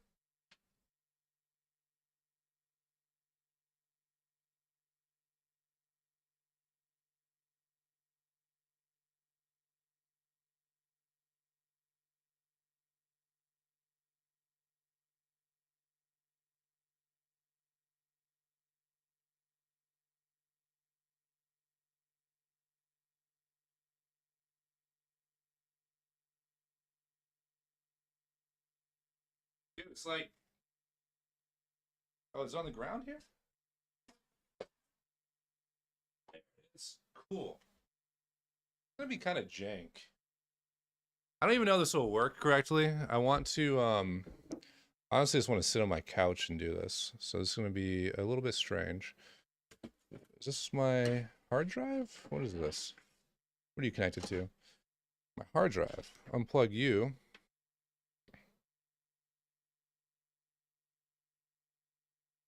Plug you in. Gonna be kind of interesting.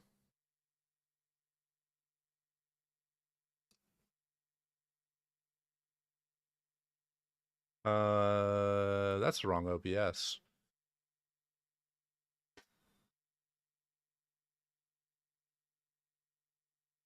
The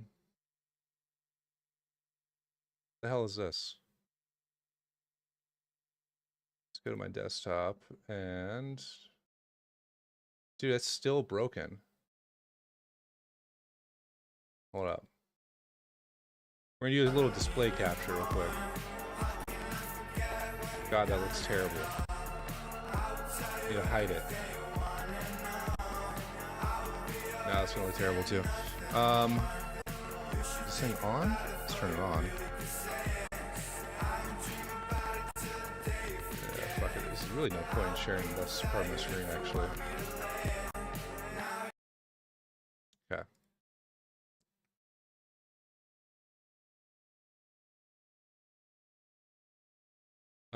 Audio mixer. Wait, add new source, new audio input capture. Add new.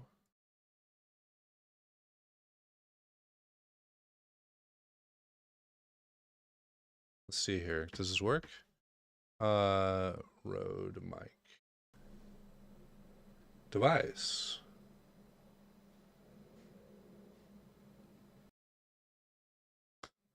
We'll see how this sounds. This might be terrible. I'm gonna mute my main mic.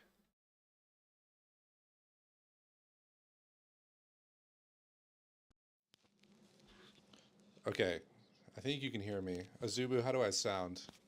Oh, what up, Josh? Dude, I'm about to pop into Oblivion. How do I copy my settings? Fuck, this is actually a different mic. Oh, you can actually. Oh shit, you can hear the music. You can hear the music out of my open back headphones. Left ear only. Hold up.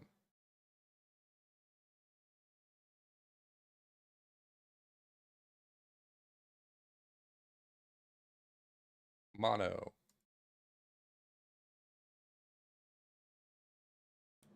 Nah, it should work now. I had both mics activated. It is kind of awkward though. The Rode mic is picking up my my open back headphones. Let me change that. Filters. Noise gate. What do I have this set to?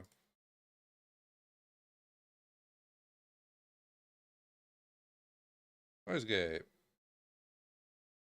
You know what? Fuck it. I might just play at my actual PC. Because otherwise, it's going to be annoying setting up everything. Oilers win. Congrats, Azubu. Congrats. I'll save this for another day. The microphone change. All right, I'm going to do a switch over to Oblivion. Thank you to everyone who is here for the programming part of the stream. Had some new people pop in chat. That was nice. I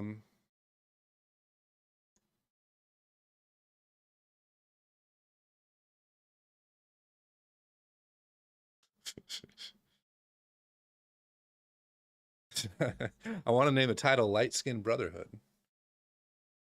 Well, I'm doing the Dark Brotherhood quests. That doesn't seem right.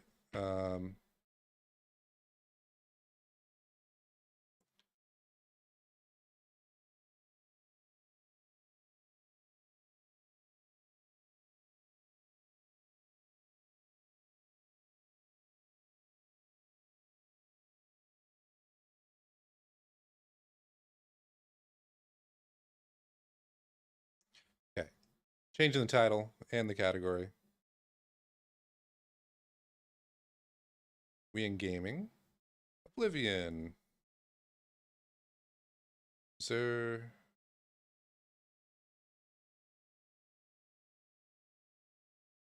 Nice. Oblivion Remastered. Shit.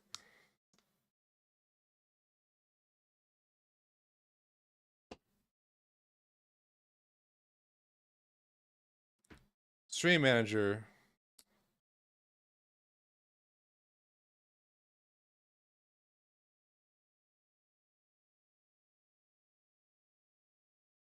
All right. Let's go to my Elgato. I'm going to change my resolution real quick. The game doesn't look like complete ass. No, what is that? Bro, 1920 by 1440? Disgusting. I'll just keep it though, because otherwise it's gonna... Oh. Maybe I should have reverted. What is this res? Also, I don't care about leaking this. This is all fake. It's actually my name, but I don't really care. Keep that. It suddenly changed again. Okay.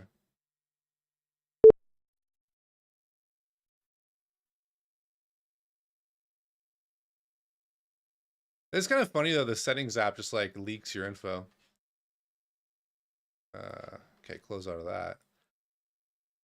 All right. Let's load up some Oblivion. Oh. Armory Forger tools are running. Let me stop debugging.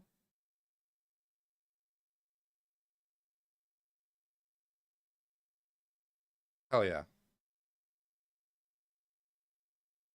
Okay, I'll be right back. I gotta get my... Yeah, I want to play with the controller. These games are not meant for keyboard and mouse.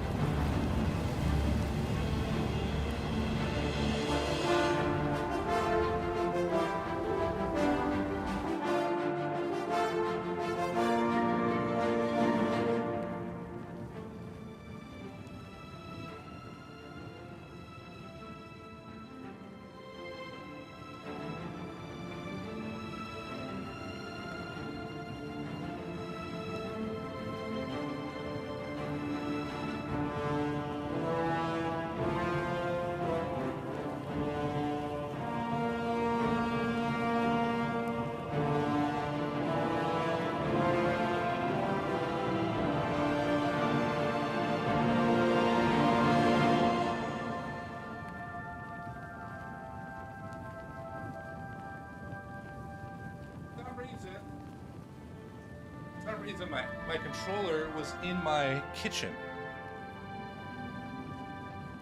Explain that one to me.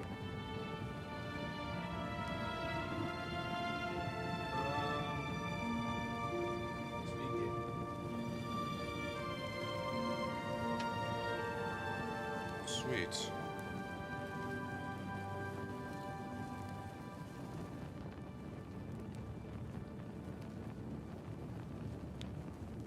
Yes, I am playing a game.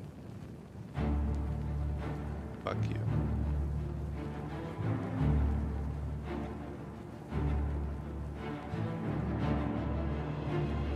Yeah, oh Josh, earlier I didn't see your comment about the left headphone only. That was because I didn't set the mic to mono in OBS. Fix that. All right. What were we doing? I'm glad you've returned. The contract is waiting, if you're ready. The guy got the face of CPR.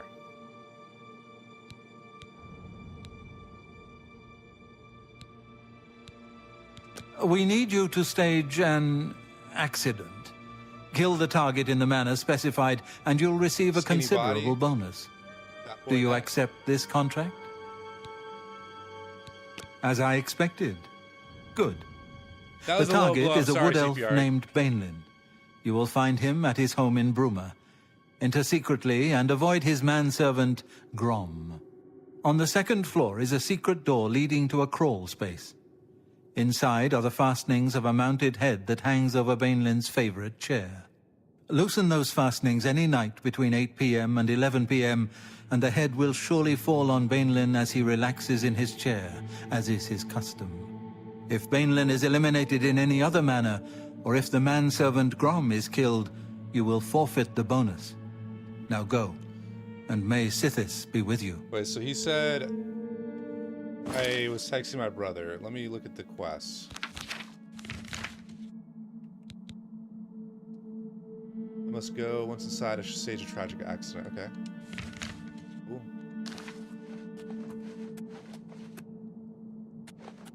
Hello. How the fuck do I get out of here? Get away from me. I will do it. I will. Don't test me.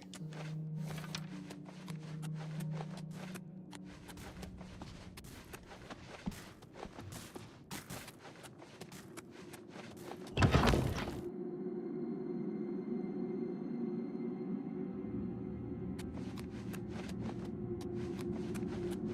feel like my field of view is a little weird.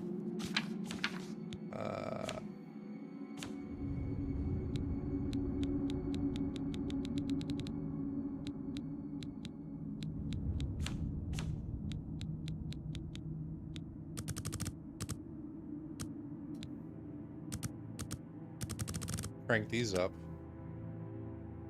Those apply? Oh yeah. Yeah,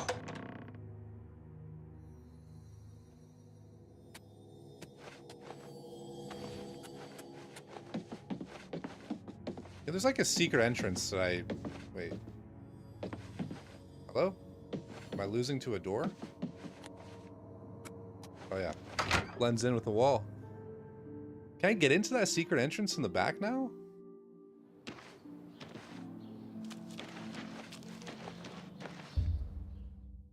Huh. I think that's part of like a quest.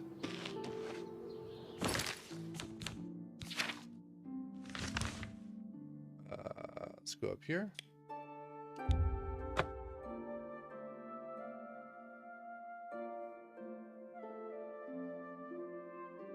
So I'm not very far into the game at all. In fact, like today, Josh and I were playing and basically just did bare minimum.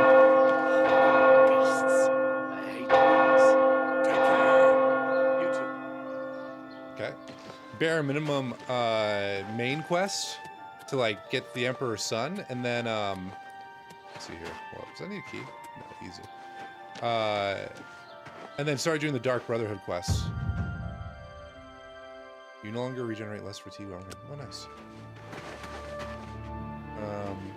Oh. Wow. I suck. Wait, what? Started going down. Fuck me. I actually don't remember how to lockpick, if I'm being real with you.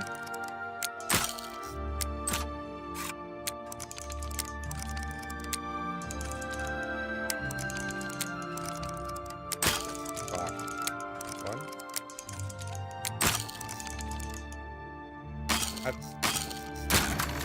I should have just auto-attempted. I gotta remember how to lockpick, dude. Do you have to do it like, so when it's sticking, you continue? And like if it's on its way down the tumbler, it breaks? Must be it. If I can access the second floor and loosen the fastenings in the mounted head between 8 p.m. and 11 p.m., it will fall on him. Okay. We're gonna save, scum. Save. Wait. Never trust a quick save. Never trust an Azubu either. Oh, a little bit of bread? What do we got down here?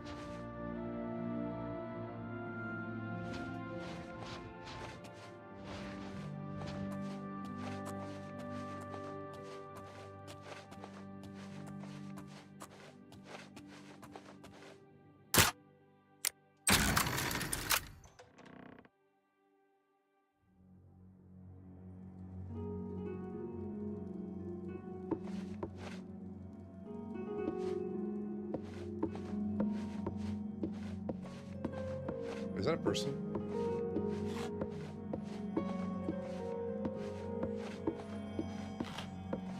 Someone eating downstairs. That fucking Nern root.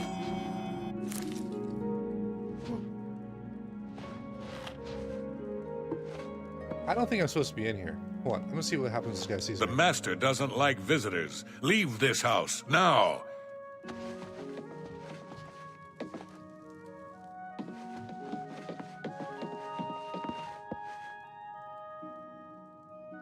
Okay, so what am I supposed to do in here? Loosen the head? Hey, buddy. Scoping out this place. Hello, who's there? I am gonna save scum because I think I fucked up. I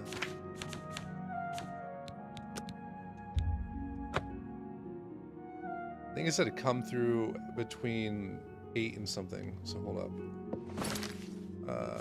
Quests. Yeah. If I can access the second floor crawl space and loosen the fastenings between 8 p.m. and 11 p.m., it will fall on him as he rests in his chair. Okay.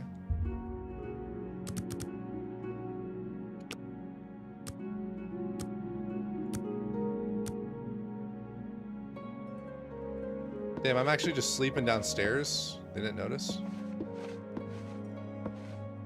Yeah, I just noticed. Oh, it's that one. That Nern root, please. Am I like really loud or something? My boots sound really fucking loud.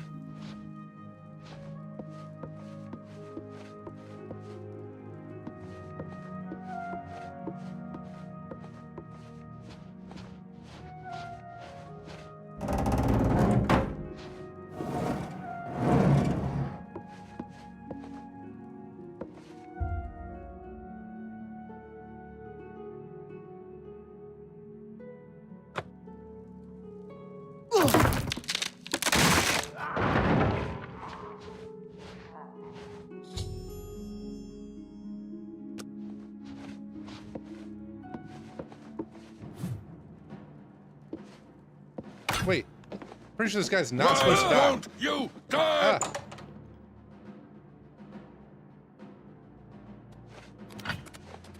Dude, I am not sneaky.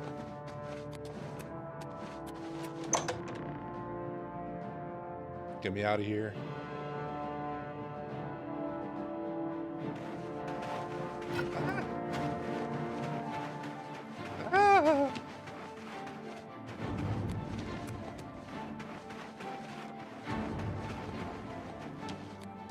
bro, please.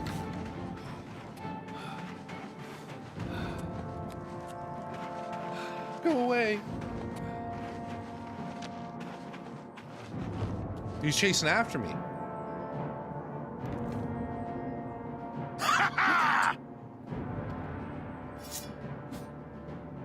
He's right there. Oh! Wait, he's beating up some random guy. What's up, you okay? Do your You're worst. spelling nice game, yeah? Dude, what the Alright, save's coming again. Need to figure out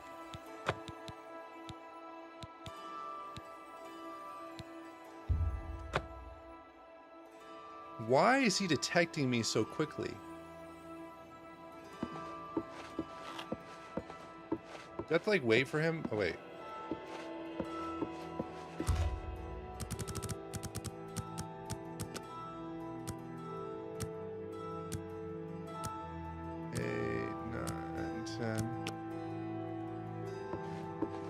Like my boots sound loud as fuck. Wait, hold on.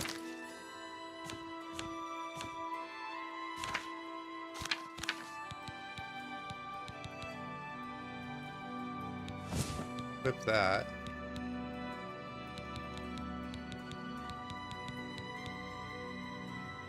Yeah, I might have double rudder. I definitely don't have concealment expert. I'm trying to remember, are these implicits?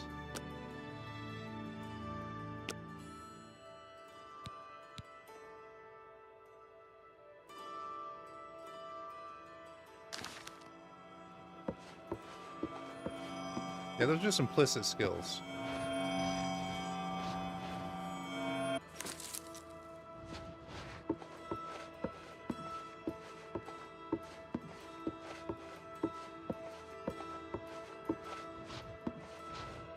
Okay, I'm tired of saves coming. Hopefully I don't save scum anymore. I'm gonna do it right here.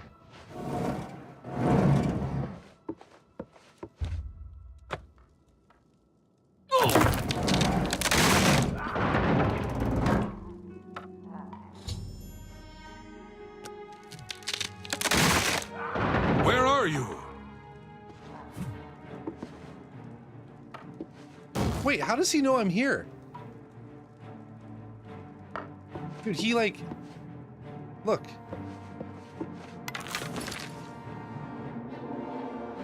Did this game take 10k hours? I mean, yeah, when I was a kid, I probably had like 1,000,000 hours invested in it. I'm actually really curious about this. Why is this guy detecting me? Hold up.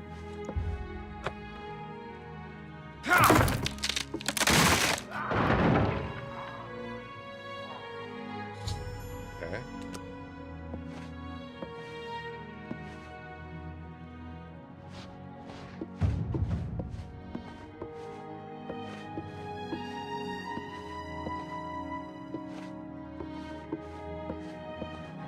See, okay, as soon as I go down the stairs, Yeah.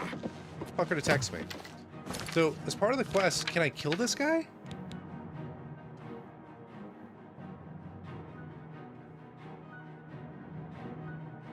Or if Grom is killed, I lose my bonus. Okay, hold on. I'm just gonna fucking kill this guy.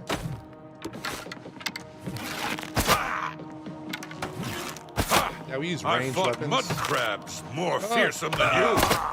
Bro, the aim I'll assist send your controller- bloody soul straight to Good. Solgard. I'm gonna try keyboard and mouse action. Whoa. I feel. Oh, dude, how does aiming even work with this shit? Whoa.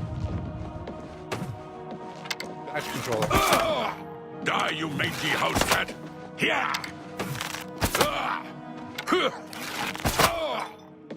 Okay. Oh yeah, dude, nice. You got gold. So, can I sneak out from here or something? Did I miss it? Mounted head fastenings. Those are still there. Yeah, so I'm not really understanding.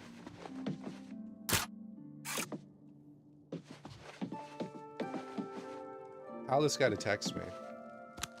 What am I missing? Let's go to the magic. And oh, dude, invisibility. Okay, that's what I'll do.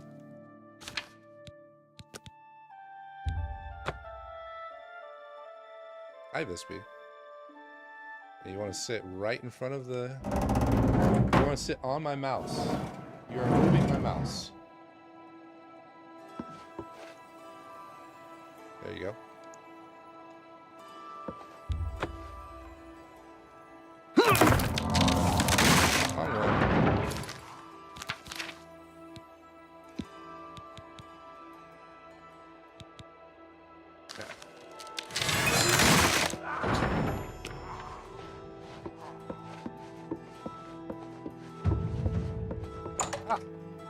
There we go. Only took me 6 tries. I didn't even realize I had that spell.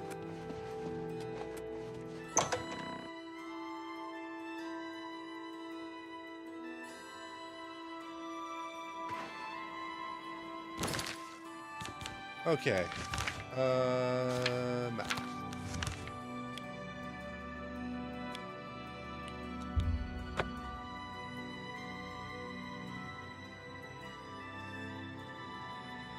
So the reason why I'm doing the Dark Brotherhood quest right now too, by the way, is once you complete a certain part of the quest line, you get the most OP horse in the game. It's basically a fucking Kremlin. It can't die. It actually has Kremlin guns. Like it can attack 2 dudes at the same time and take 0 damage for it. It's really good. It's called Shadowmere. You're familiar.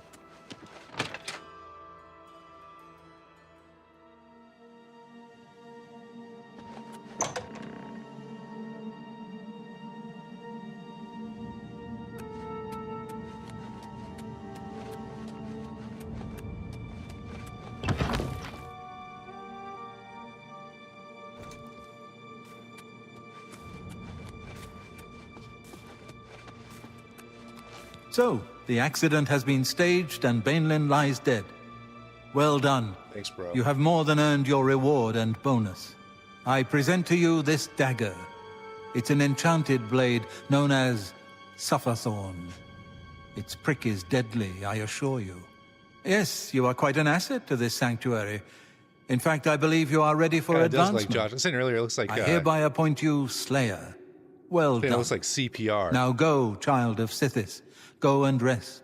You'll need it. Dude, just check out this fucking dagger. Hello? Oh, bro. Look at that. Oops. I am dropping all of my... Don't steal my shit. Hello? Drain strength on strike. Damage health on strike. Oh, look at that! Wait, what's my inspect animation? Josh, are you here? How do I inspect the knife, bro? I want to see it, you know, do some cool Counter-Strike things. Okay. You are like a I'm actually gonna gift sleep from the real Night quick. Mother herself. Where are the beds? Tell me how I can help.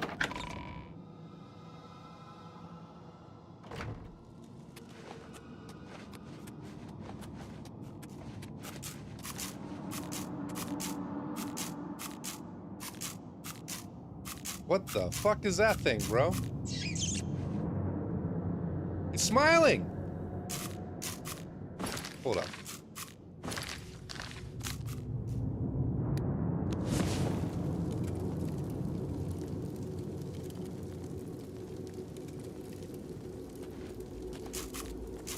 Bro, that's so weird.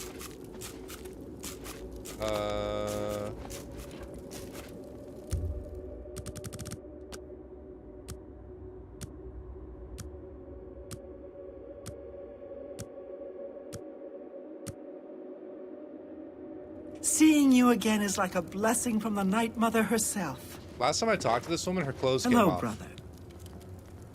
Actually, Lucian did not try to recruit me. Not at first. He tried. I'm skipping this. May your I just wanna see arrows it close. always strike true. Do I have any... Level 4. I don't think I have any attributes pending. Oh, dude, okay. Wait, this is, I think, kind of new to the remaster. Apprentice, you can dodge by pressing left trigger and Y while moving. Okay, good, cool, good to know. Anything else I'm missing? Sneak. Your sneak attacks are a lot deadlier. Okay. Cool. Actions, details. Nice. Okay. Well, I think I'm rested. Get away from me. Dude, I want to fucking just... You know?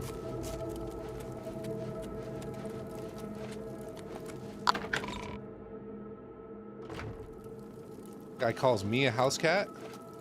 Says, look at his fur.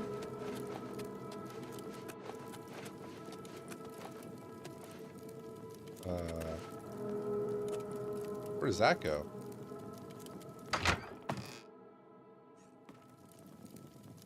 Wait. This guy was actually in here?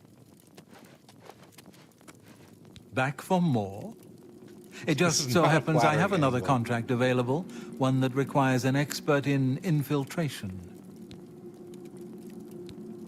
Okay, I gotta shut my door real quick. It's getting a little cold in here. Left my back door open.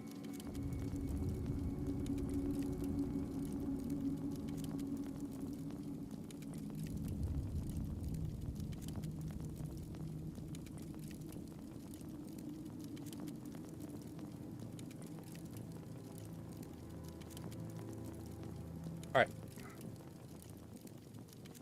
As always, you fail to disappoint me. Your target is a dark elf named Valen Dreth. He thinks he's safe in prison. He is tragically mistaken. A prisoner recently escaped from the prison using a set of secret tunnels connected to the Imperial City's sewer system. It's a perfect way inside. Just outside the Imperial prison is a grating that leads to the sewers. Hey, that's me. I escaped. It has recently been tightly locked, but I will provide a key. It should be easy enough to locate Dreth in his small cell. Besides, I think you know the way, Yeah, he's gonna get strangled with his own... Valen Dreth has been imprisoned for many years. His own bedding. His tongue is sharp, but his body is limp and frail. He will prove an easy, pleasurable kill. You will receive a bonus if you fulfill the contract without killing any of the prison guards. Now go, and may the Night Mother go with you. Okay. I always lose my way in here.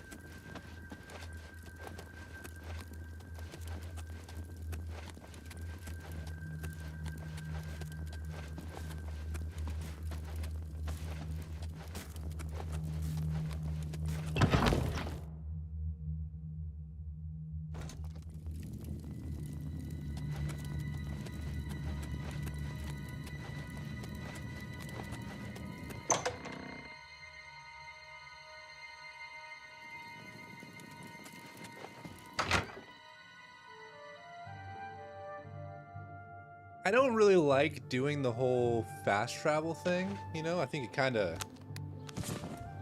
It removes part of the game, right? But I just don't have a good horse right now.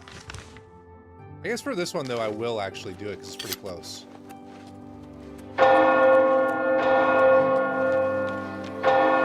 Show off some of the world.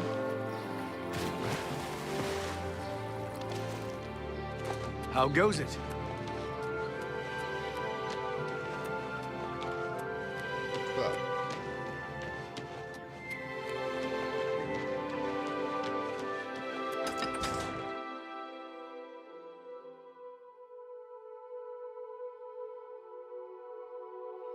Also, to answer the question that's probably going to come, yes, I named my character after my cat.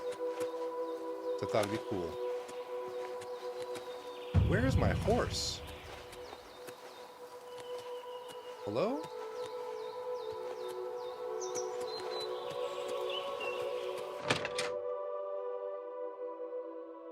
I don't remember. Can I talk to these guys and have them bring my horse? I own the Blackwater Side stables. Are you shopping for a horse?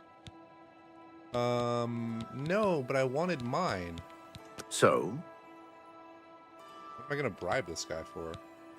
Goodbye. My horse actually could have died, if I'm being real with you. The way that it's supposed to work is like, your horse is supposed to be at the stable waiting for you if you leave it behind. Whoa. What?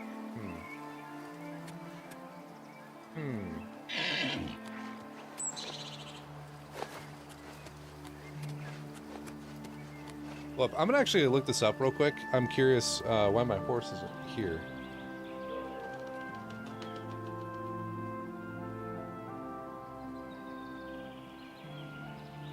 Where do I find a lost horse? If you ignore your horses, it will simply return to the stables at which you bought it, assuming it survives the trip.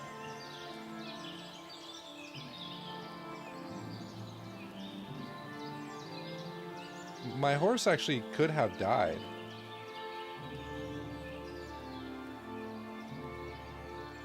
Shit, man. I had horse armor and everything. Okay. How much is a horse? $5? I own the black horses of Shadenhall are the finest in all of Cyrodiil. Huh? It's your loss. Fuck out of here, that Farewell.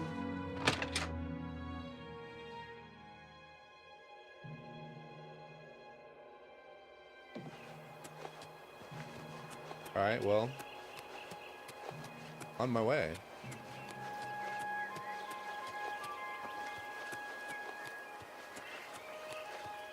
It's actually really close. It's less than, I'll call it a kilometer from steps.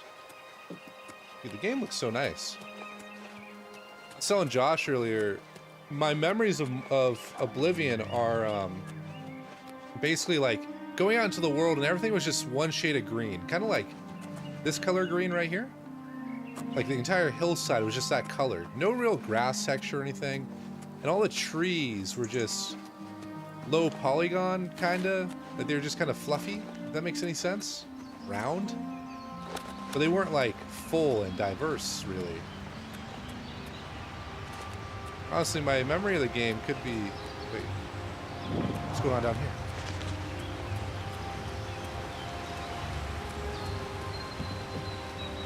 What's this guy doing?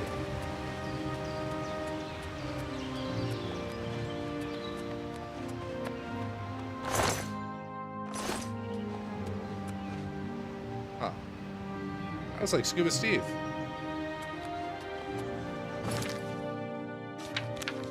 Put my bow. You know what? I'm going to... How do I assign a hotkey? Show shortcuts. There we go. So I want my bow. I want this guy here. This guy here. Cool.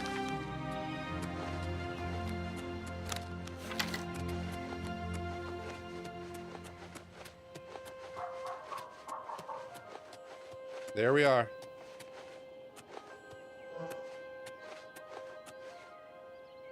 Dude, it looks so good. What was that noise? I think those are Dwemer ruins up there.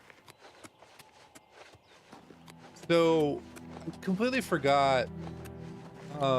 In the lore, these things exist in Morrowind, but not this game. And I forgot they weren't really in this game. But the Dwemer are like these machines. They're like steam machines.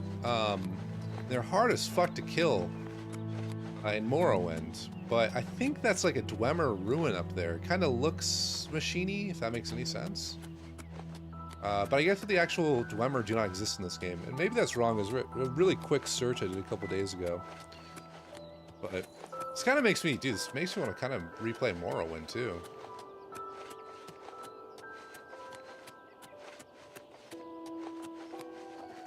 What the hell is this? A rock stuck in the tree. What kind Kind of looks like a cock.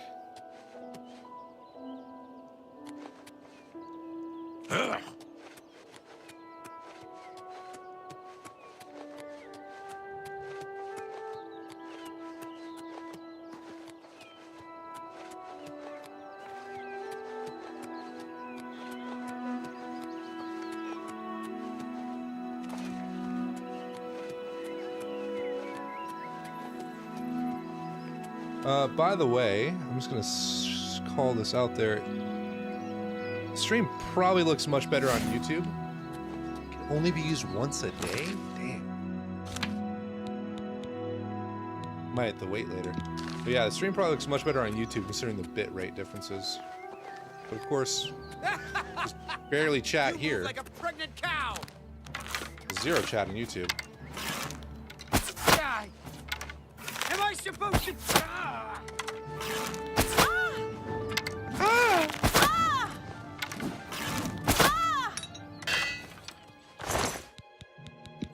Take that.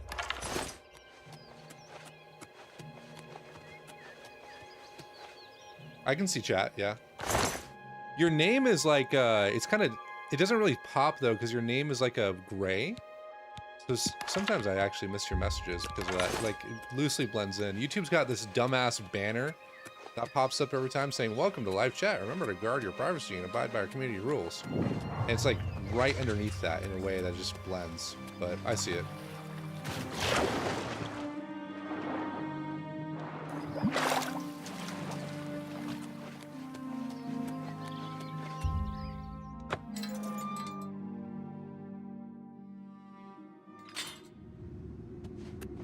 Okay.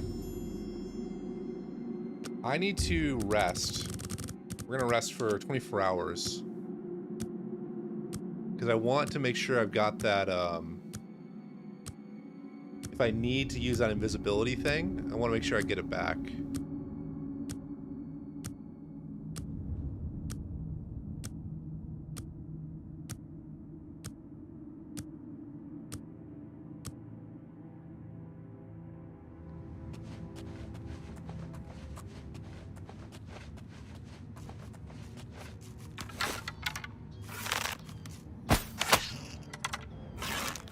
Thought I missed him at first. What is that thing? Fucking runs all weird. Thank you. Oh, muskrat.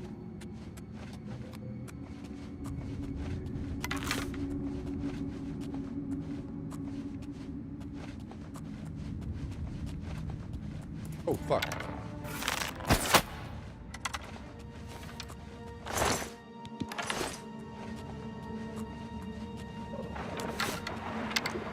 What was that?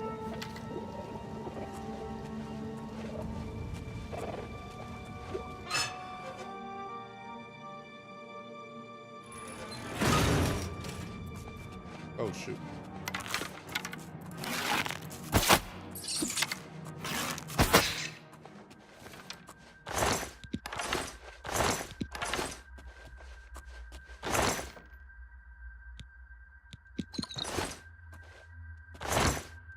Why did I take a torch?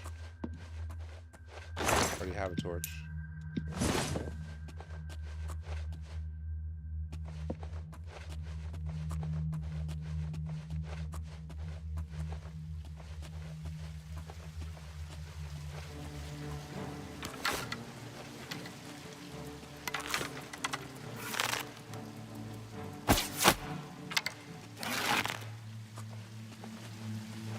Is that a mud crab too?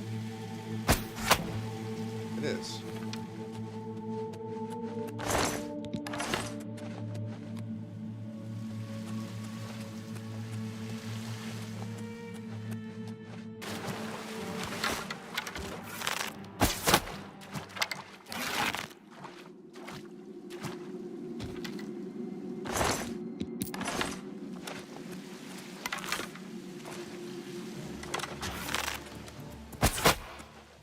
I thought I heard one behind me.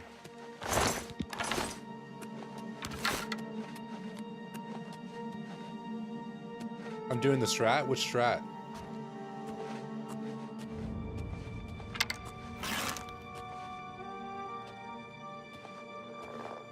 Dude, I don't know if you remember me playing this game. I think that you probably remember me playing Morrowind on the original Xbox. It could have been this game too. I just don't remember when I actually got this game. You were probably still living with us. Oh yeah, the stealth bow.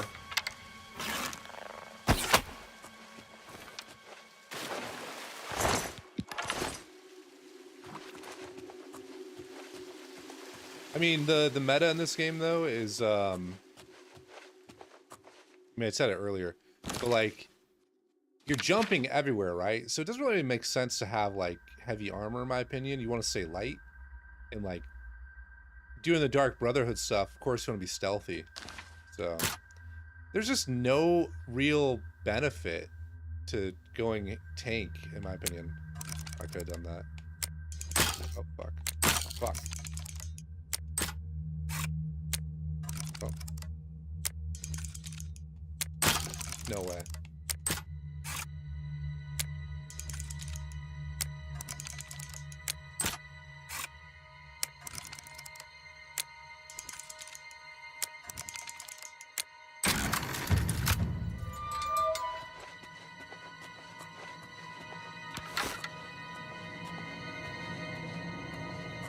I need more lockpicks.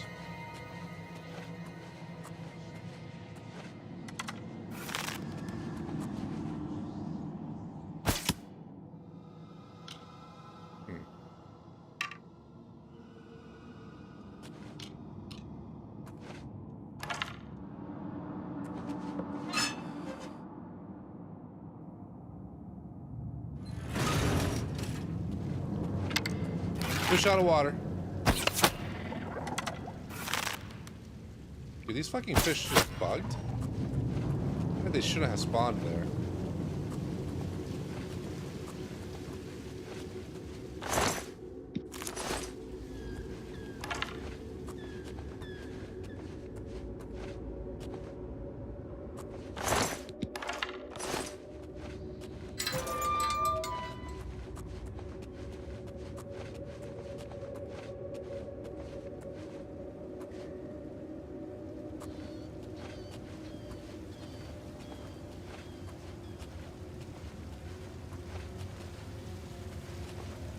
What does this do?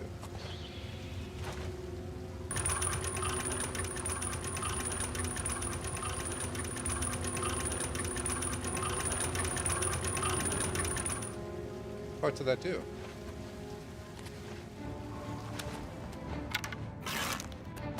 Oh no.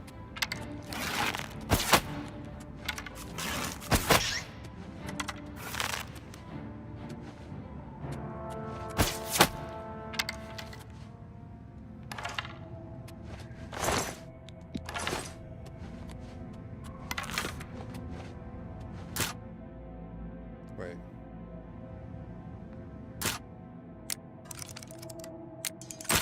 No way.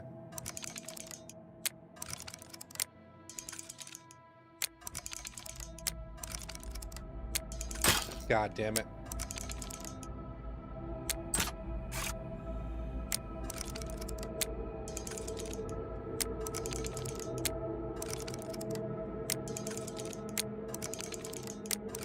Fuck.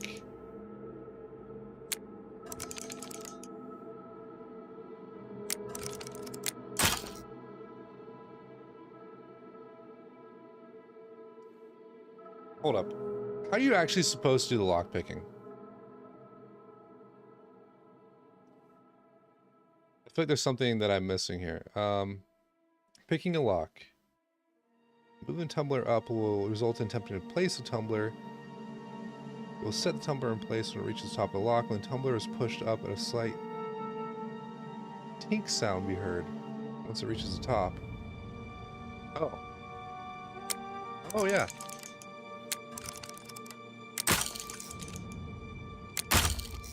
Oh, cool. I just boned? Here. Go back to this. I think I am boned without any lockpicks.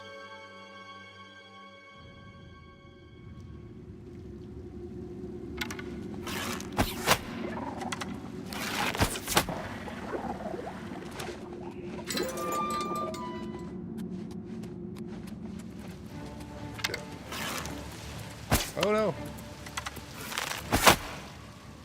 I don't know what I'm turning here. I'm just gonna turn it anyways.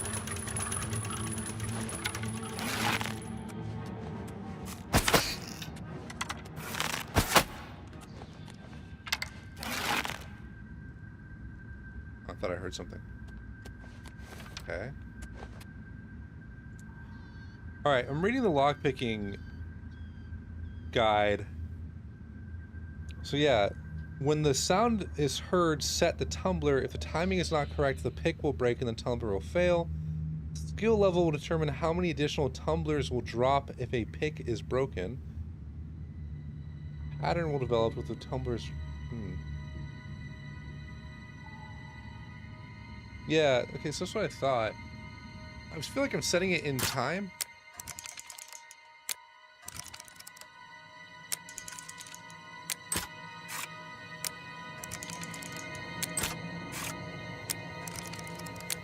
Oh, fuck. Dude, I'm not setting it fast. I'm setting it too fast. Oh, okay, there we go. Of course I'm proud to do my duty, but it's a waste of time. What do we guard? I'm not disagreeing with you, believe me. Those assassins got what they wanted. The Emperor is dead. They got no reason to come back. That's exactly what I'm saying. But will the captain listen? No. We must have a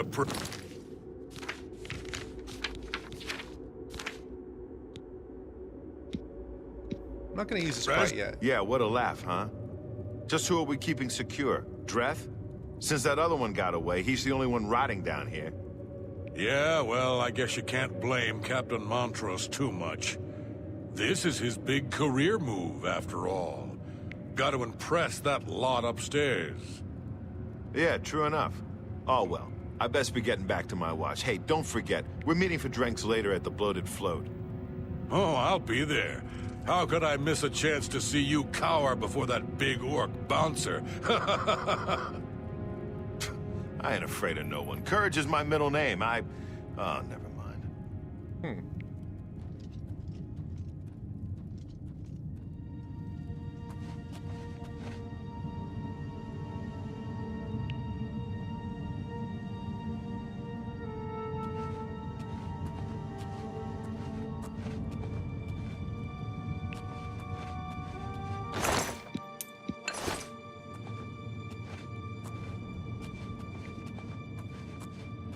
I feel like I'm about to bump into that guy here.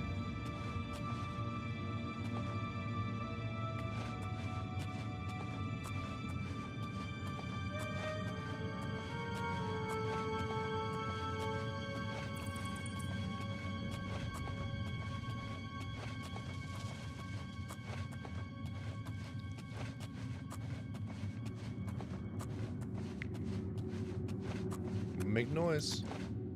Oh, fuck.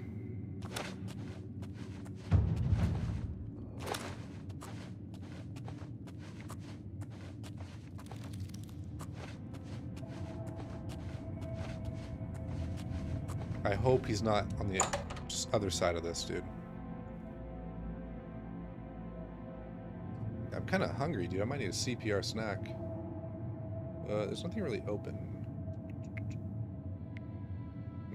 Oh, I got waffles. I'll make a waffle later.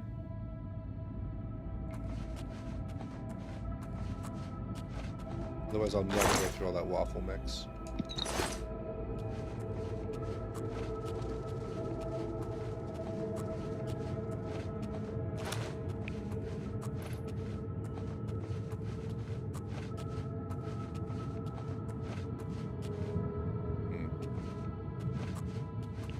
That must be... Who's this?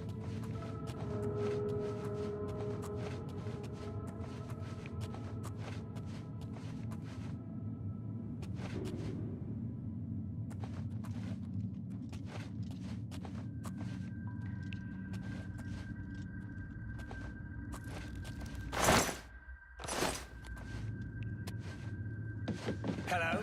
Who's that?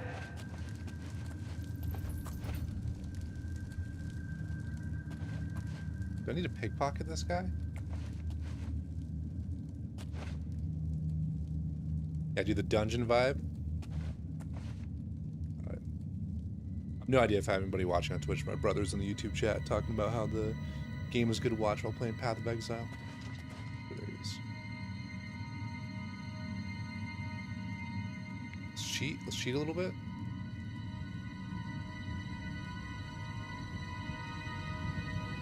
I can't drop right now, otherwise he'll see me. In fact, he might actually hear me if I drop right now.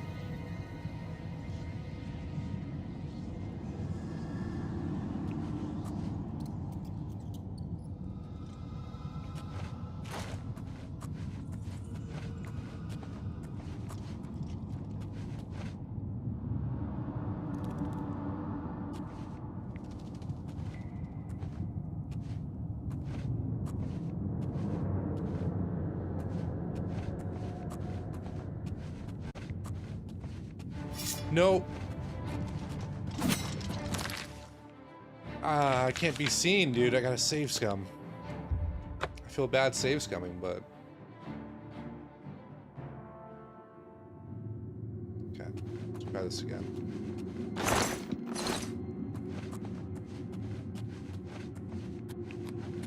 Oh. If it's a fight you want, wait, what? It's a fight you'll this get. This guy comes through here? Okay, hold on. I'm gonna just scout out real quick ahead before I reload, too. So he comes through there. Can I easily... Whoa! Don't do that. Oh, I can't. Okay. Do that. Nice, okay. Do a little parkour.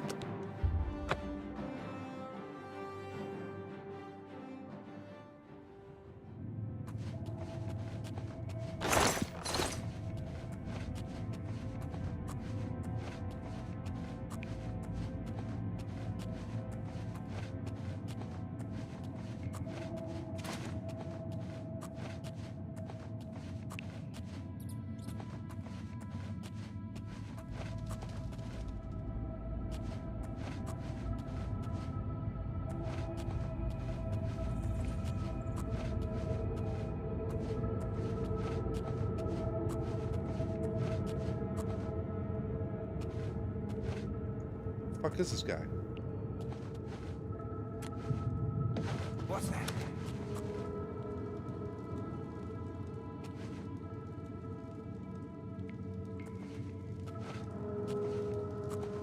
Who's there? What's that?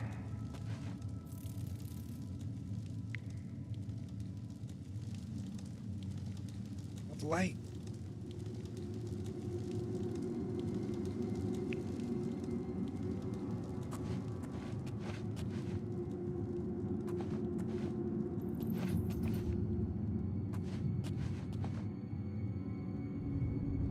Oh, he's actually leaving right now.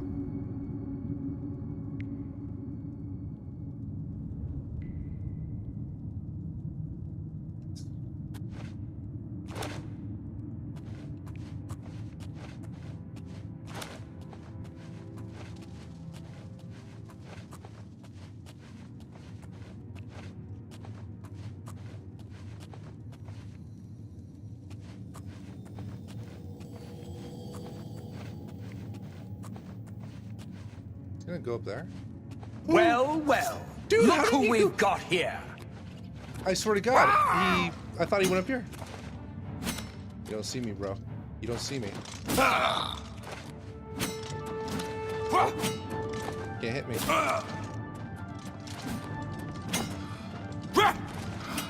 Can't hit me.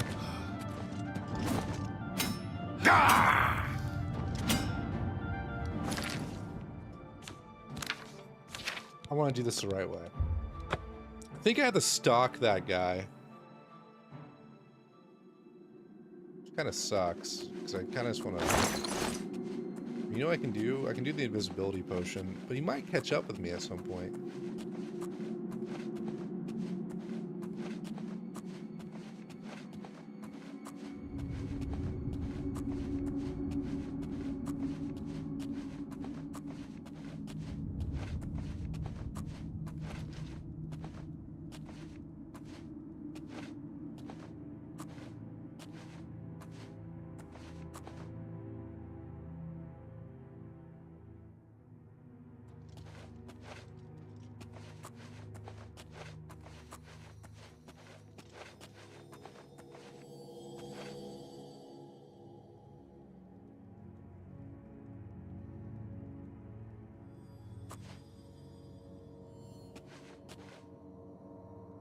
Why is it coming back out?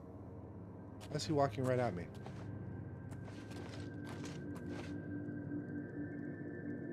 He didn't do this before.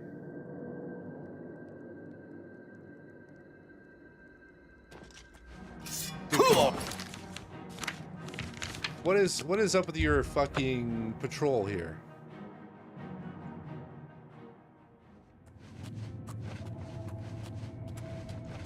I'm gonna say fuck it. I'm gonna use the potion. You guys ready?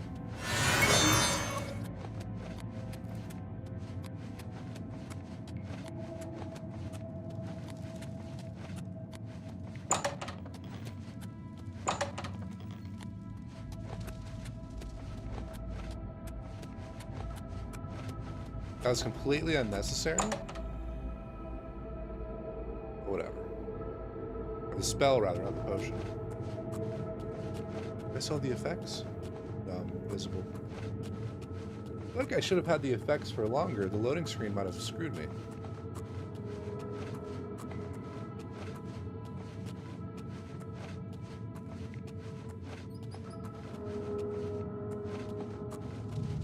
Alright, here we are.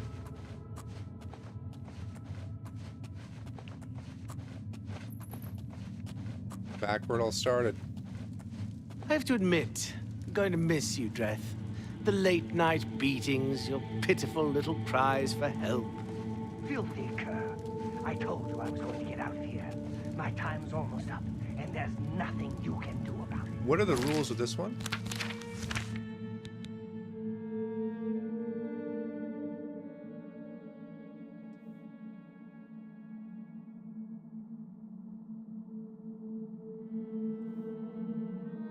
I said to kill him. Yeah, well, what's it been? 7, 8 years? We've had a good long run, you and me. I always knew it would end someday. 11 years in this rat-infested hole. But I'm getting out, and you'll still be stuck in here. Yeah! Oh, yeah?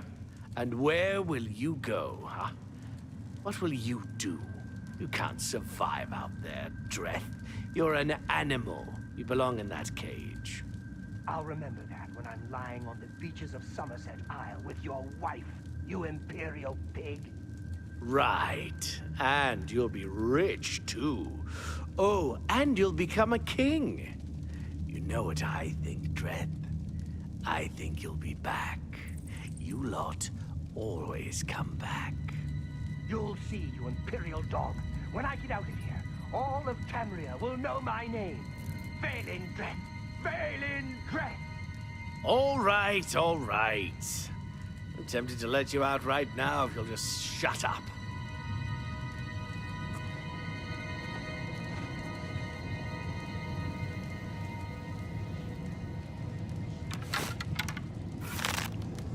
Before I do this, we save Scumming.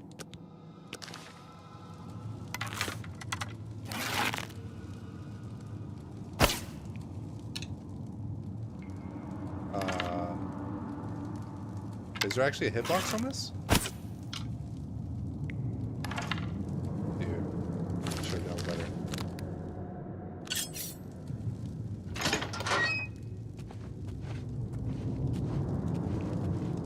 Wait, I know you. You're the one. The day the Emperor was killed. They went through your cell. You lucky bastard. But you came back?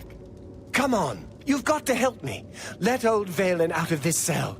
You've got your freedom, now give me mine. What do you say, huh? Come on, friend.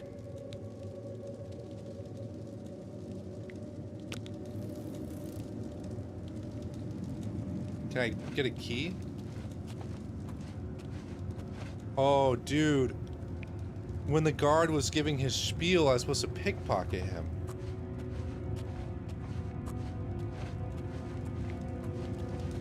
Alright, save's coming. See if I can. No autosave. Just fine. Try this one.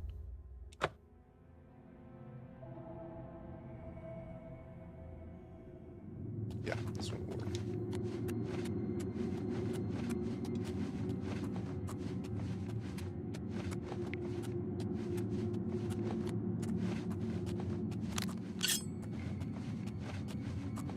Martin might hear me, actually. I have to admit, I'm going to miss you, Dreth. The late-night beatings, your pitiful little cries for help. Filthy cur. Stop right there, criminal scum. Nobody breaks the law on my watch. I'm confiscating your stolen goods. Now pay your fine or it's off to jail. I'm in jail. Wait, what happens if I go to jail? Hope you rot. Wait.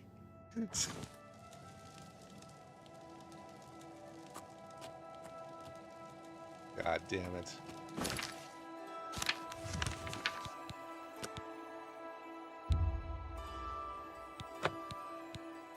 So I don't think that I have the appropriate sneak level to pickpocket him. I'm gonna break a couple picks though.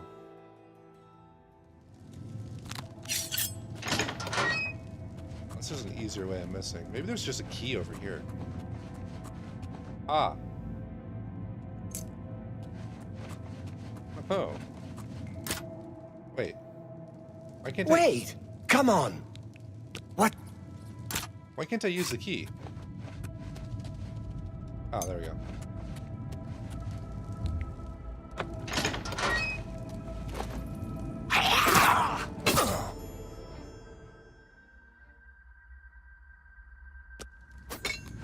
Dude, he just flew.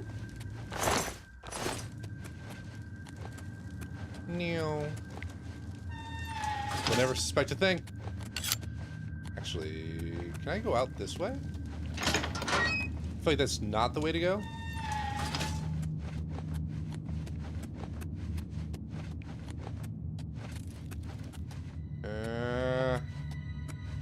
I'll try it.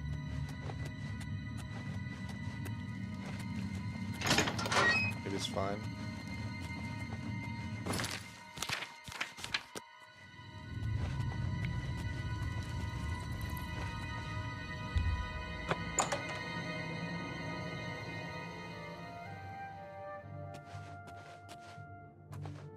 Hello. I definitely did not just come out of there. Just, there's a dead guy in there, though. You should go check him out. Oh, shit. Dude, I forgot. I think that you can actually work as a prison guard. Speak.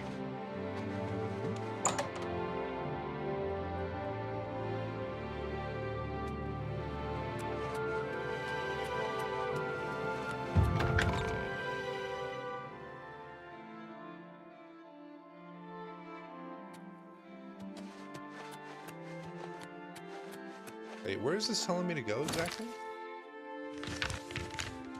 Up here. Can't I just travel? Yeah.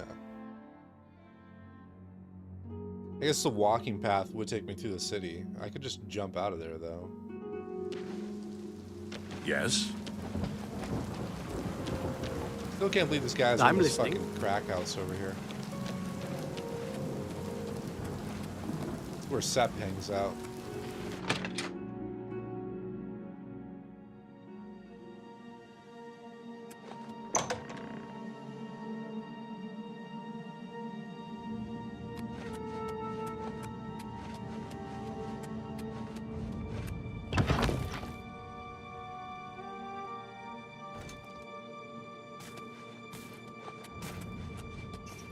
What up, bro? So, you infiltrated the Imperial prison, eliminated Valen Dreth, and killed not one guard. Most excellent.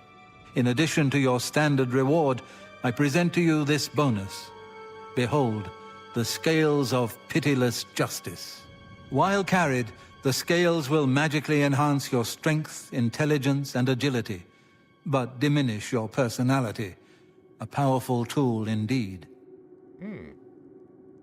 That's interesting. Wait. It would be under here, right?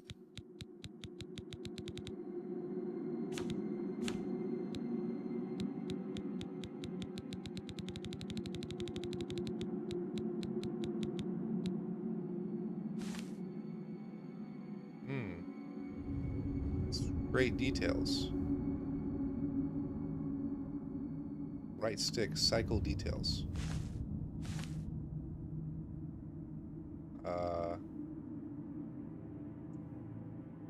Okay.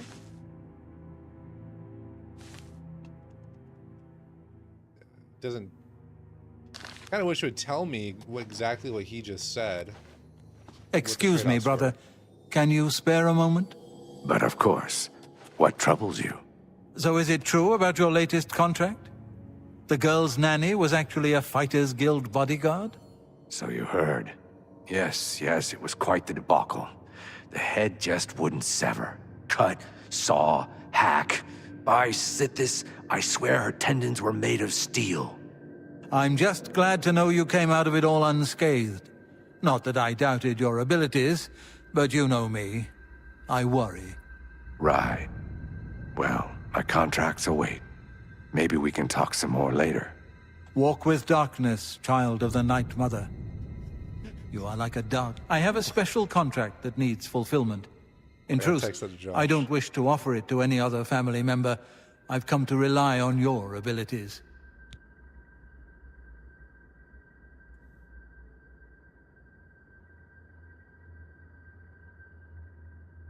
Walk with darkness, child. We're usually called upon to take a life, but not this time.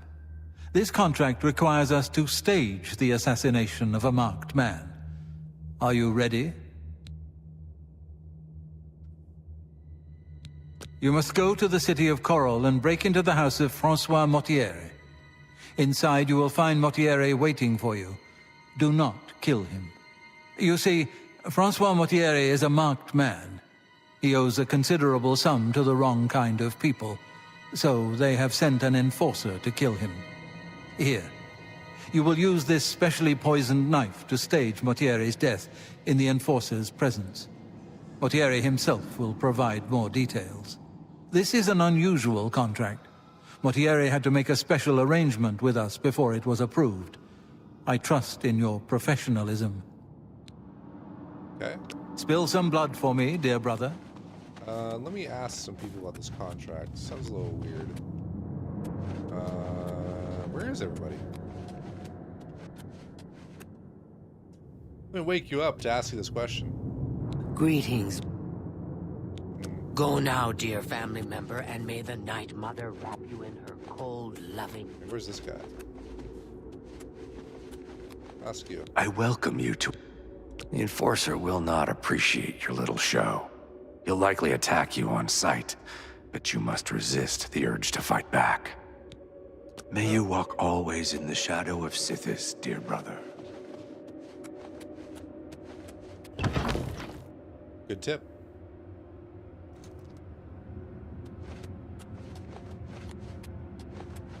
Dude, I can't wait till I can buy a house. Lex, I don't know if you remember, I had like 10 houses in this game. I was basically pieces of pizza of Oblivion. And I had them all decked out with like fucking display cabinets and shit. You made King from Tekken? How quaint. I don't know who King from Tekken is. Is that who I am? What is that blur? What the hell? Is that motion blur enabled?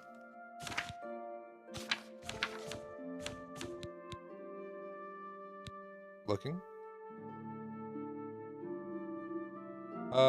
That image, they have like a hot linking things, so it just looks, if you actually click that link, it doesn't work.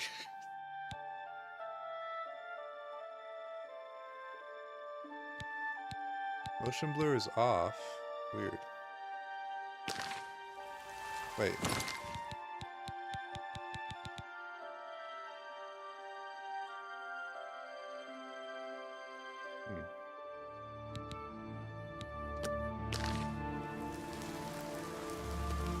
Oh yeah, dude. I was on medium.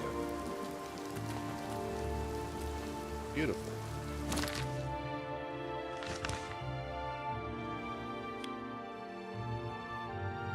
I don't know if I've been here yet. Yes, I have.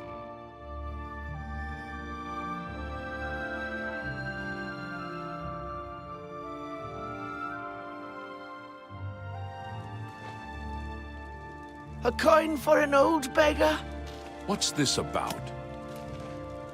I'm only asking for a single coin. What's up with your eyes, bro? You high on the skooma?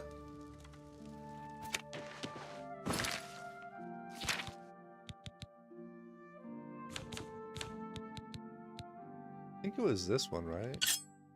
Yeah.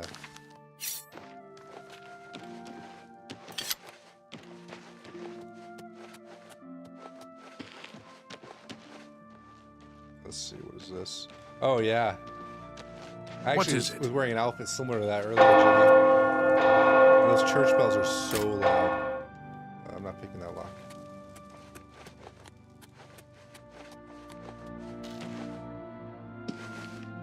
How am I supposed to get into this? Okay.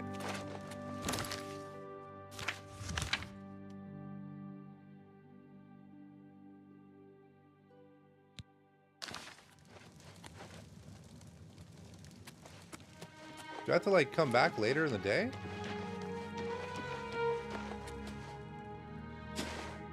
Is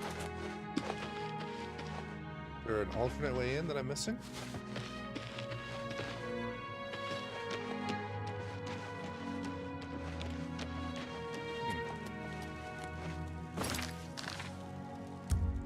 It's 11:20. Sleep for a couple hours, I guess, and see what's up.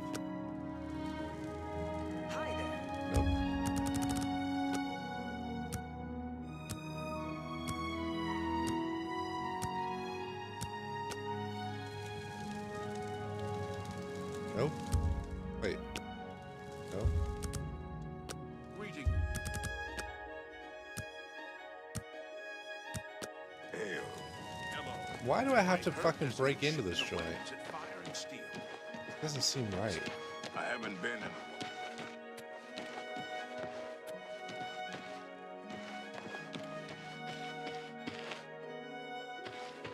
word about the other provinces.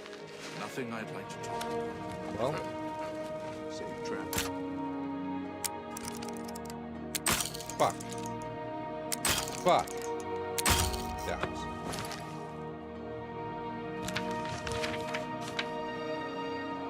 Your save's coming, because I need more lockpicks.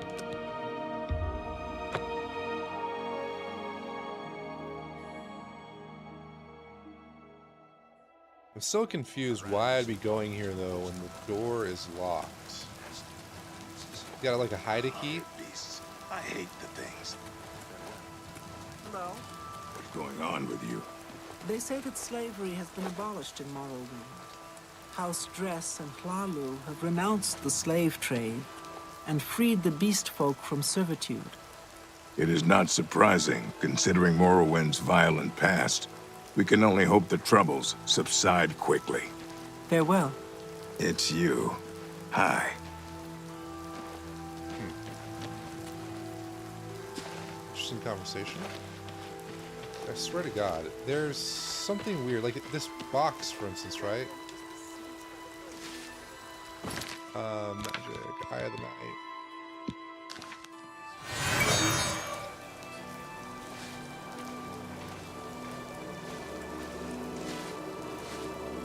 I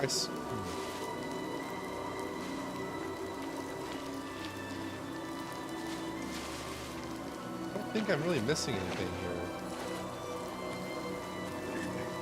Yes. Thanks, Dendar, for the chapel here at Coral. A lovely place, and the healers are excellent.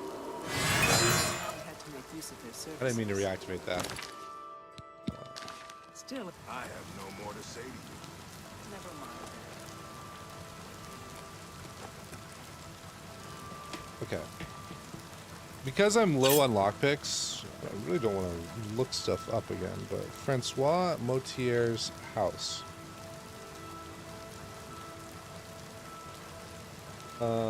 Locked. Wait.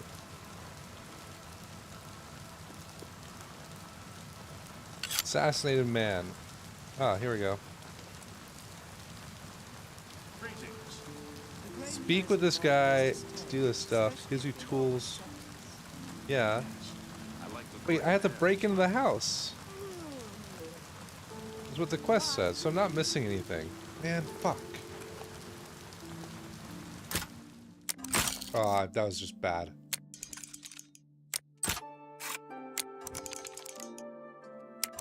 Fast. No way, I was like a millisecond too...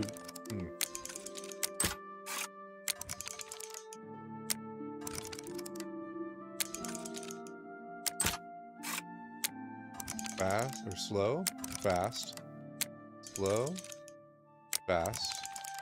I don't think I had the pattern right on that one. Okay, I need to get a fuck ton of lockpicks.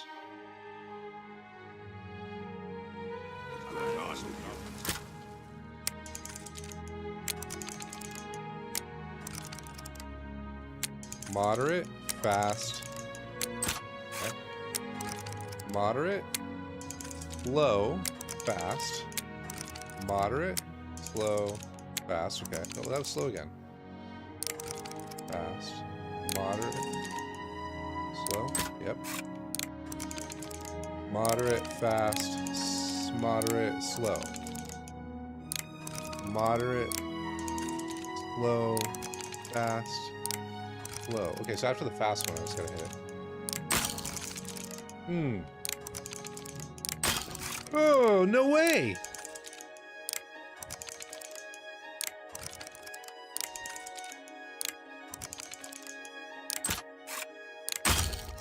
I'm doing it based off of sound. When I'm doing it really fast. Apparently when it, like, when you hear the audible click is when you're supposed to set it. But I still don't really understand. That was just bad. Okay.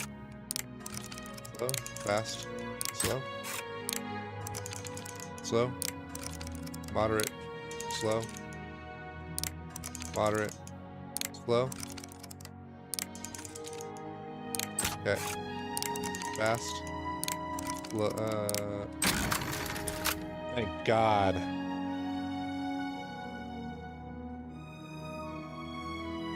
Oh, well, hello. You must be the one Lucien Lachance told me about. I've been expecting you. We haven't got much time, I'm afraid. I borrowed quite a bit of gold from some underworld types. I missed a payment. Now they don't even want the money. They say I insulted them. They've sent an enforcer to kill me. His name is Hides' Heart, and he's on his way here now. That's why I hired you, so you can fake my death.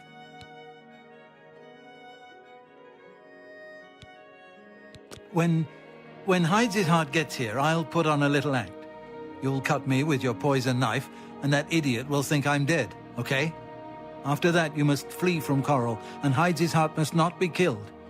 That way he can go back and tell his employers I'm dead. If you wait a day, my body will be put on display in the Coral Chapel Undercroft. You can come to me then and administer the antidote. Got all that? Good. Hides' Heart will be here any moment. Get ready. Oh, I do hope this works.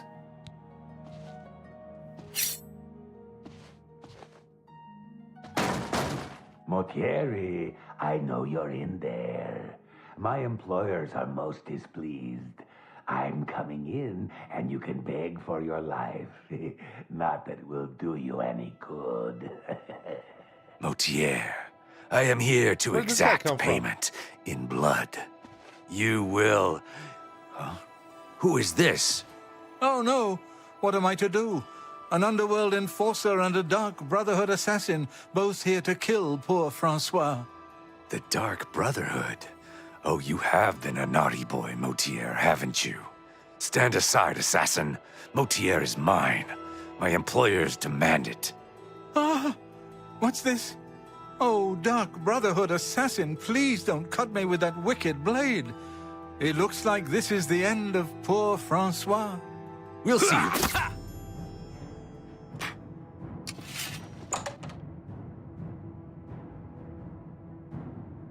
Time to get the hell out of Dodge. Run. By the water recently, I steered clear of them. Ugly things.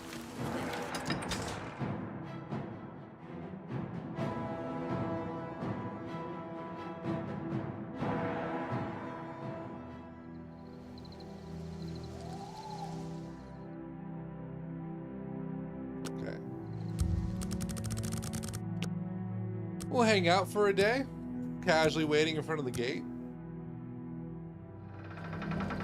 Fuck, dude. Die, damn you!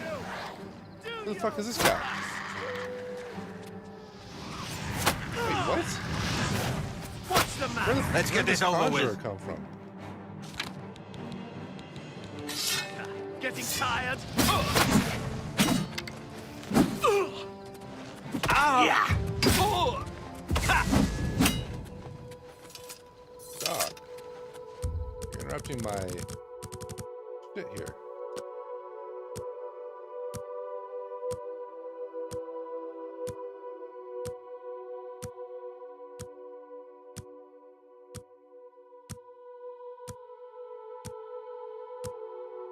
Should be about 9 p.m. I think. Go a couple more hours just in case. Yeah.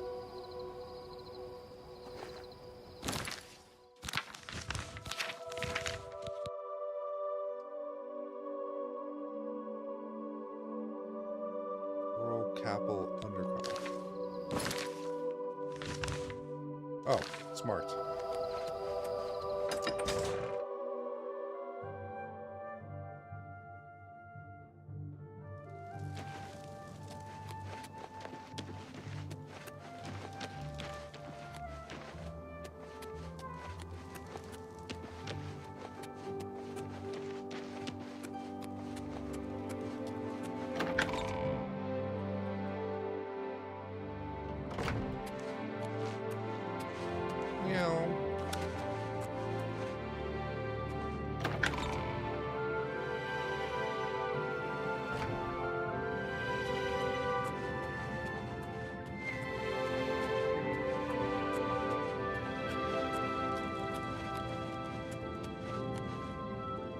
Bro, you're clearly just sleeping. I can see you moving.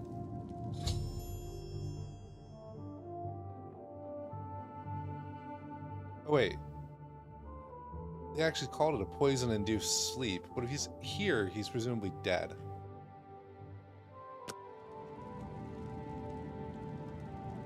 Wait, who did it say I had to speak to? I should now speak with him and make sure he's well enough to travel to Greymare. This guy getting up? Oh, I'm a bit stiff, but quite fine otherwise. Ah, yes, the Undercroft. My family members are buried here, you know. Which leads me to something I may have failed to mention before. My ancestors will see my revival as a desecration of their tomb. This Undercroft is, well, quite cursed. Bro. Any desecration will cause my ancestors to rise from their graves and defend their resting place. Come on, man. I can hear them This coming is a as we critical speak. detail. You must protect me. Escort me to the Grey Mare where I can buy passage out of Coral. Ah, here they come. Oh, my, Aunt Margaret.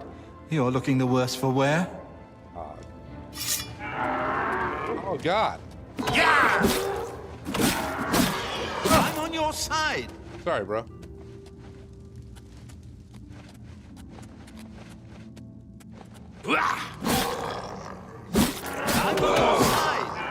Stop getting in the way of my flame. I'm gonna say it, bro. Stop it. Oh, they got gold? Hold up. Family's rich. She's broke.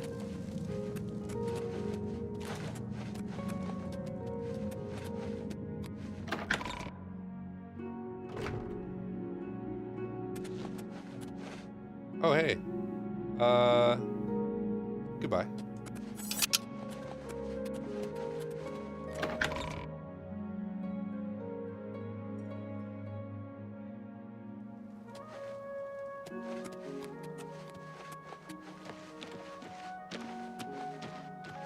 Yeah, you're looking a little stiff there, bro. This guy runs like Steven Seagal.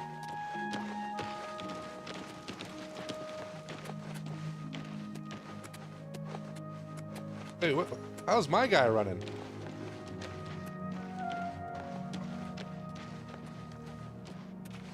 Just lean back. What's up, beastie? Ah, the Grey Mare. Coral's finest repository of wine, women, and Hello. song. You haven't seen my sons, have you? They went off into the forest to fight those monsters, and I'm worried about them. Wait, do I actually have to talk to this guy? Who do I talk to? Ah, the Grey Mare.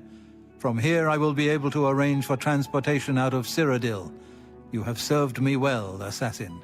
Francois is forever in your debt. Farewell. Oh shit, what up, Kira? Thanks for the raid, bro. What were you doing, Kira?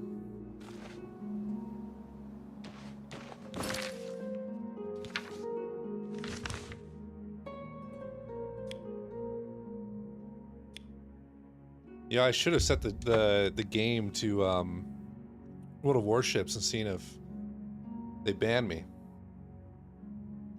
Wargaming, that is, not Twitch. Actually, is that against Twitch, Toss? I'm only asking. Streaming the wrong category? Oh, ranked.com, nice. Yeah, I've been to that website a couple times. PFK is a regular there. He's actually live streaming on ranked.com right now. He's got his feet out.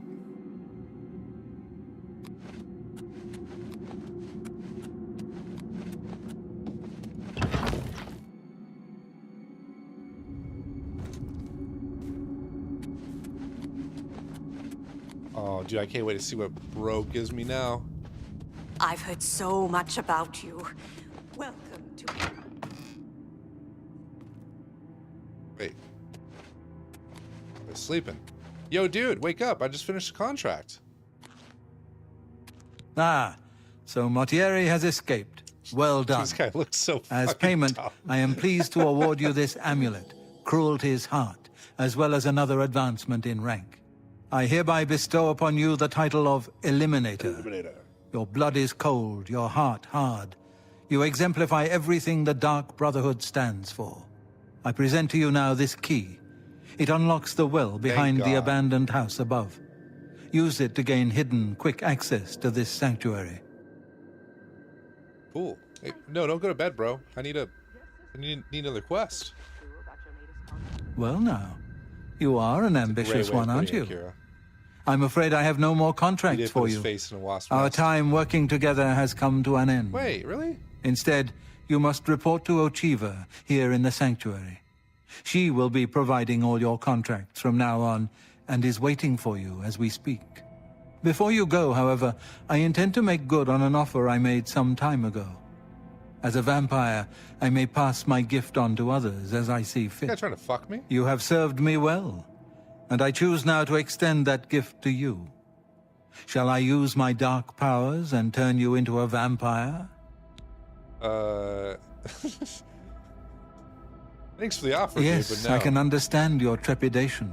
For it is not every day one is invited to join the ranks of the undead, eh? If you ever change your mind, fear not. My offer will always be open. Simply return and speak to me about the dark gift, and we can proceed. Yeah, bro, if you ever want me to suck you. Spill some blood for me, dear brother. Okay. Yeah, if you want me to suck you, just come back here. I'll be Tried to more than defend happy to do it. themselves, poor dears. All right. I'm just What up, glad to know Ochiva? you came out of it all unscathed. Ah, greetings. I have been waiting for you. As Vicente surely told you, your time working with him has come to an end. From now on, you will receive all assignments directly from me. In fact, your next contract is available now. Shouldn't be cutting out. In the Imperial City, there lives Got a it. high Stream elf who manager must open, be it looks removed fine. from existence. Finding this person may prove challenging. I don't think I'm Are dropping. you Yeah, I'm not interested? dropping any frames. I knew you wouldn't be able to resist. Your target is a high elf named Phalian. He lives somewhere in the Imperial City and fancies long walks. Unfortunately, that's all we know. We don't know which district he calls home, which establishments he frequents, or anything about his schedule. Great, you know nothing. This contract will require a bit of detective work. I suggest you speak to your fellow brothers and sisters and see if they can offer any advice. Ah, yes, there is one more thing. The Imperial City is also home to an Imperial Legion captain named Adamus Philida. Do you know who that is? Name's familiar. Heed my words. I've said not a single word Philida has to dedicated his life to eradicating the Dark Brotherhood. He will not tolerate our operations within the Imperial City. When that happens, he tends to make our lives uncomfortable. Let's not give the good captain any reason to go poking around in our affairs, hmm? If possible, do away with Phalion someplace out of the way. Definitely indoors with no other people around. Okay. A secure location with no witnesses. This will make it look like a simple murder. Philida will be none the wiser, and you'll receive a nice bonus. Now go, and may Sithis go with you. Okay. Not that I doubted you. Right. Well, Yo, my what up, contract's Skeleton? What do you know? Maybe we can talk some... Welcome, brother. So good to Man. finally meet you. I hope you're getting along all right. You got some Botox. Know what I'd do? Talk to Phalion. Learn who he is. Maybe then you can lead him to a secluded place. Good idea, actually. Then, when you're alone, you know. Good luck, brother. Thanks. Hello, brother. What do you gotta say? I'd never suggest you forfeit a bonus, of course, but killing Phalion indoors is so unappealing. Too bad you couldn't snipe him from a balcony. That's a great But first, idea. I guess you have to find him, right? The elven races of the Imperial City are a community unto themselves. Ask them about Phalion. Okay. May I your hope you don't get arrows killed. always strike I mean, true. What else we got around here? you know. That dude's gone. All right, I'll just vibe. I don't want to talk to that other Khajiit. That guy's an asshole. Wait. How do I use the fast thing? Where does that bring me? I just got the key to that well. Thing in the backyard. This thing. Where does that take me? Sorry. How do I get there from the inside?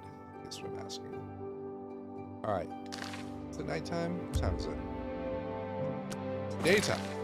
We're going for a little walk. I'm not going to fast travel. Watch the sunrise.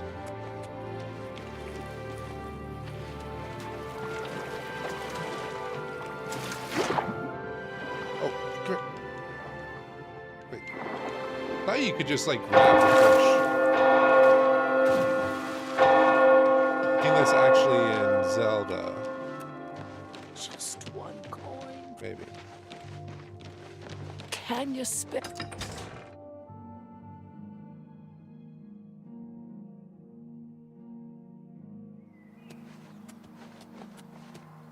Oh, this person looks like they're up to no good. Who are you? Okay, she's cool.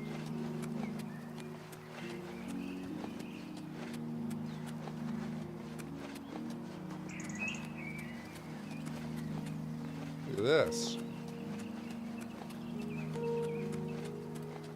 Yeah. Who's there? Oh, it's me. Oh shit, dude! I didn't realize this is actually a fucking bandit. Die, cur! Yeah. Wait, did you call me Cur? What the hell does that mean? You know, the health bar didn't actually hit 0. It showed like a little sliver left, but I knocked her out. I gotta move to that one. So I don't accidentally use my good magic. Yeah.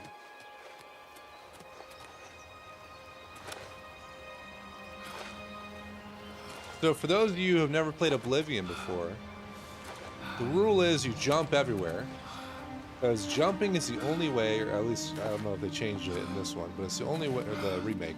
They changed the leveling system. But it used to be that jumping is the only way to raise your acrobatics. And once you reach... Where is my character?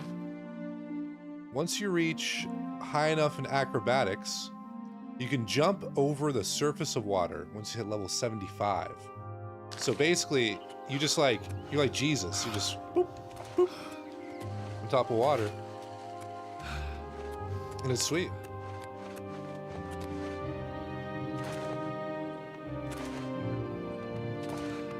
What is it, citizen? I've got time for you, bro.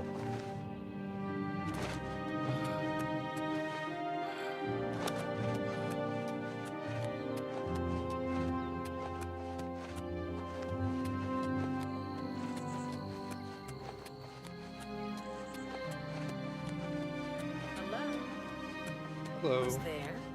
Fuck, another fucking bandit? What?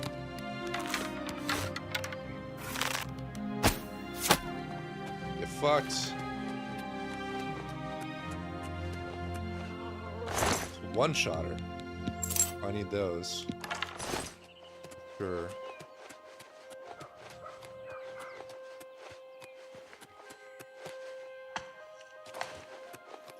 What was that?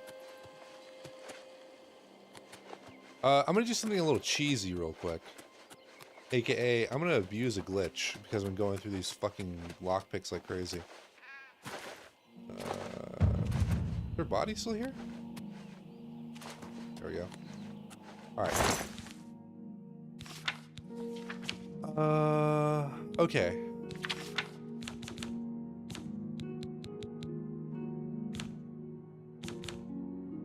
Lockpick. There you go. Oh, I need one more, I think. Let's see here. Maybe I don't. I think I do. There's a dupe bug where you need a stack of items. I think you need at least 5 or 6. Yeah. But basically, it's like the game gets confused on which one you're depositing into which container. And if you like do a certain button combo, sorry, I think I collected it. If you do a certain button combo, it'll think that you are depositing 41 lockpicks or whatever, if you have 41 in your inventory, into the chest. But you're actually like depositing from the chest into your container, or you're like your own body, your own inventory. It's kind of interesting. But what are you doing here, bro? Ugly as fuck, too. Nerd. Let's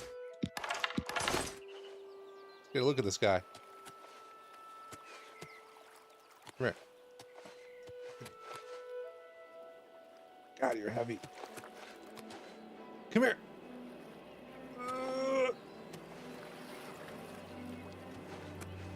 Grab him by the legs, maybe? Oh, here we go. Here we go. Come here.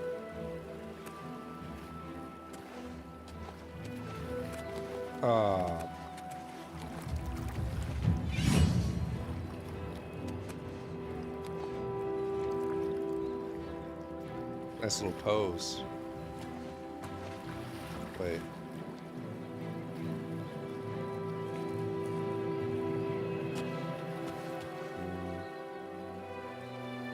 I grab the hand? Wait. Oh, it actually attaches it. Oh, that's why. True. He is Goblin D's. Oh, I was pressing the buttons wrong. Yeah. Man, I really wish I could jump across the water right now.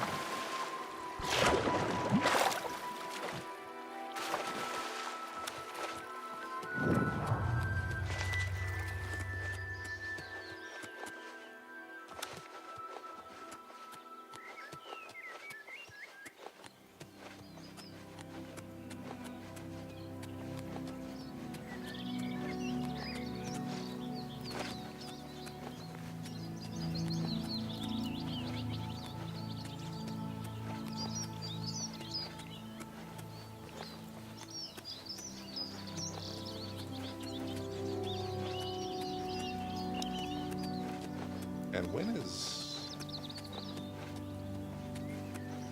door gonna appear?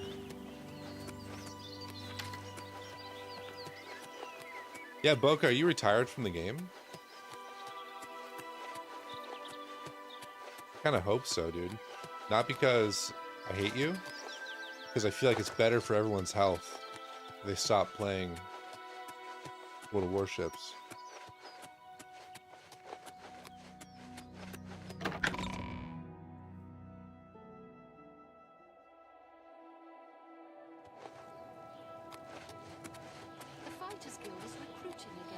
Can you spare a coin? I've heard others say the same. Have you seen The Othralos moving around? Powerful wizards. It's like he sometimes It could just be a disappears. dangerous situation. He's a sneaky one. Hey, what up, brother? I understand you'll teach Hello there. others to be sneaky. Rajirad greets you. His brothers are Hasiri and Urjabi. The Black Horse, Yeah, look for both a guy. hail from the Arcane University, is looking. Yeah, I don't care Take about care. Have you heard any word about the that. Where are the elves? Nothing I'd like to talk about. Hold up. My quest log. Let's go to the Imperial City, find a high elf named Phalion, and kill him. Are there any witnesses? Yeah, I know that. I should start my search by asking any elves in the Imperial City if they've ever heard of him. So I've What does heard. an elf even fucking Farewell. look like? You aren't an elf. You look like you just came out of an office building. Discount spells. There are some things you shouldn't skimp on. Spells are one of them. Have you heard? That big galleon Where am I right now? So I am in, Elven Gardens District. Perfect. You have my... Right there.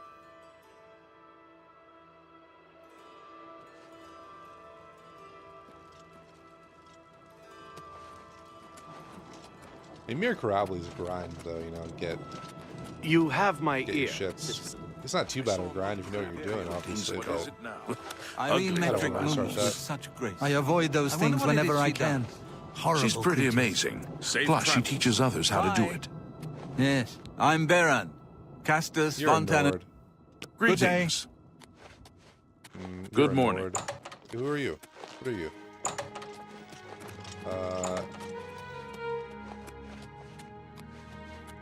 I'm not trying to be racist here, guys, but I need to talk to elves.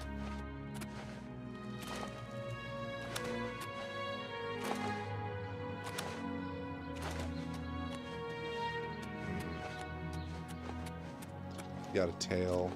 What is it, citizen? You go to like one of these shops or something? What is this? Boarding house, okay.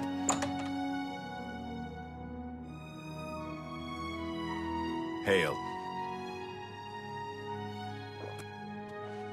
I think you're onto something with those books. You should finish tracking them all down. You should keep working on getting a hold of those other myths. Okay. Sounds like those books may be an important lead. Get back to me. That's for a different quest. Alright, so hold on. I just gotta double check something. It's telling me to go to the market district, actually, not the Elven Gardens. It's kind of interesting. Okay. So I just talk to people out in the open here, I guess. Oh, wait. I actually marked somebody. Have you heard? That big galleon down at the waterfront? Savar. No, I Take think I care. talked to you earlier.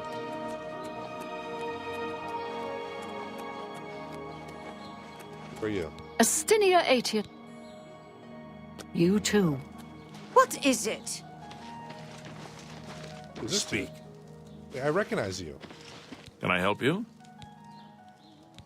When the city is quiet, everybody is happy. This guy's like Move leader along. of the guard or some shit. The coins? Coins? Coins? Hello. No coins. ingredients from the main ingredient? Can't say I've spent much time. If I go into one of these shops, So long. Farewell.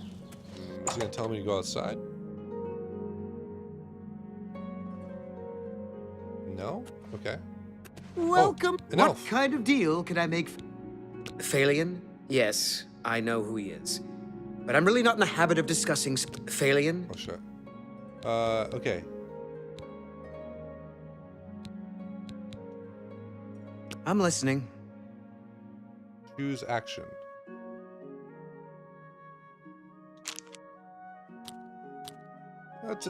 I'll admire you. No, you do me too much honor. You should be ashamed. Okay. I'm worse off than I was before. The timer is going down. I doubt it. Bro. That's enough. This better be good. Oh, that's just the thing. Thalian? Yes. I'll just... Go ahead. What a thoughtful gift.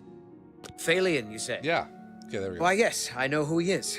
Rather distasteful fellow, actually. I believe he lives at the Tiber Septim Hotel. That's in the Talos Plaza district here in the Imperial City. I'd ask around there if I were you. Thank Goodbye. you. Please, come again.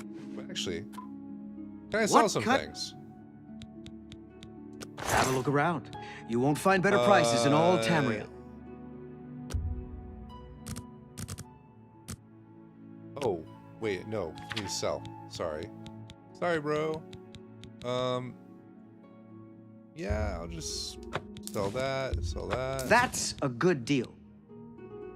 You are actually bending me over and fucking me in the ass right now, but that's okay.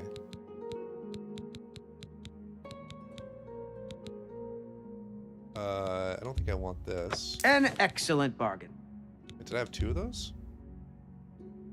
A fine transaction.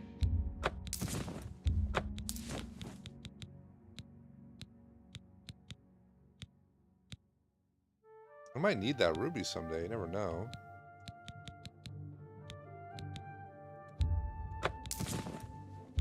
You drive a hard bargain.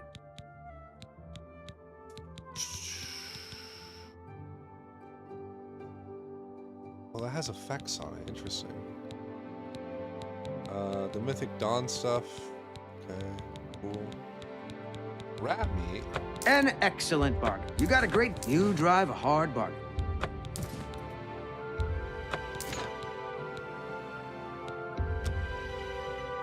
An excellent bargain.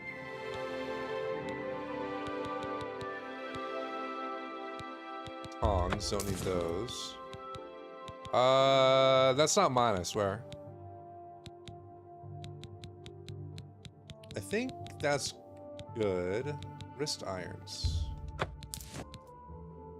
Fucking prisoner. Okay, I need to buy some lockpicks because I keep breaking mine. Do you have any lockpicks? No. Why would you have those? You weren't a criminal. Tell your friends about me. Goodbye. Please, While I was in there, I realized, too, I had this amulet. Looks so good on me, man. Look at that. Come again.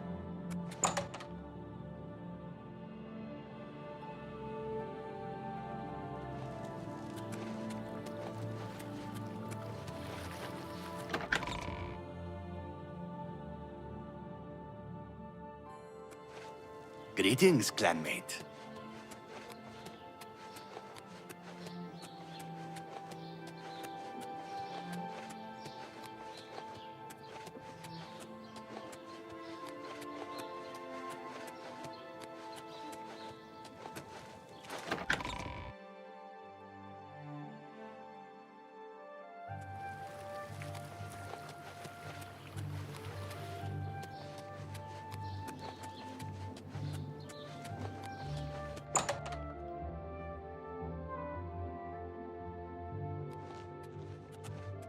What up?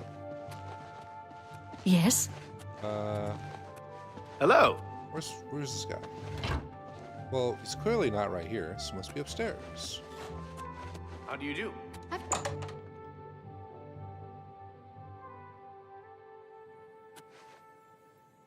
Hello? Anyone home? I guess he was downstairs. It's you. Hi. Have you heard? That big galleon down at the waterfront? Someone killed the captain. Right I there on the suppose ship. I have a moment. I hear you. Is there a I downstairs understand the section? Fighters Guild is hiring new members. Not bad work for some No? folks. Yes. Here? No, he's actually out here. Where the fuck is this guy? Go ahead. Is it true must that be a Mandel downstairs, can I must open say. almost any lock? I've heard Is he's this good guy? with the lockpick. It's you. So long. My name is Anchor. No. Some words should be shared only. Take Good care. Oh, wait. What? We'll What's up, see. bro? Was that supposed to be a compliment? That's really funny. I agree. Why can't I get out of this?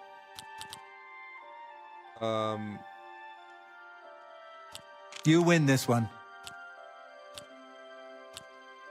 You're pathetic.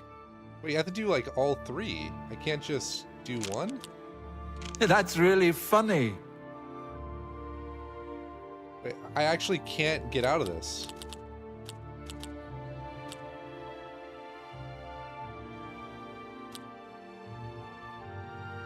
I won't fight you.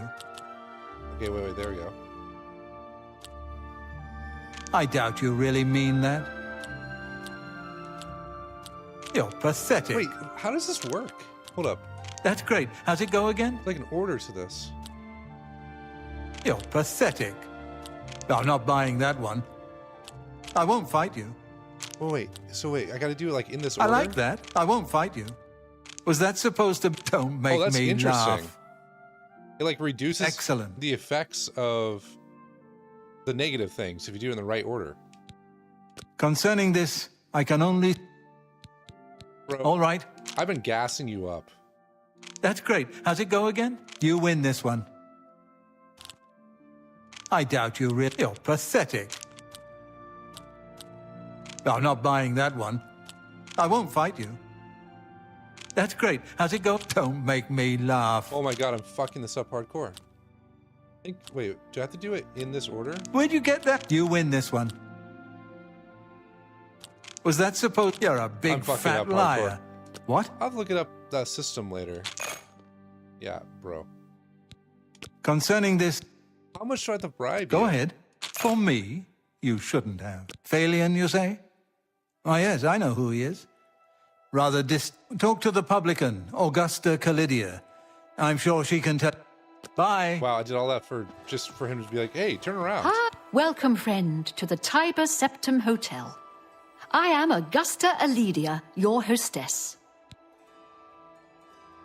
Yes, I know who Phalion is. Know quite a bit about him, actually. But I probably shouldn't gossip. I mean, we hardly know each other.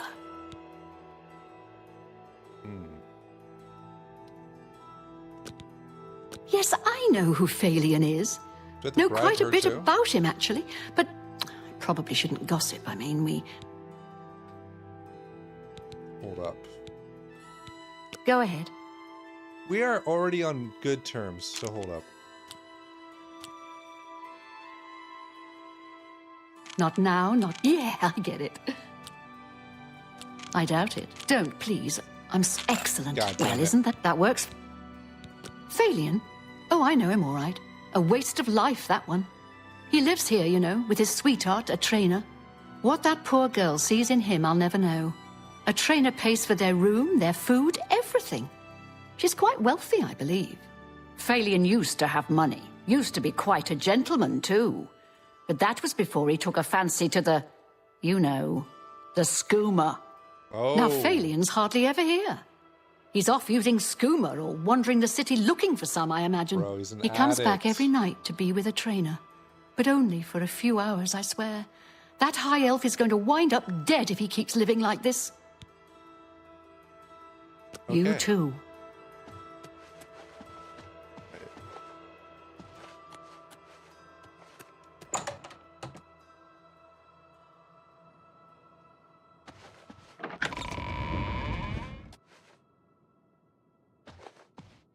Hello, woman. Yes, good sir? Phalion? He's my sweet, my true love. But I don't know why I'm telling this to you. I mean, we hardly know it. Dude, I gotta grease everybody? Are you fucking Say serious? what you're going to say. We understand. What a thoughtful gift. Please, I don't mean to get emotional, but I feel I can trust you. I've lost like 100 I just don't know what to do about Phalion. All he thinks about, all he cares about is Skooma. He was a fine young man once, but he's lost everything. His looks, his money, his self-respect. I followed him a few times to see where he goes. He walks around the city looking for Skooma. And then he goes to Lorkmir's house for several hours. It's in the Elfin Gardens district. I think the house is deserted. That's why he goes there, so he can escape from life and do his skooma. Thank you for listening. You're a good friend. I am a good friend. I just hope my sweet Phalion can clean himself up, or that awful skooma will be the death of him. So sad. Be seeing you.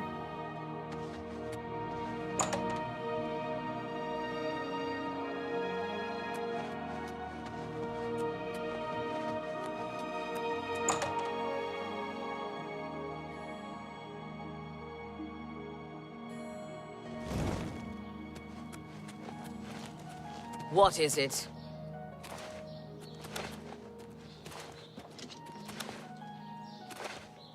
You have my...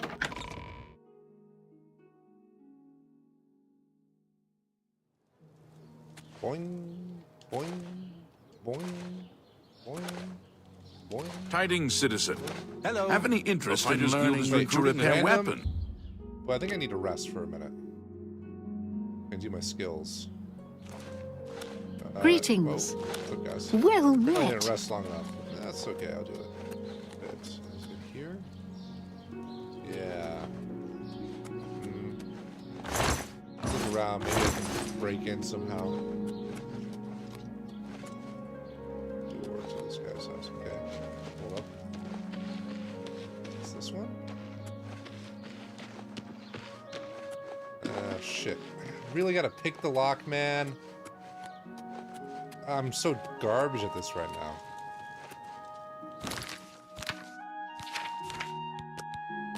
Okay. Moderate, slow, fast, moderate.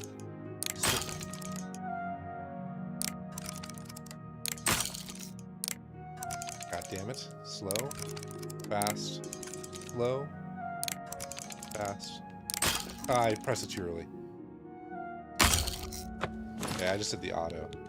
I'm out of lockpicks. I need to figure out where do I need to buy lockpicks. I think that's somebody in the Thieves Guild sells them, but I'm not in the Thieves Guild yet. Alright. Moderate. Fast. It's gotta be slow, right? There we go. Fast. Moderate. Ah, I fucked it. Slow.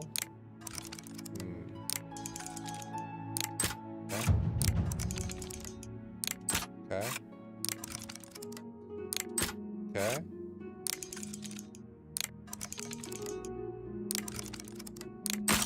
No, dude. You know what? This next.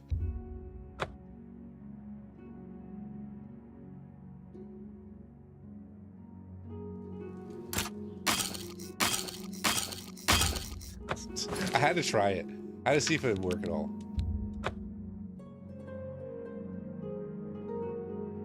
I think my lockpicking skill is pretty low, but also it's a skill issue.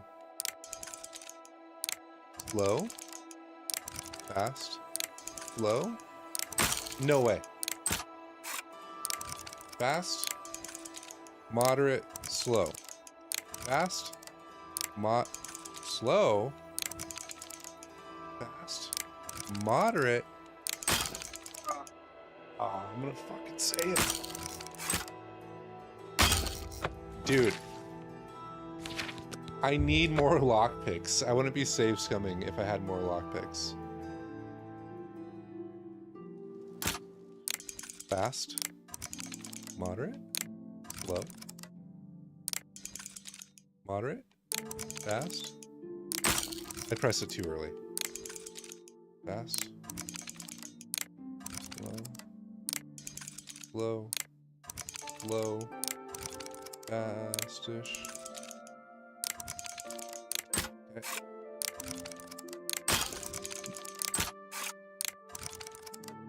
At this point, I'm just...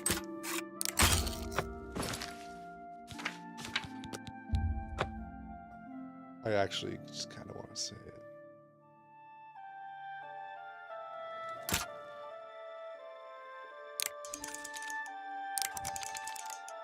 Okay.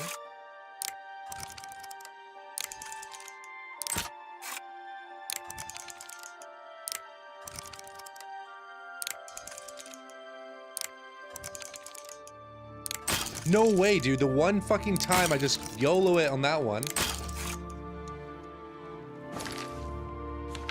I thought it was forever gonna be slow. So I don't think that a fast ever happens. One after another. So...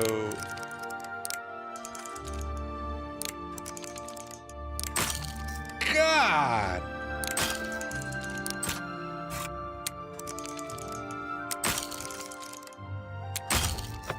What am I doing wrong here? I read the lockpicking guide, right? And when the tumbler is set, you hear an audible click, and you, well, when it's in place, you hear an audible click like that, like that, and you press the fucking thing as soon as it's set.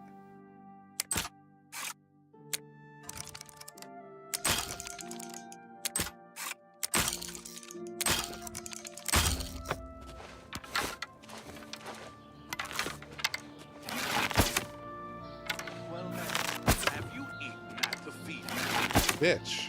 It's not my favorite place, but if I'm really... Can I get in through the neighbor's house? Let's try that.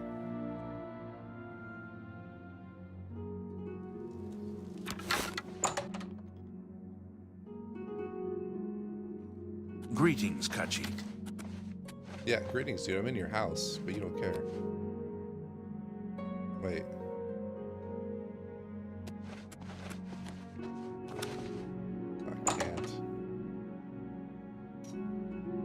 Hold up. I'm gonna look up an actual, like, guide for this. Make sure I'm doing this right.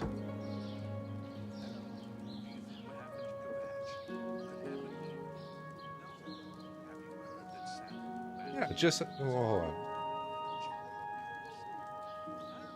Lockpicks, use... How to use a lockpick. To pick a lock, you must set the tumbler just as it taps the top of the lock.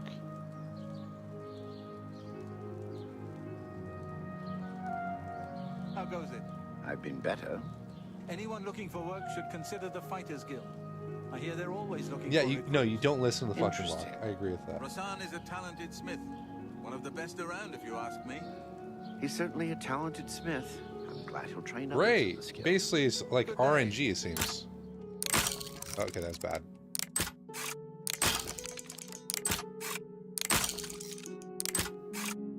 I'm setting it as soon as it hits the fucking top.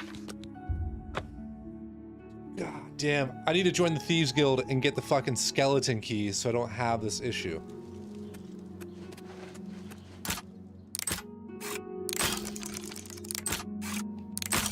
Look at this. Wait a second. Wait a second, that just clicked something with me. Some innate childhood memory. The order of this. Hold up. It was kind of fast.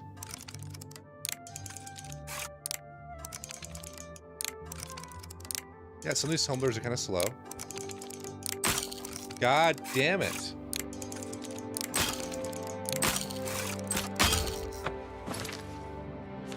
I'm gonna sit here for like 10 years trying to pick this fucking lock just because it won't set correctly. Thanks, Kira. Sleep tight.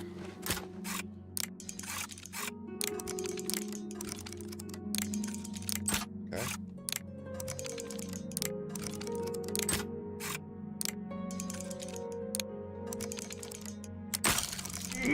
Come on, man. God damn it, dude. Please. I was one away.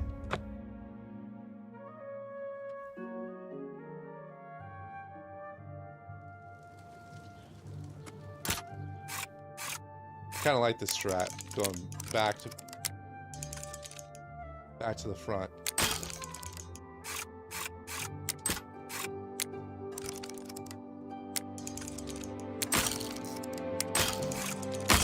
Okay, here's what I'm gonna do.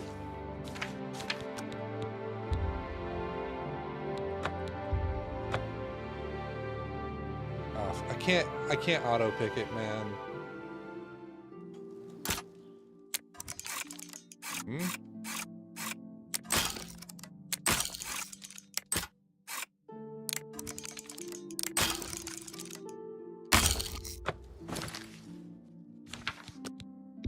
Is there a different way into this fucker's house, dude?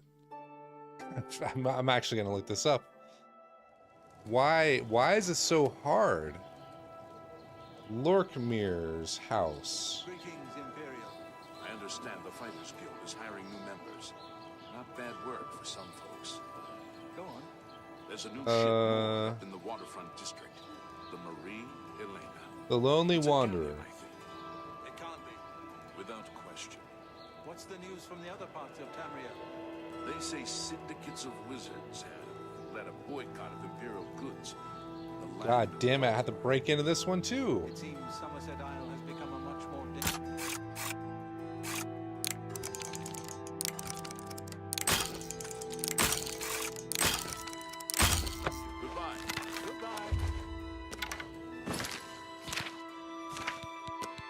I do not understand the lock picking anymore.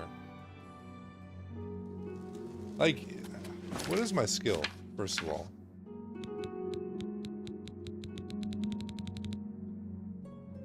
I thought there was a skill for it. Security, there we go.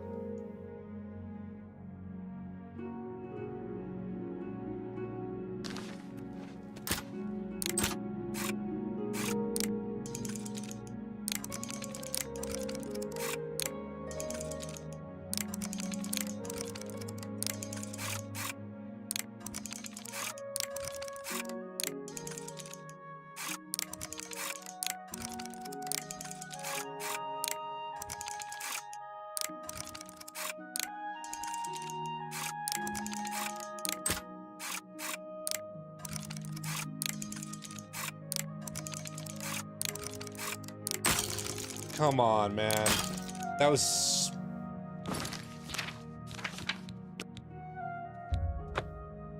so good. All right.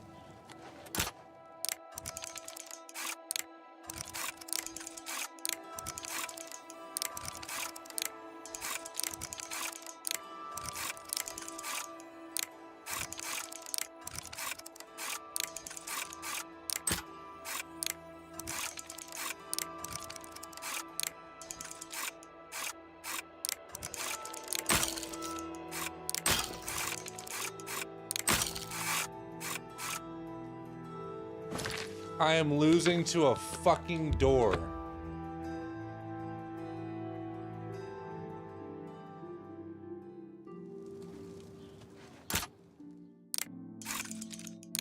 Slow. Okay. That's kind of slow. Fast. Okay. Oh my god. God damn it, dude, come on, please.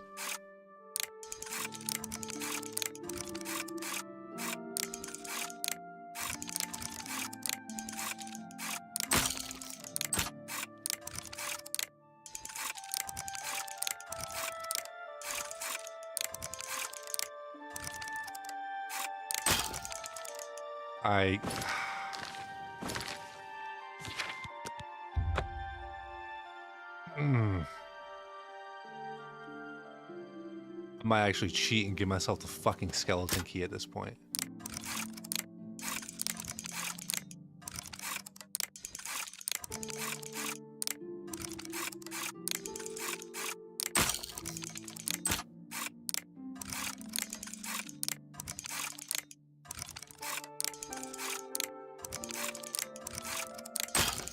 Why?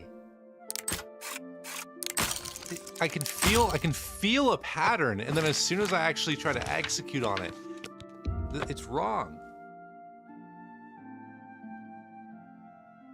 Fuck, man.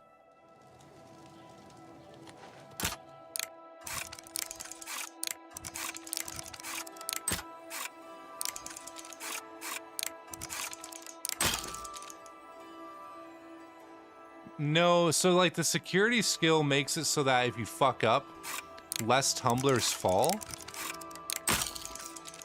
But I don't know if there's like a direct like I think it's like a luck skill probably. So this might just be me being bad. Hold up. Hi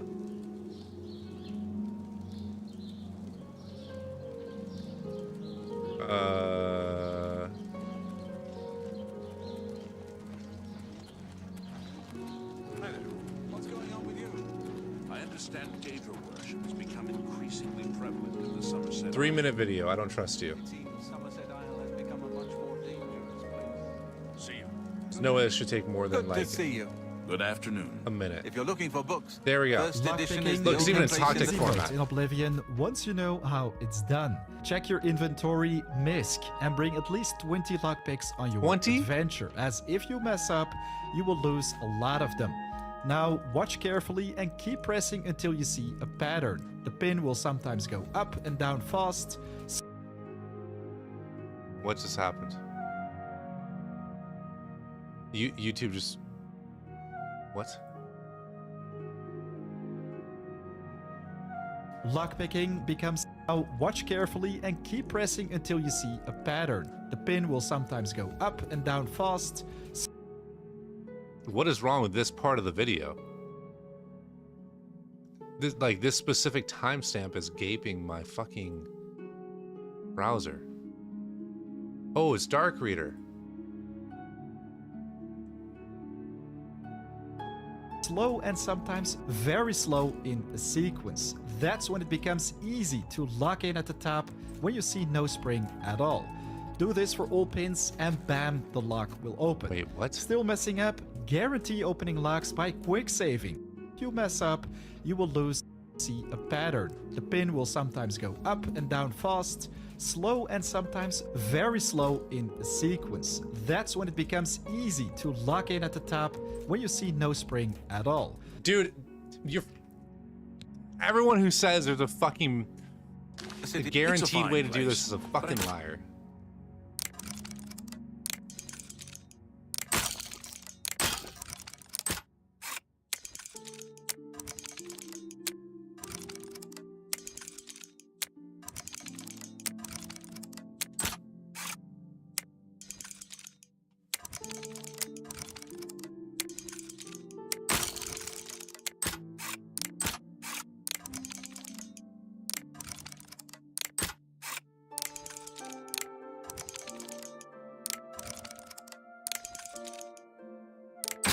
Oh my god, I finally beat the game. I just beat Oblivion.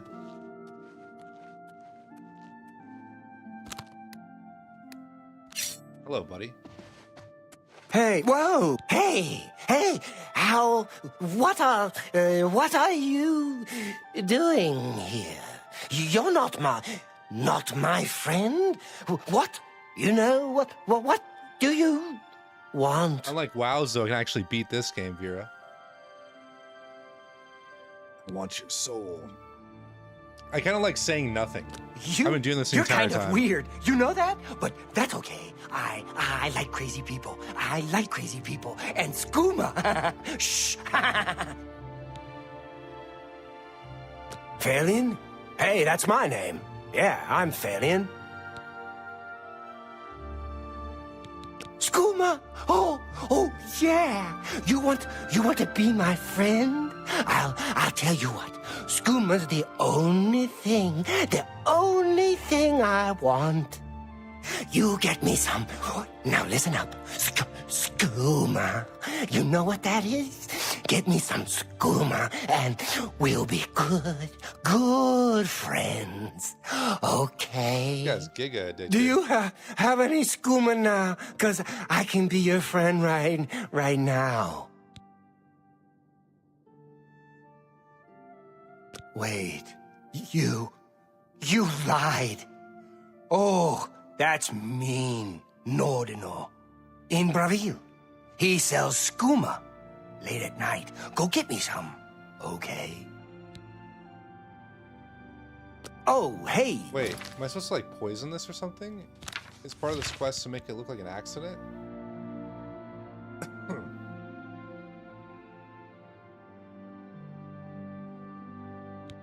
Yeah, I'll talk to you. Later? Yeah.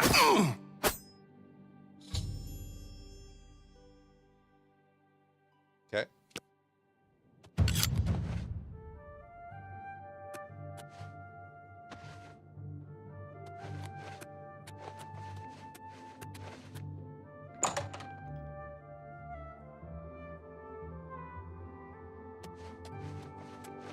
Like there was a struggle in here. Actually, what the fuck did happen? Dude, I had a house just like this growing up as a kid in Oblivion when I was a little child, and my jumping skill was high enough. It's not right now. I used to jump up there, get on top of the chandelier, and just like look down at my house. Can I jump on this side? Wait. Yeah. Oh, I just fucked up. Oh yeah, dude. Bumping up my acrobatics. Hold up. Oh yeah. Oh yeah, bro. Just like I'm a kid again. I used to decorate this area up here. Why did you just kill the special dude? Because that's the dude who I was sent to kill as part of the contract. I was talking to him just because I could, but I didn't need to. I had to kill him in somewhere I wouldn't be seen, so it looks like a murder. What's going on in here?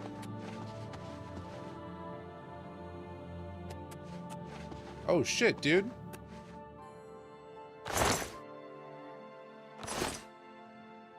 Damn. Killed his buddy.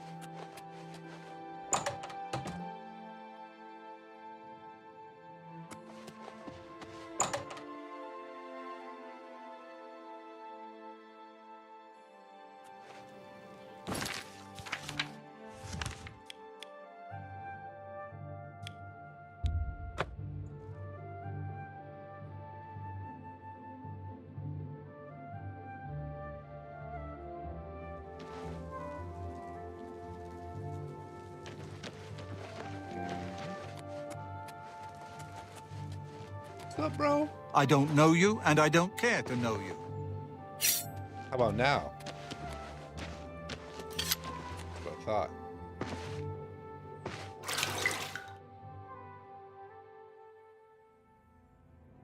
Wait, so... Oh. Cool.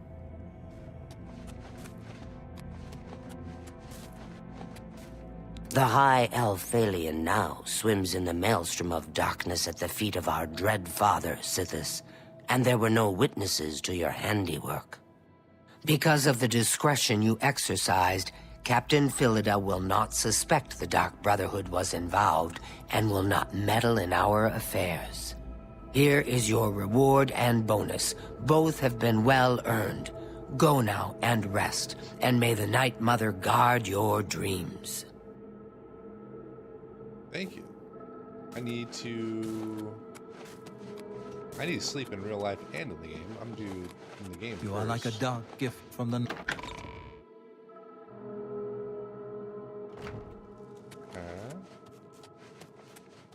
Then go over here. Call it 11 hours. I think that's enough time to rest. I don't know if it has to be a full day. Oh, nice. Cool. 12 virtues. All right. Affects the amount of damage you deal with all this shit. And your bare hands. Interesting. Okay. How much you carry and maximum health. This is a bit low. My willpower, though, is actually pretty low. Greatly increases your maximum fatigue. Slightly increases. I think I need to bump this up a little bit. And then luck. I've been pumping luck as much as I can. Personality would have been pretty big on this one, if you ask me. But I've been really hammering in speed and agility. Maybe this one though, I'll actually bump up some of this other stuff.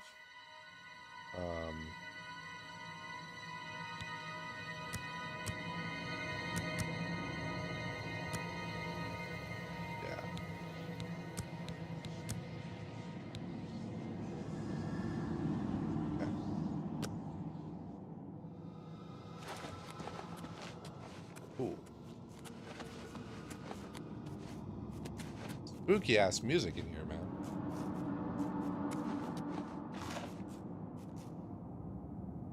You can't grab that. Grapes, venison, cool. Great.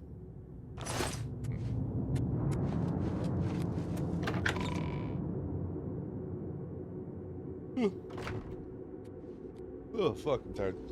Alright. Do a little save action. Okay, is there anybody online that I can raid? I don't think there is. That might change. Stewie 2K. No thank you. Wait, why does Stewie have like 0 viewers?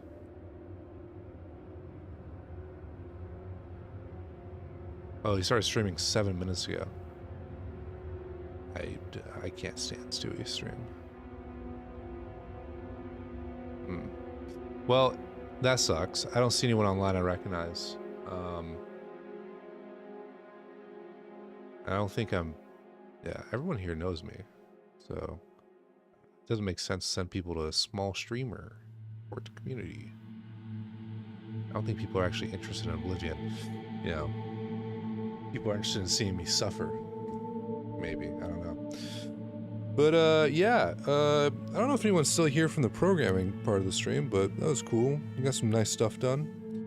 And I'll probably be doing some more shit this week. We gone for a little bit, so try to do some stuff before I go.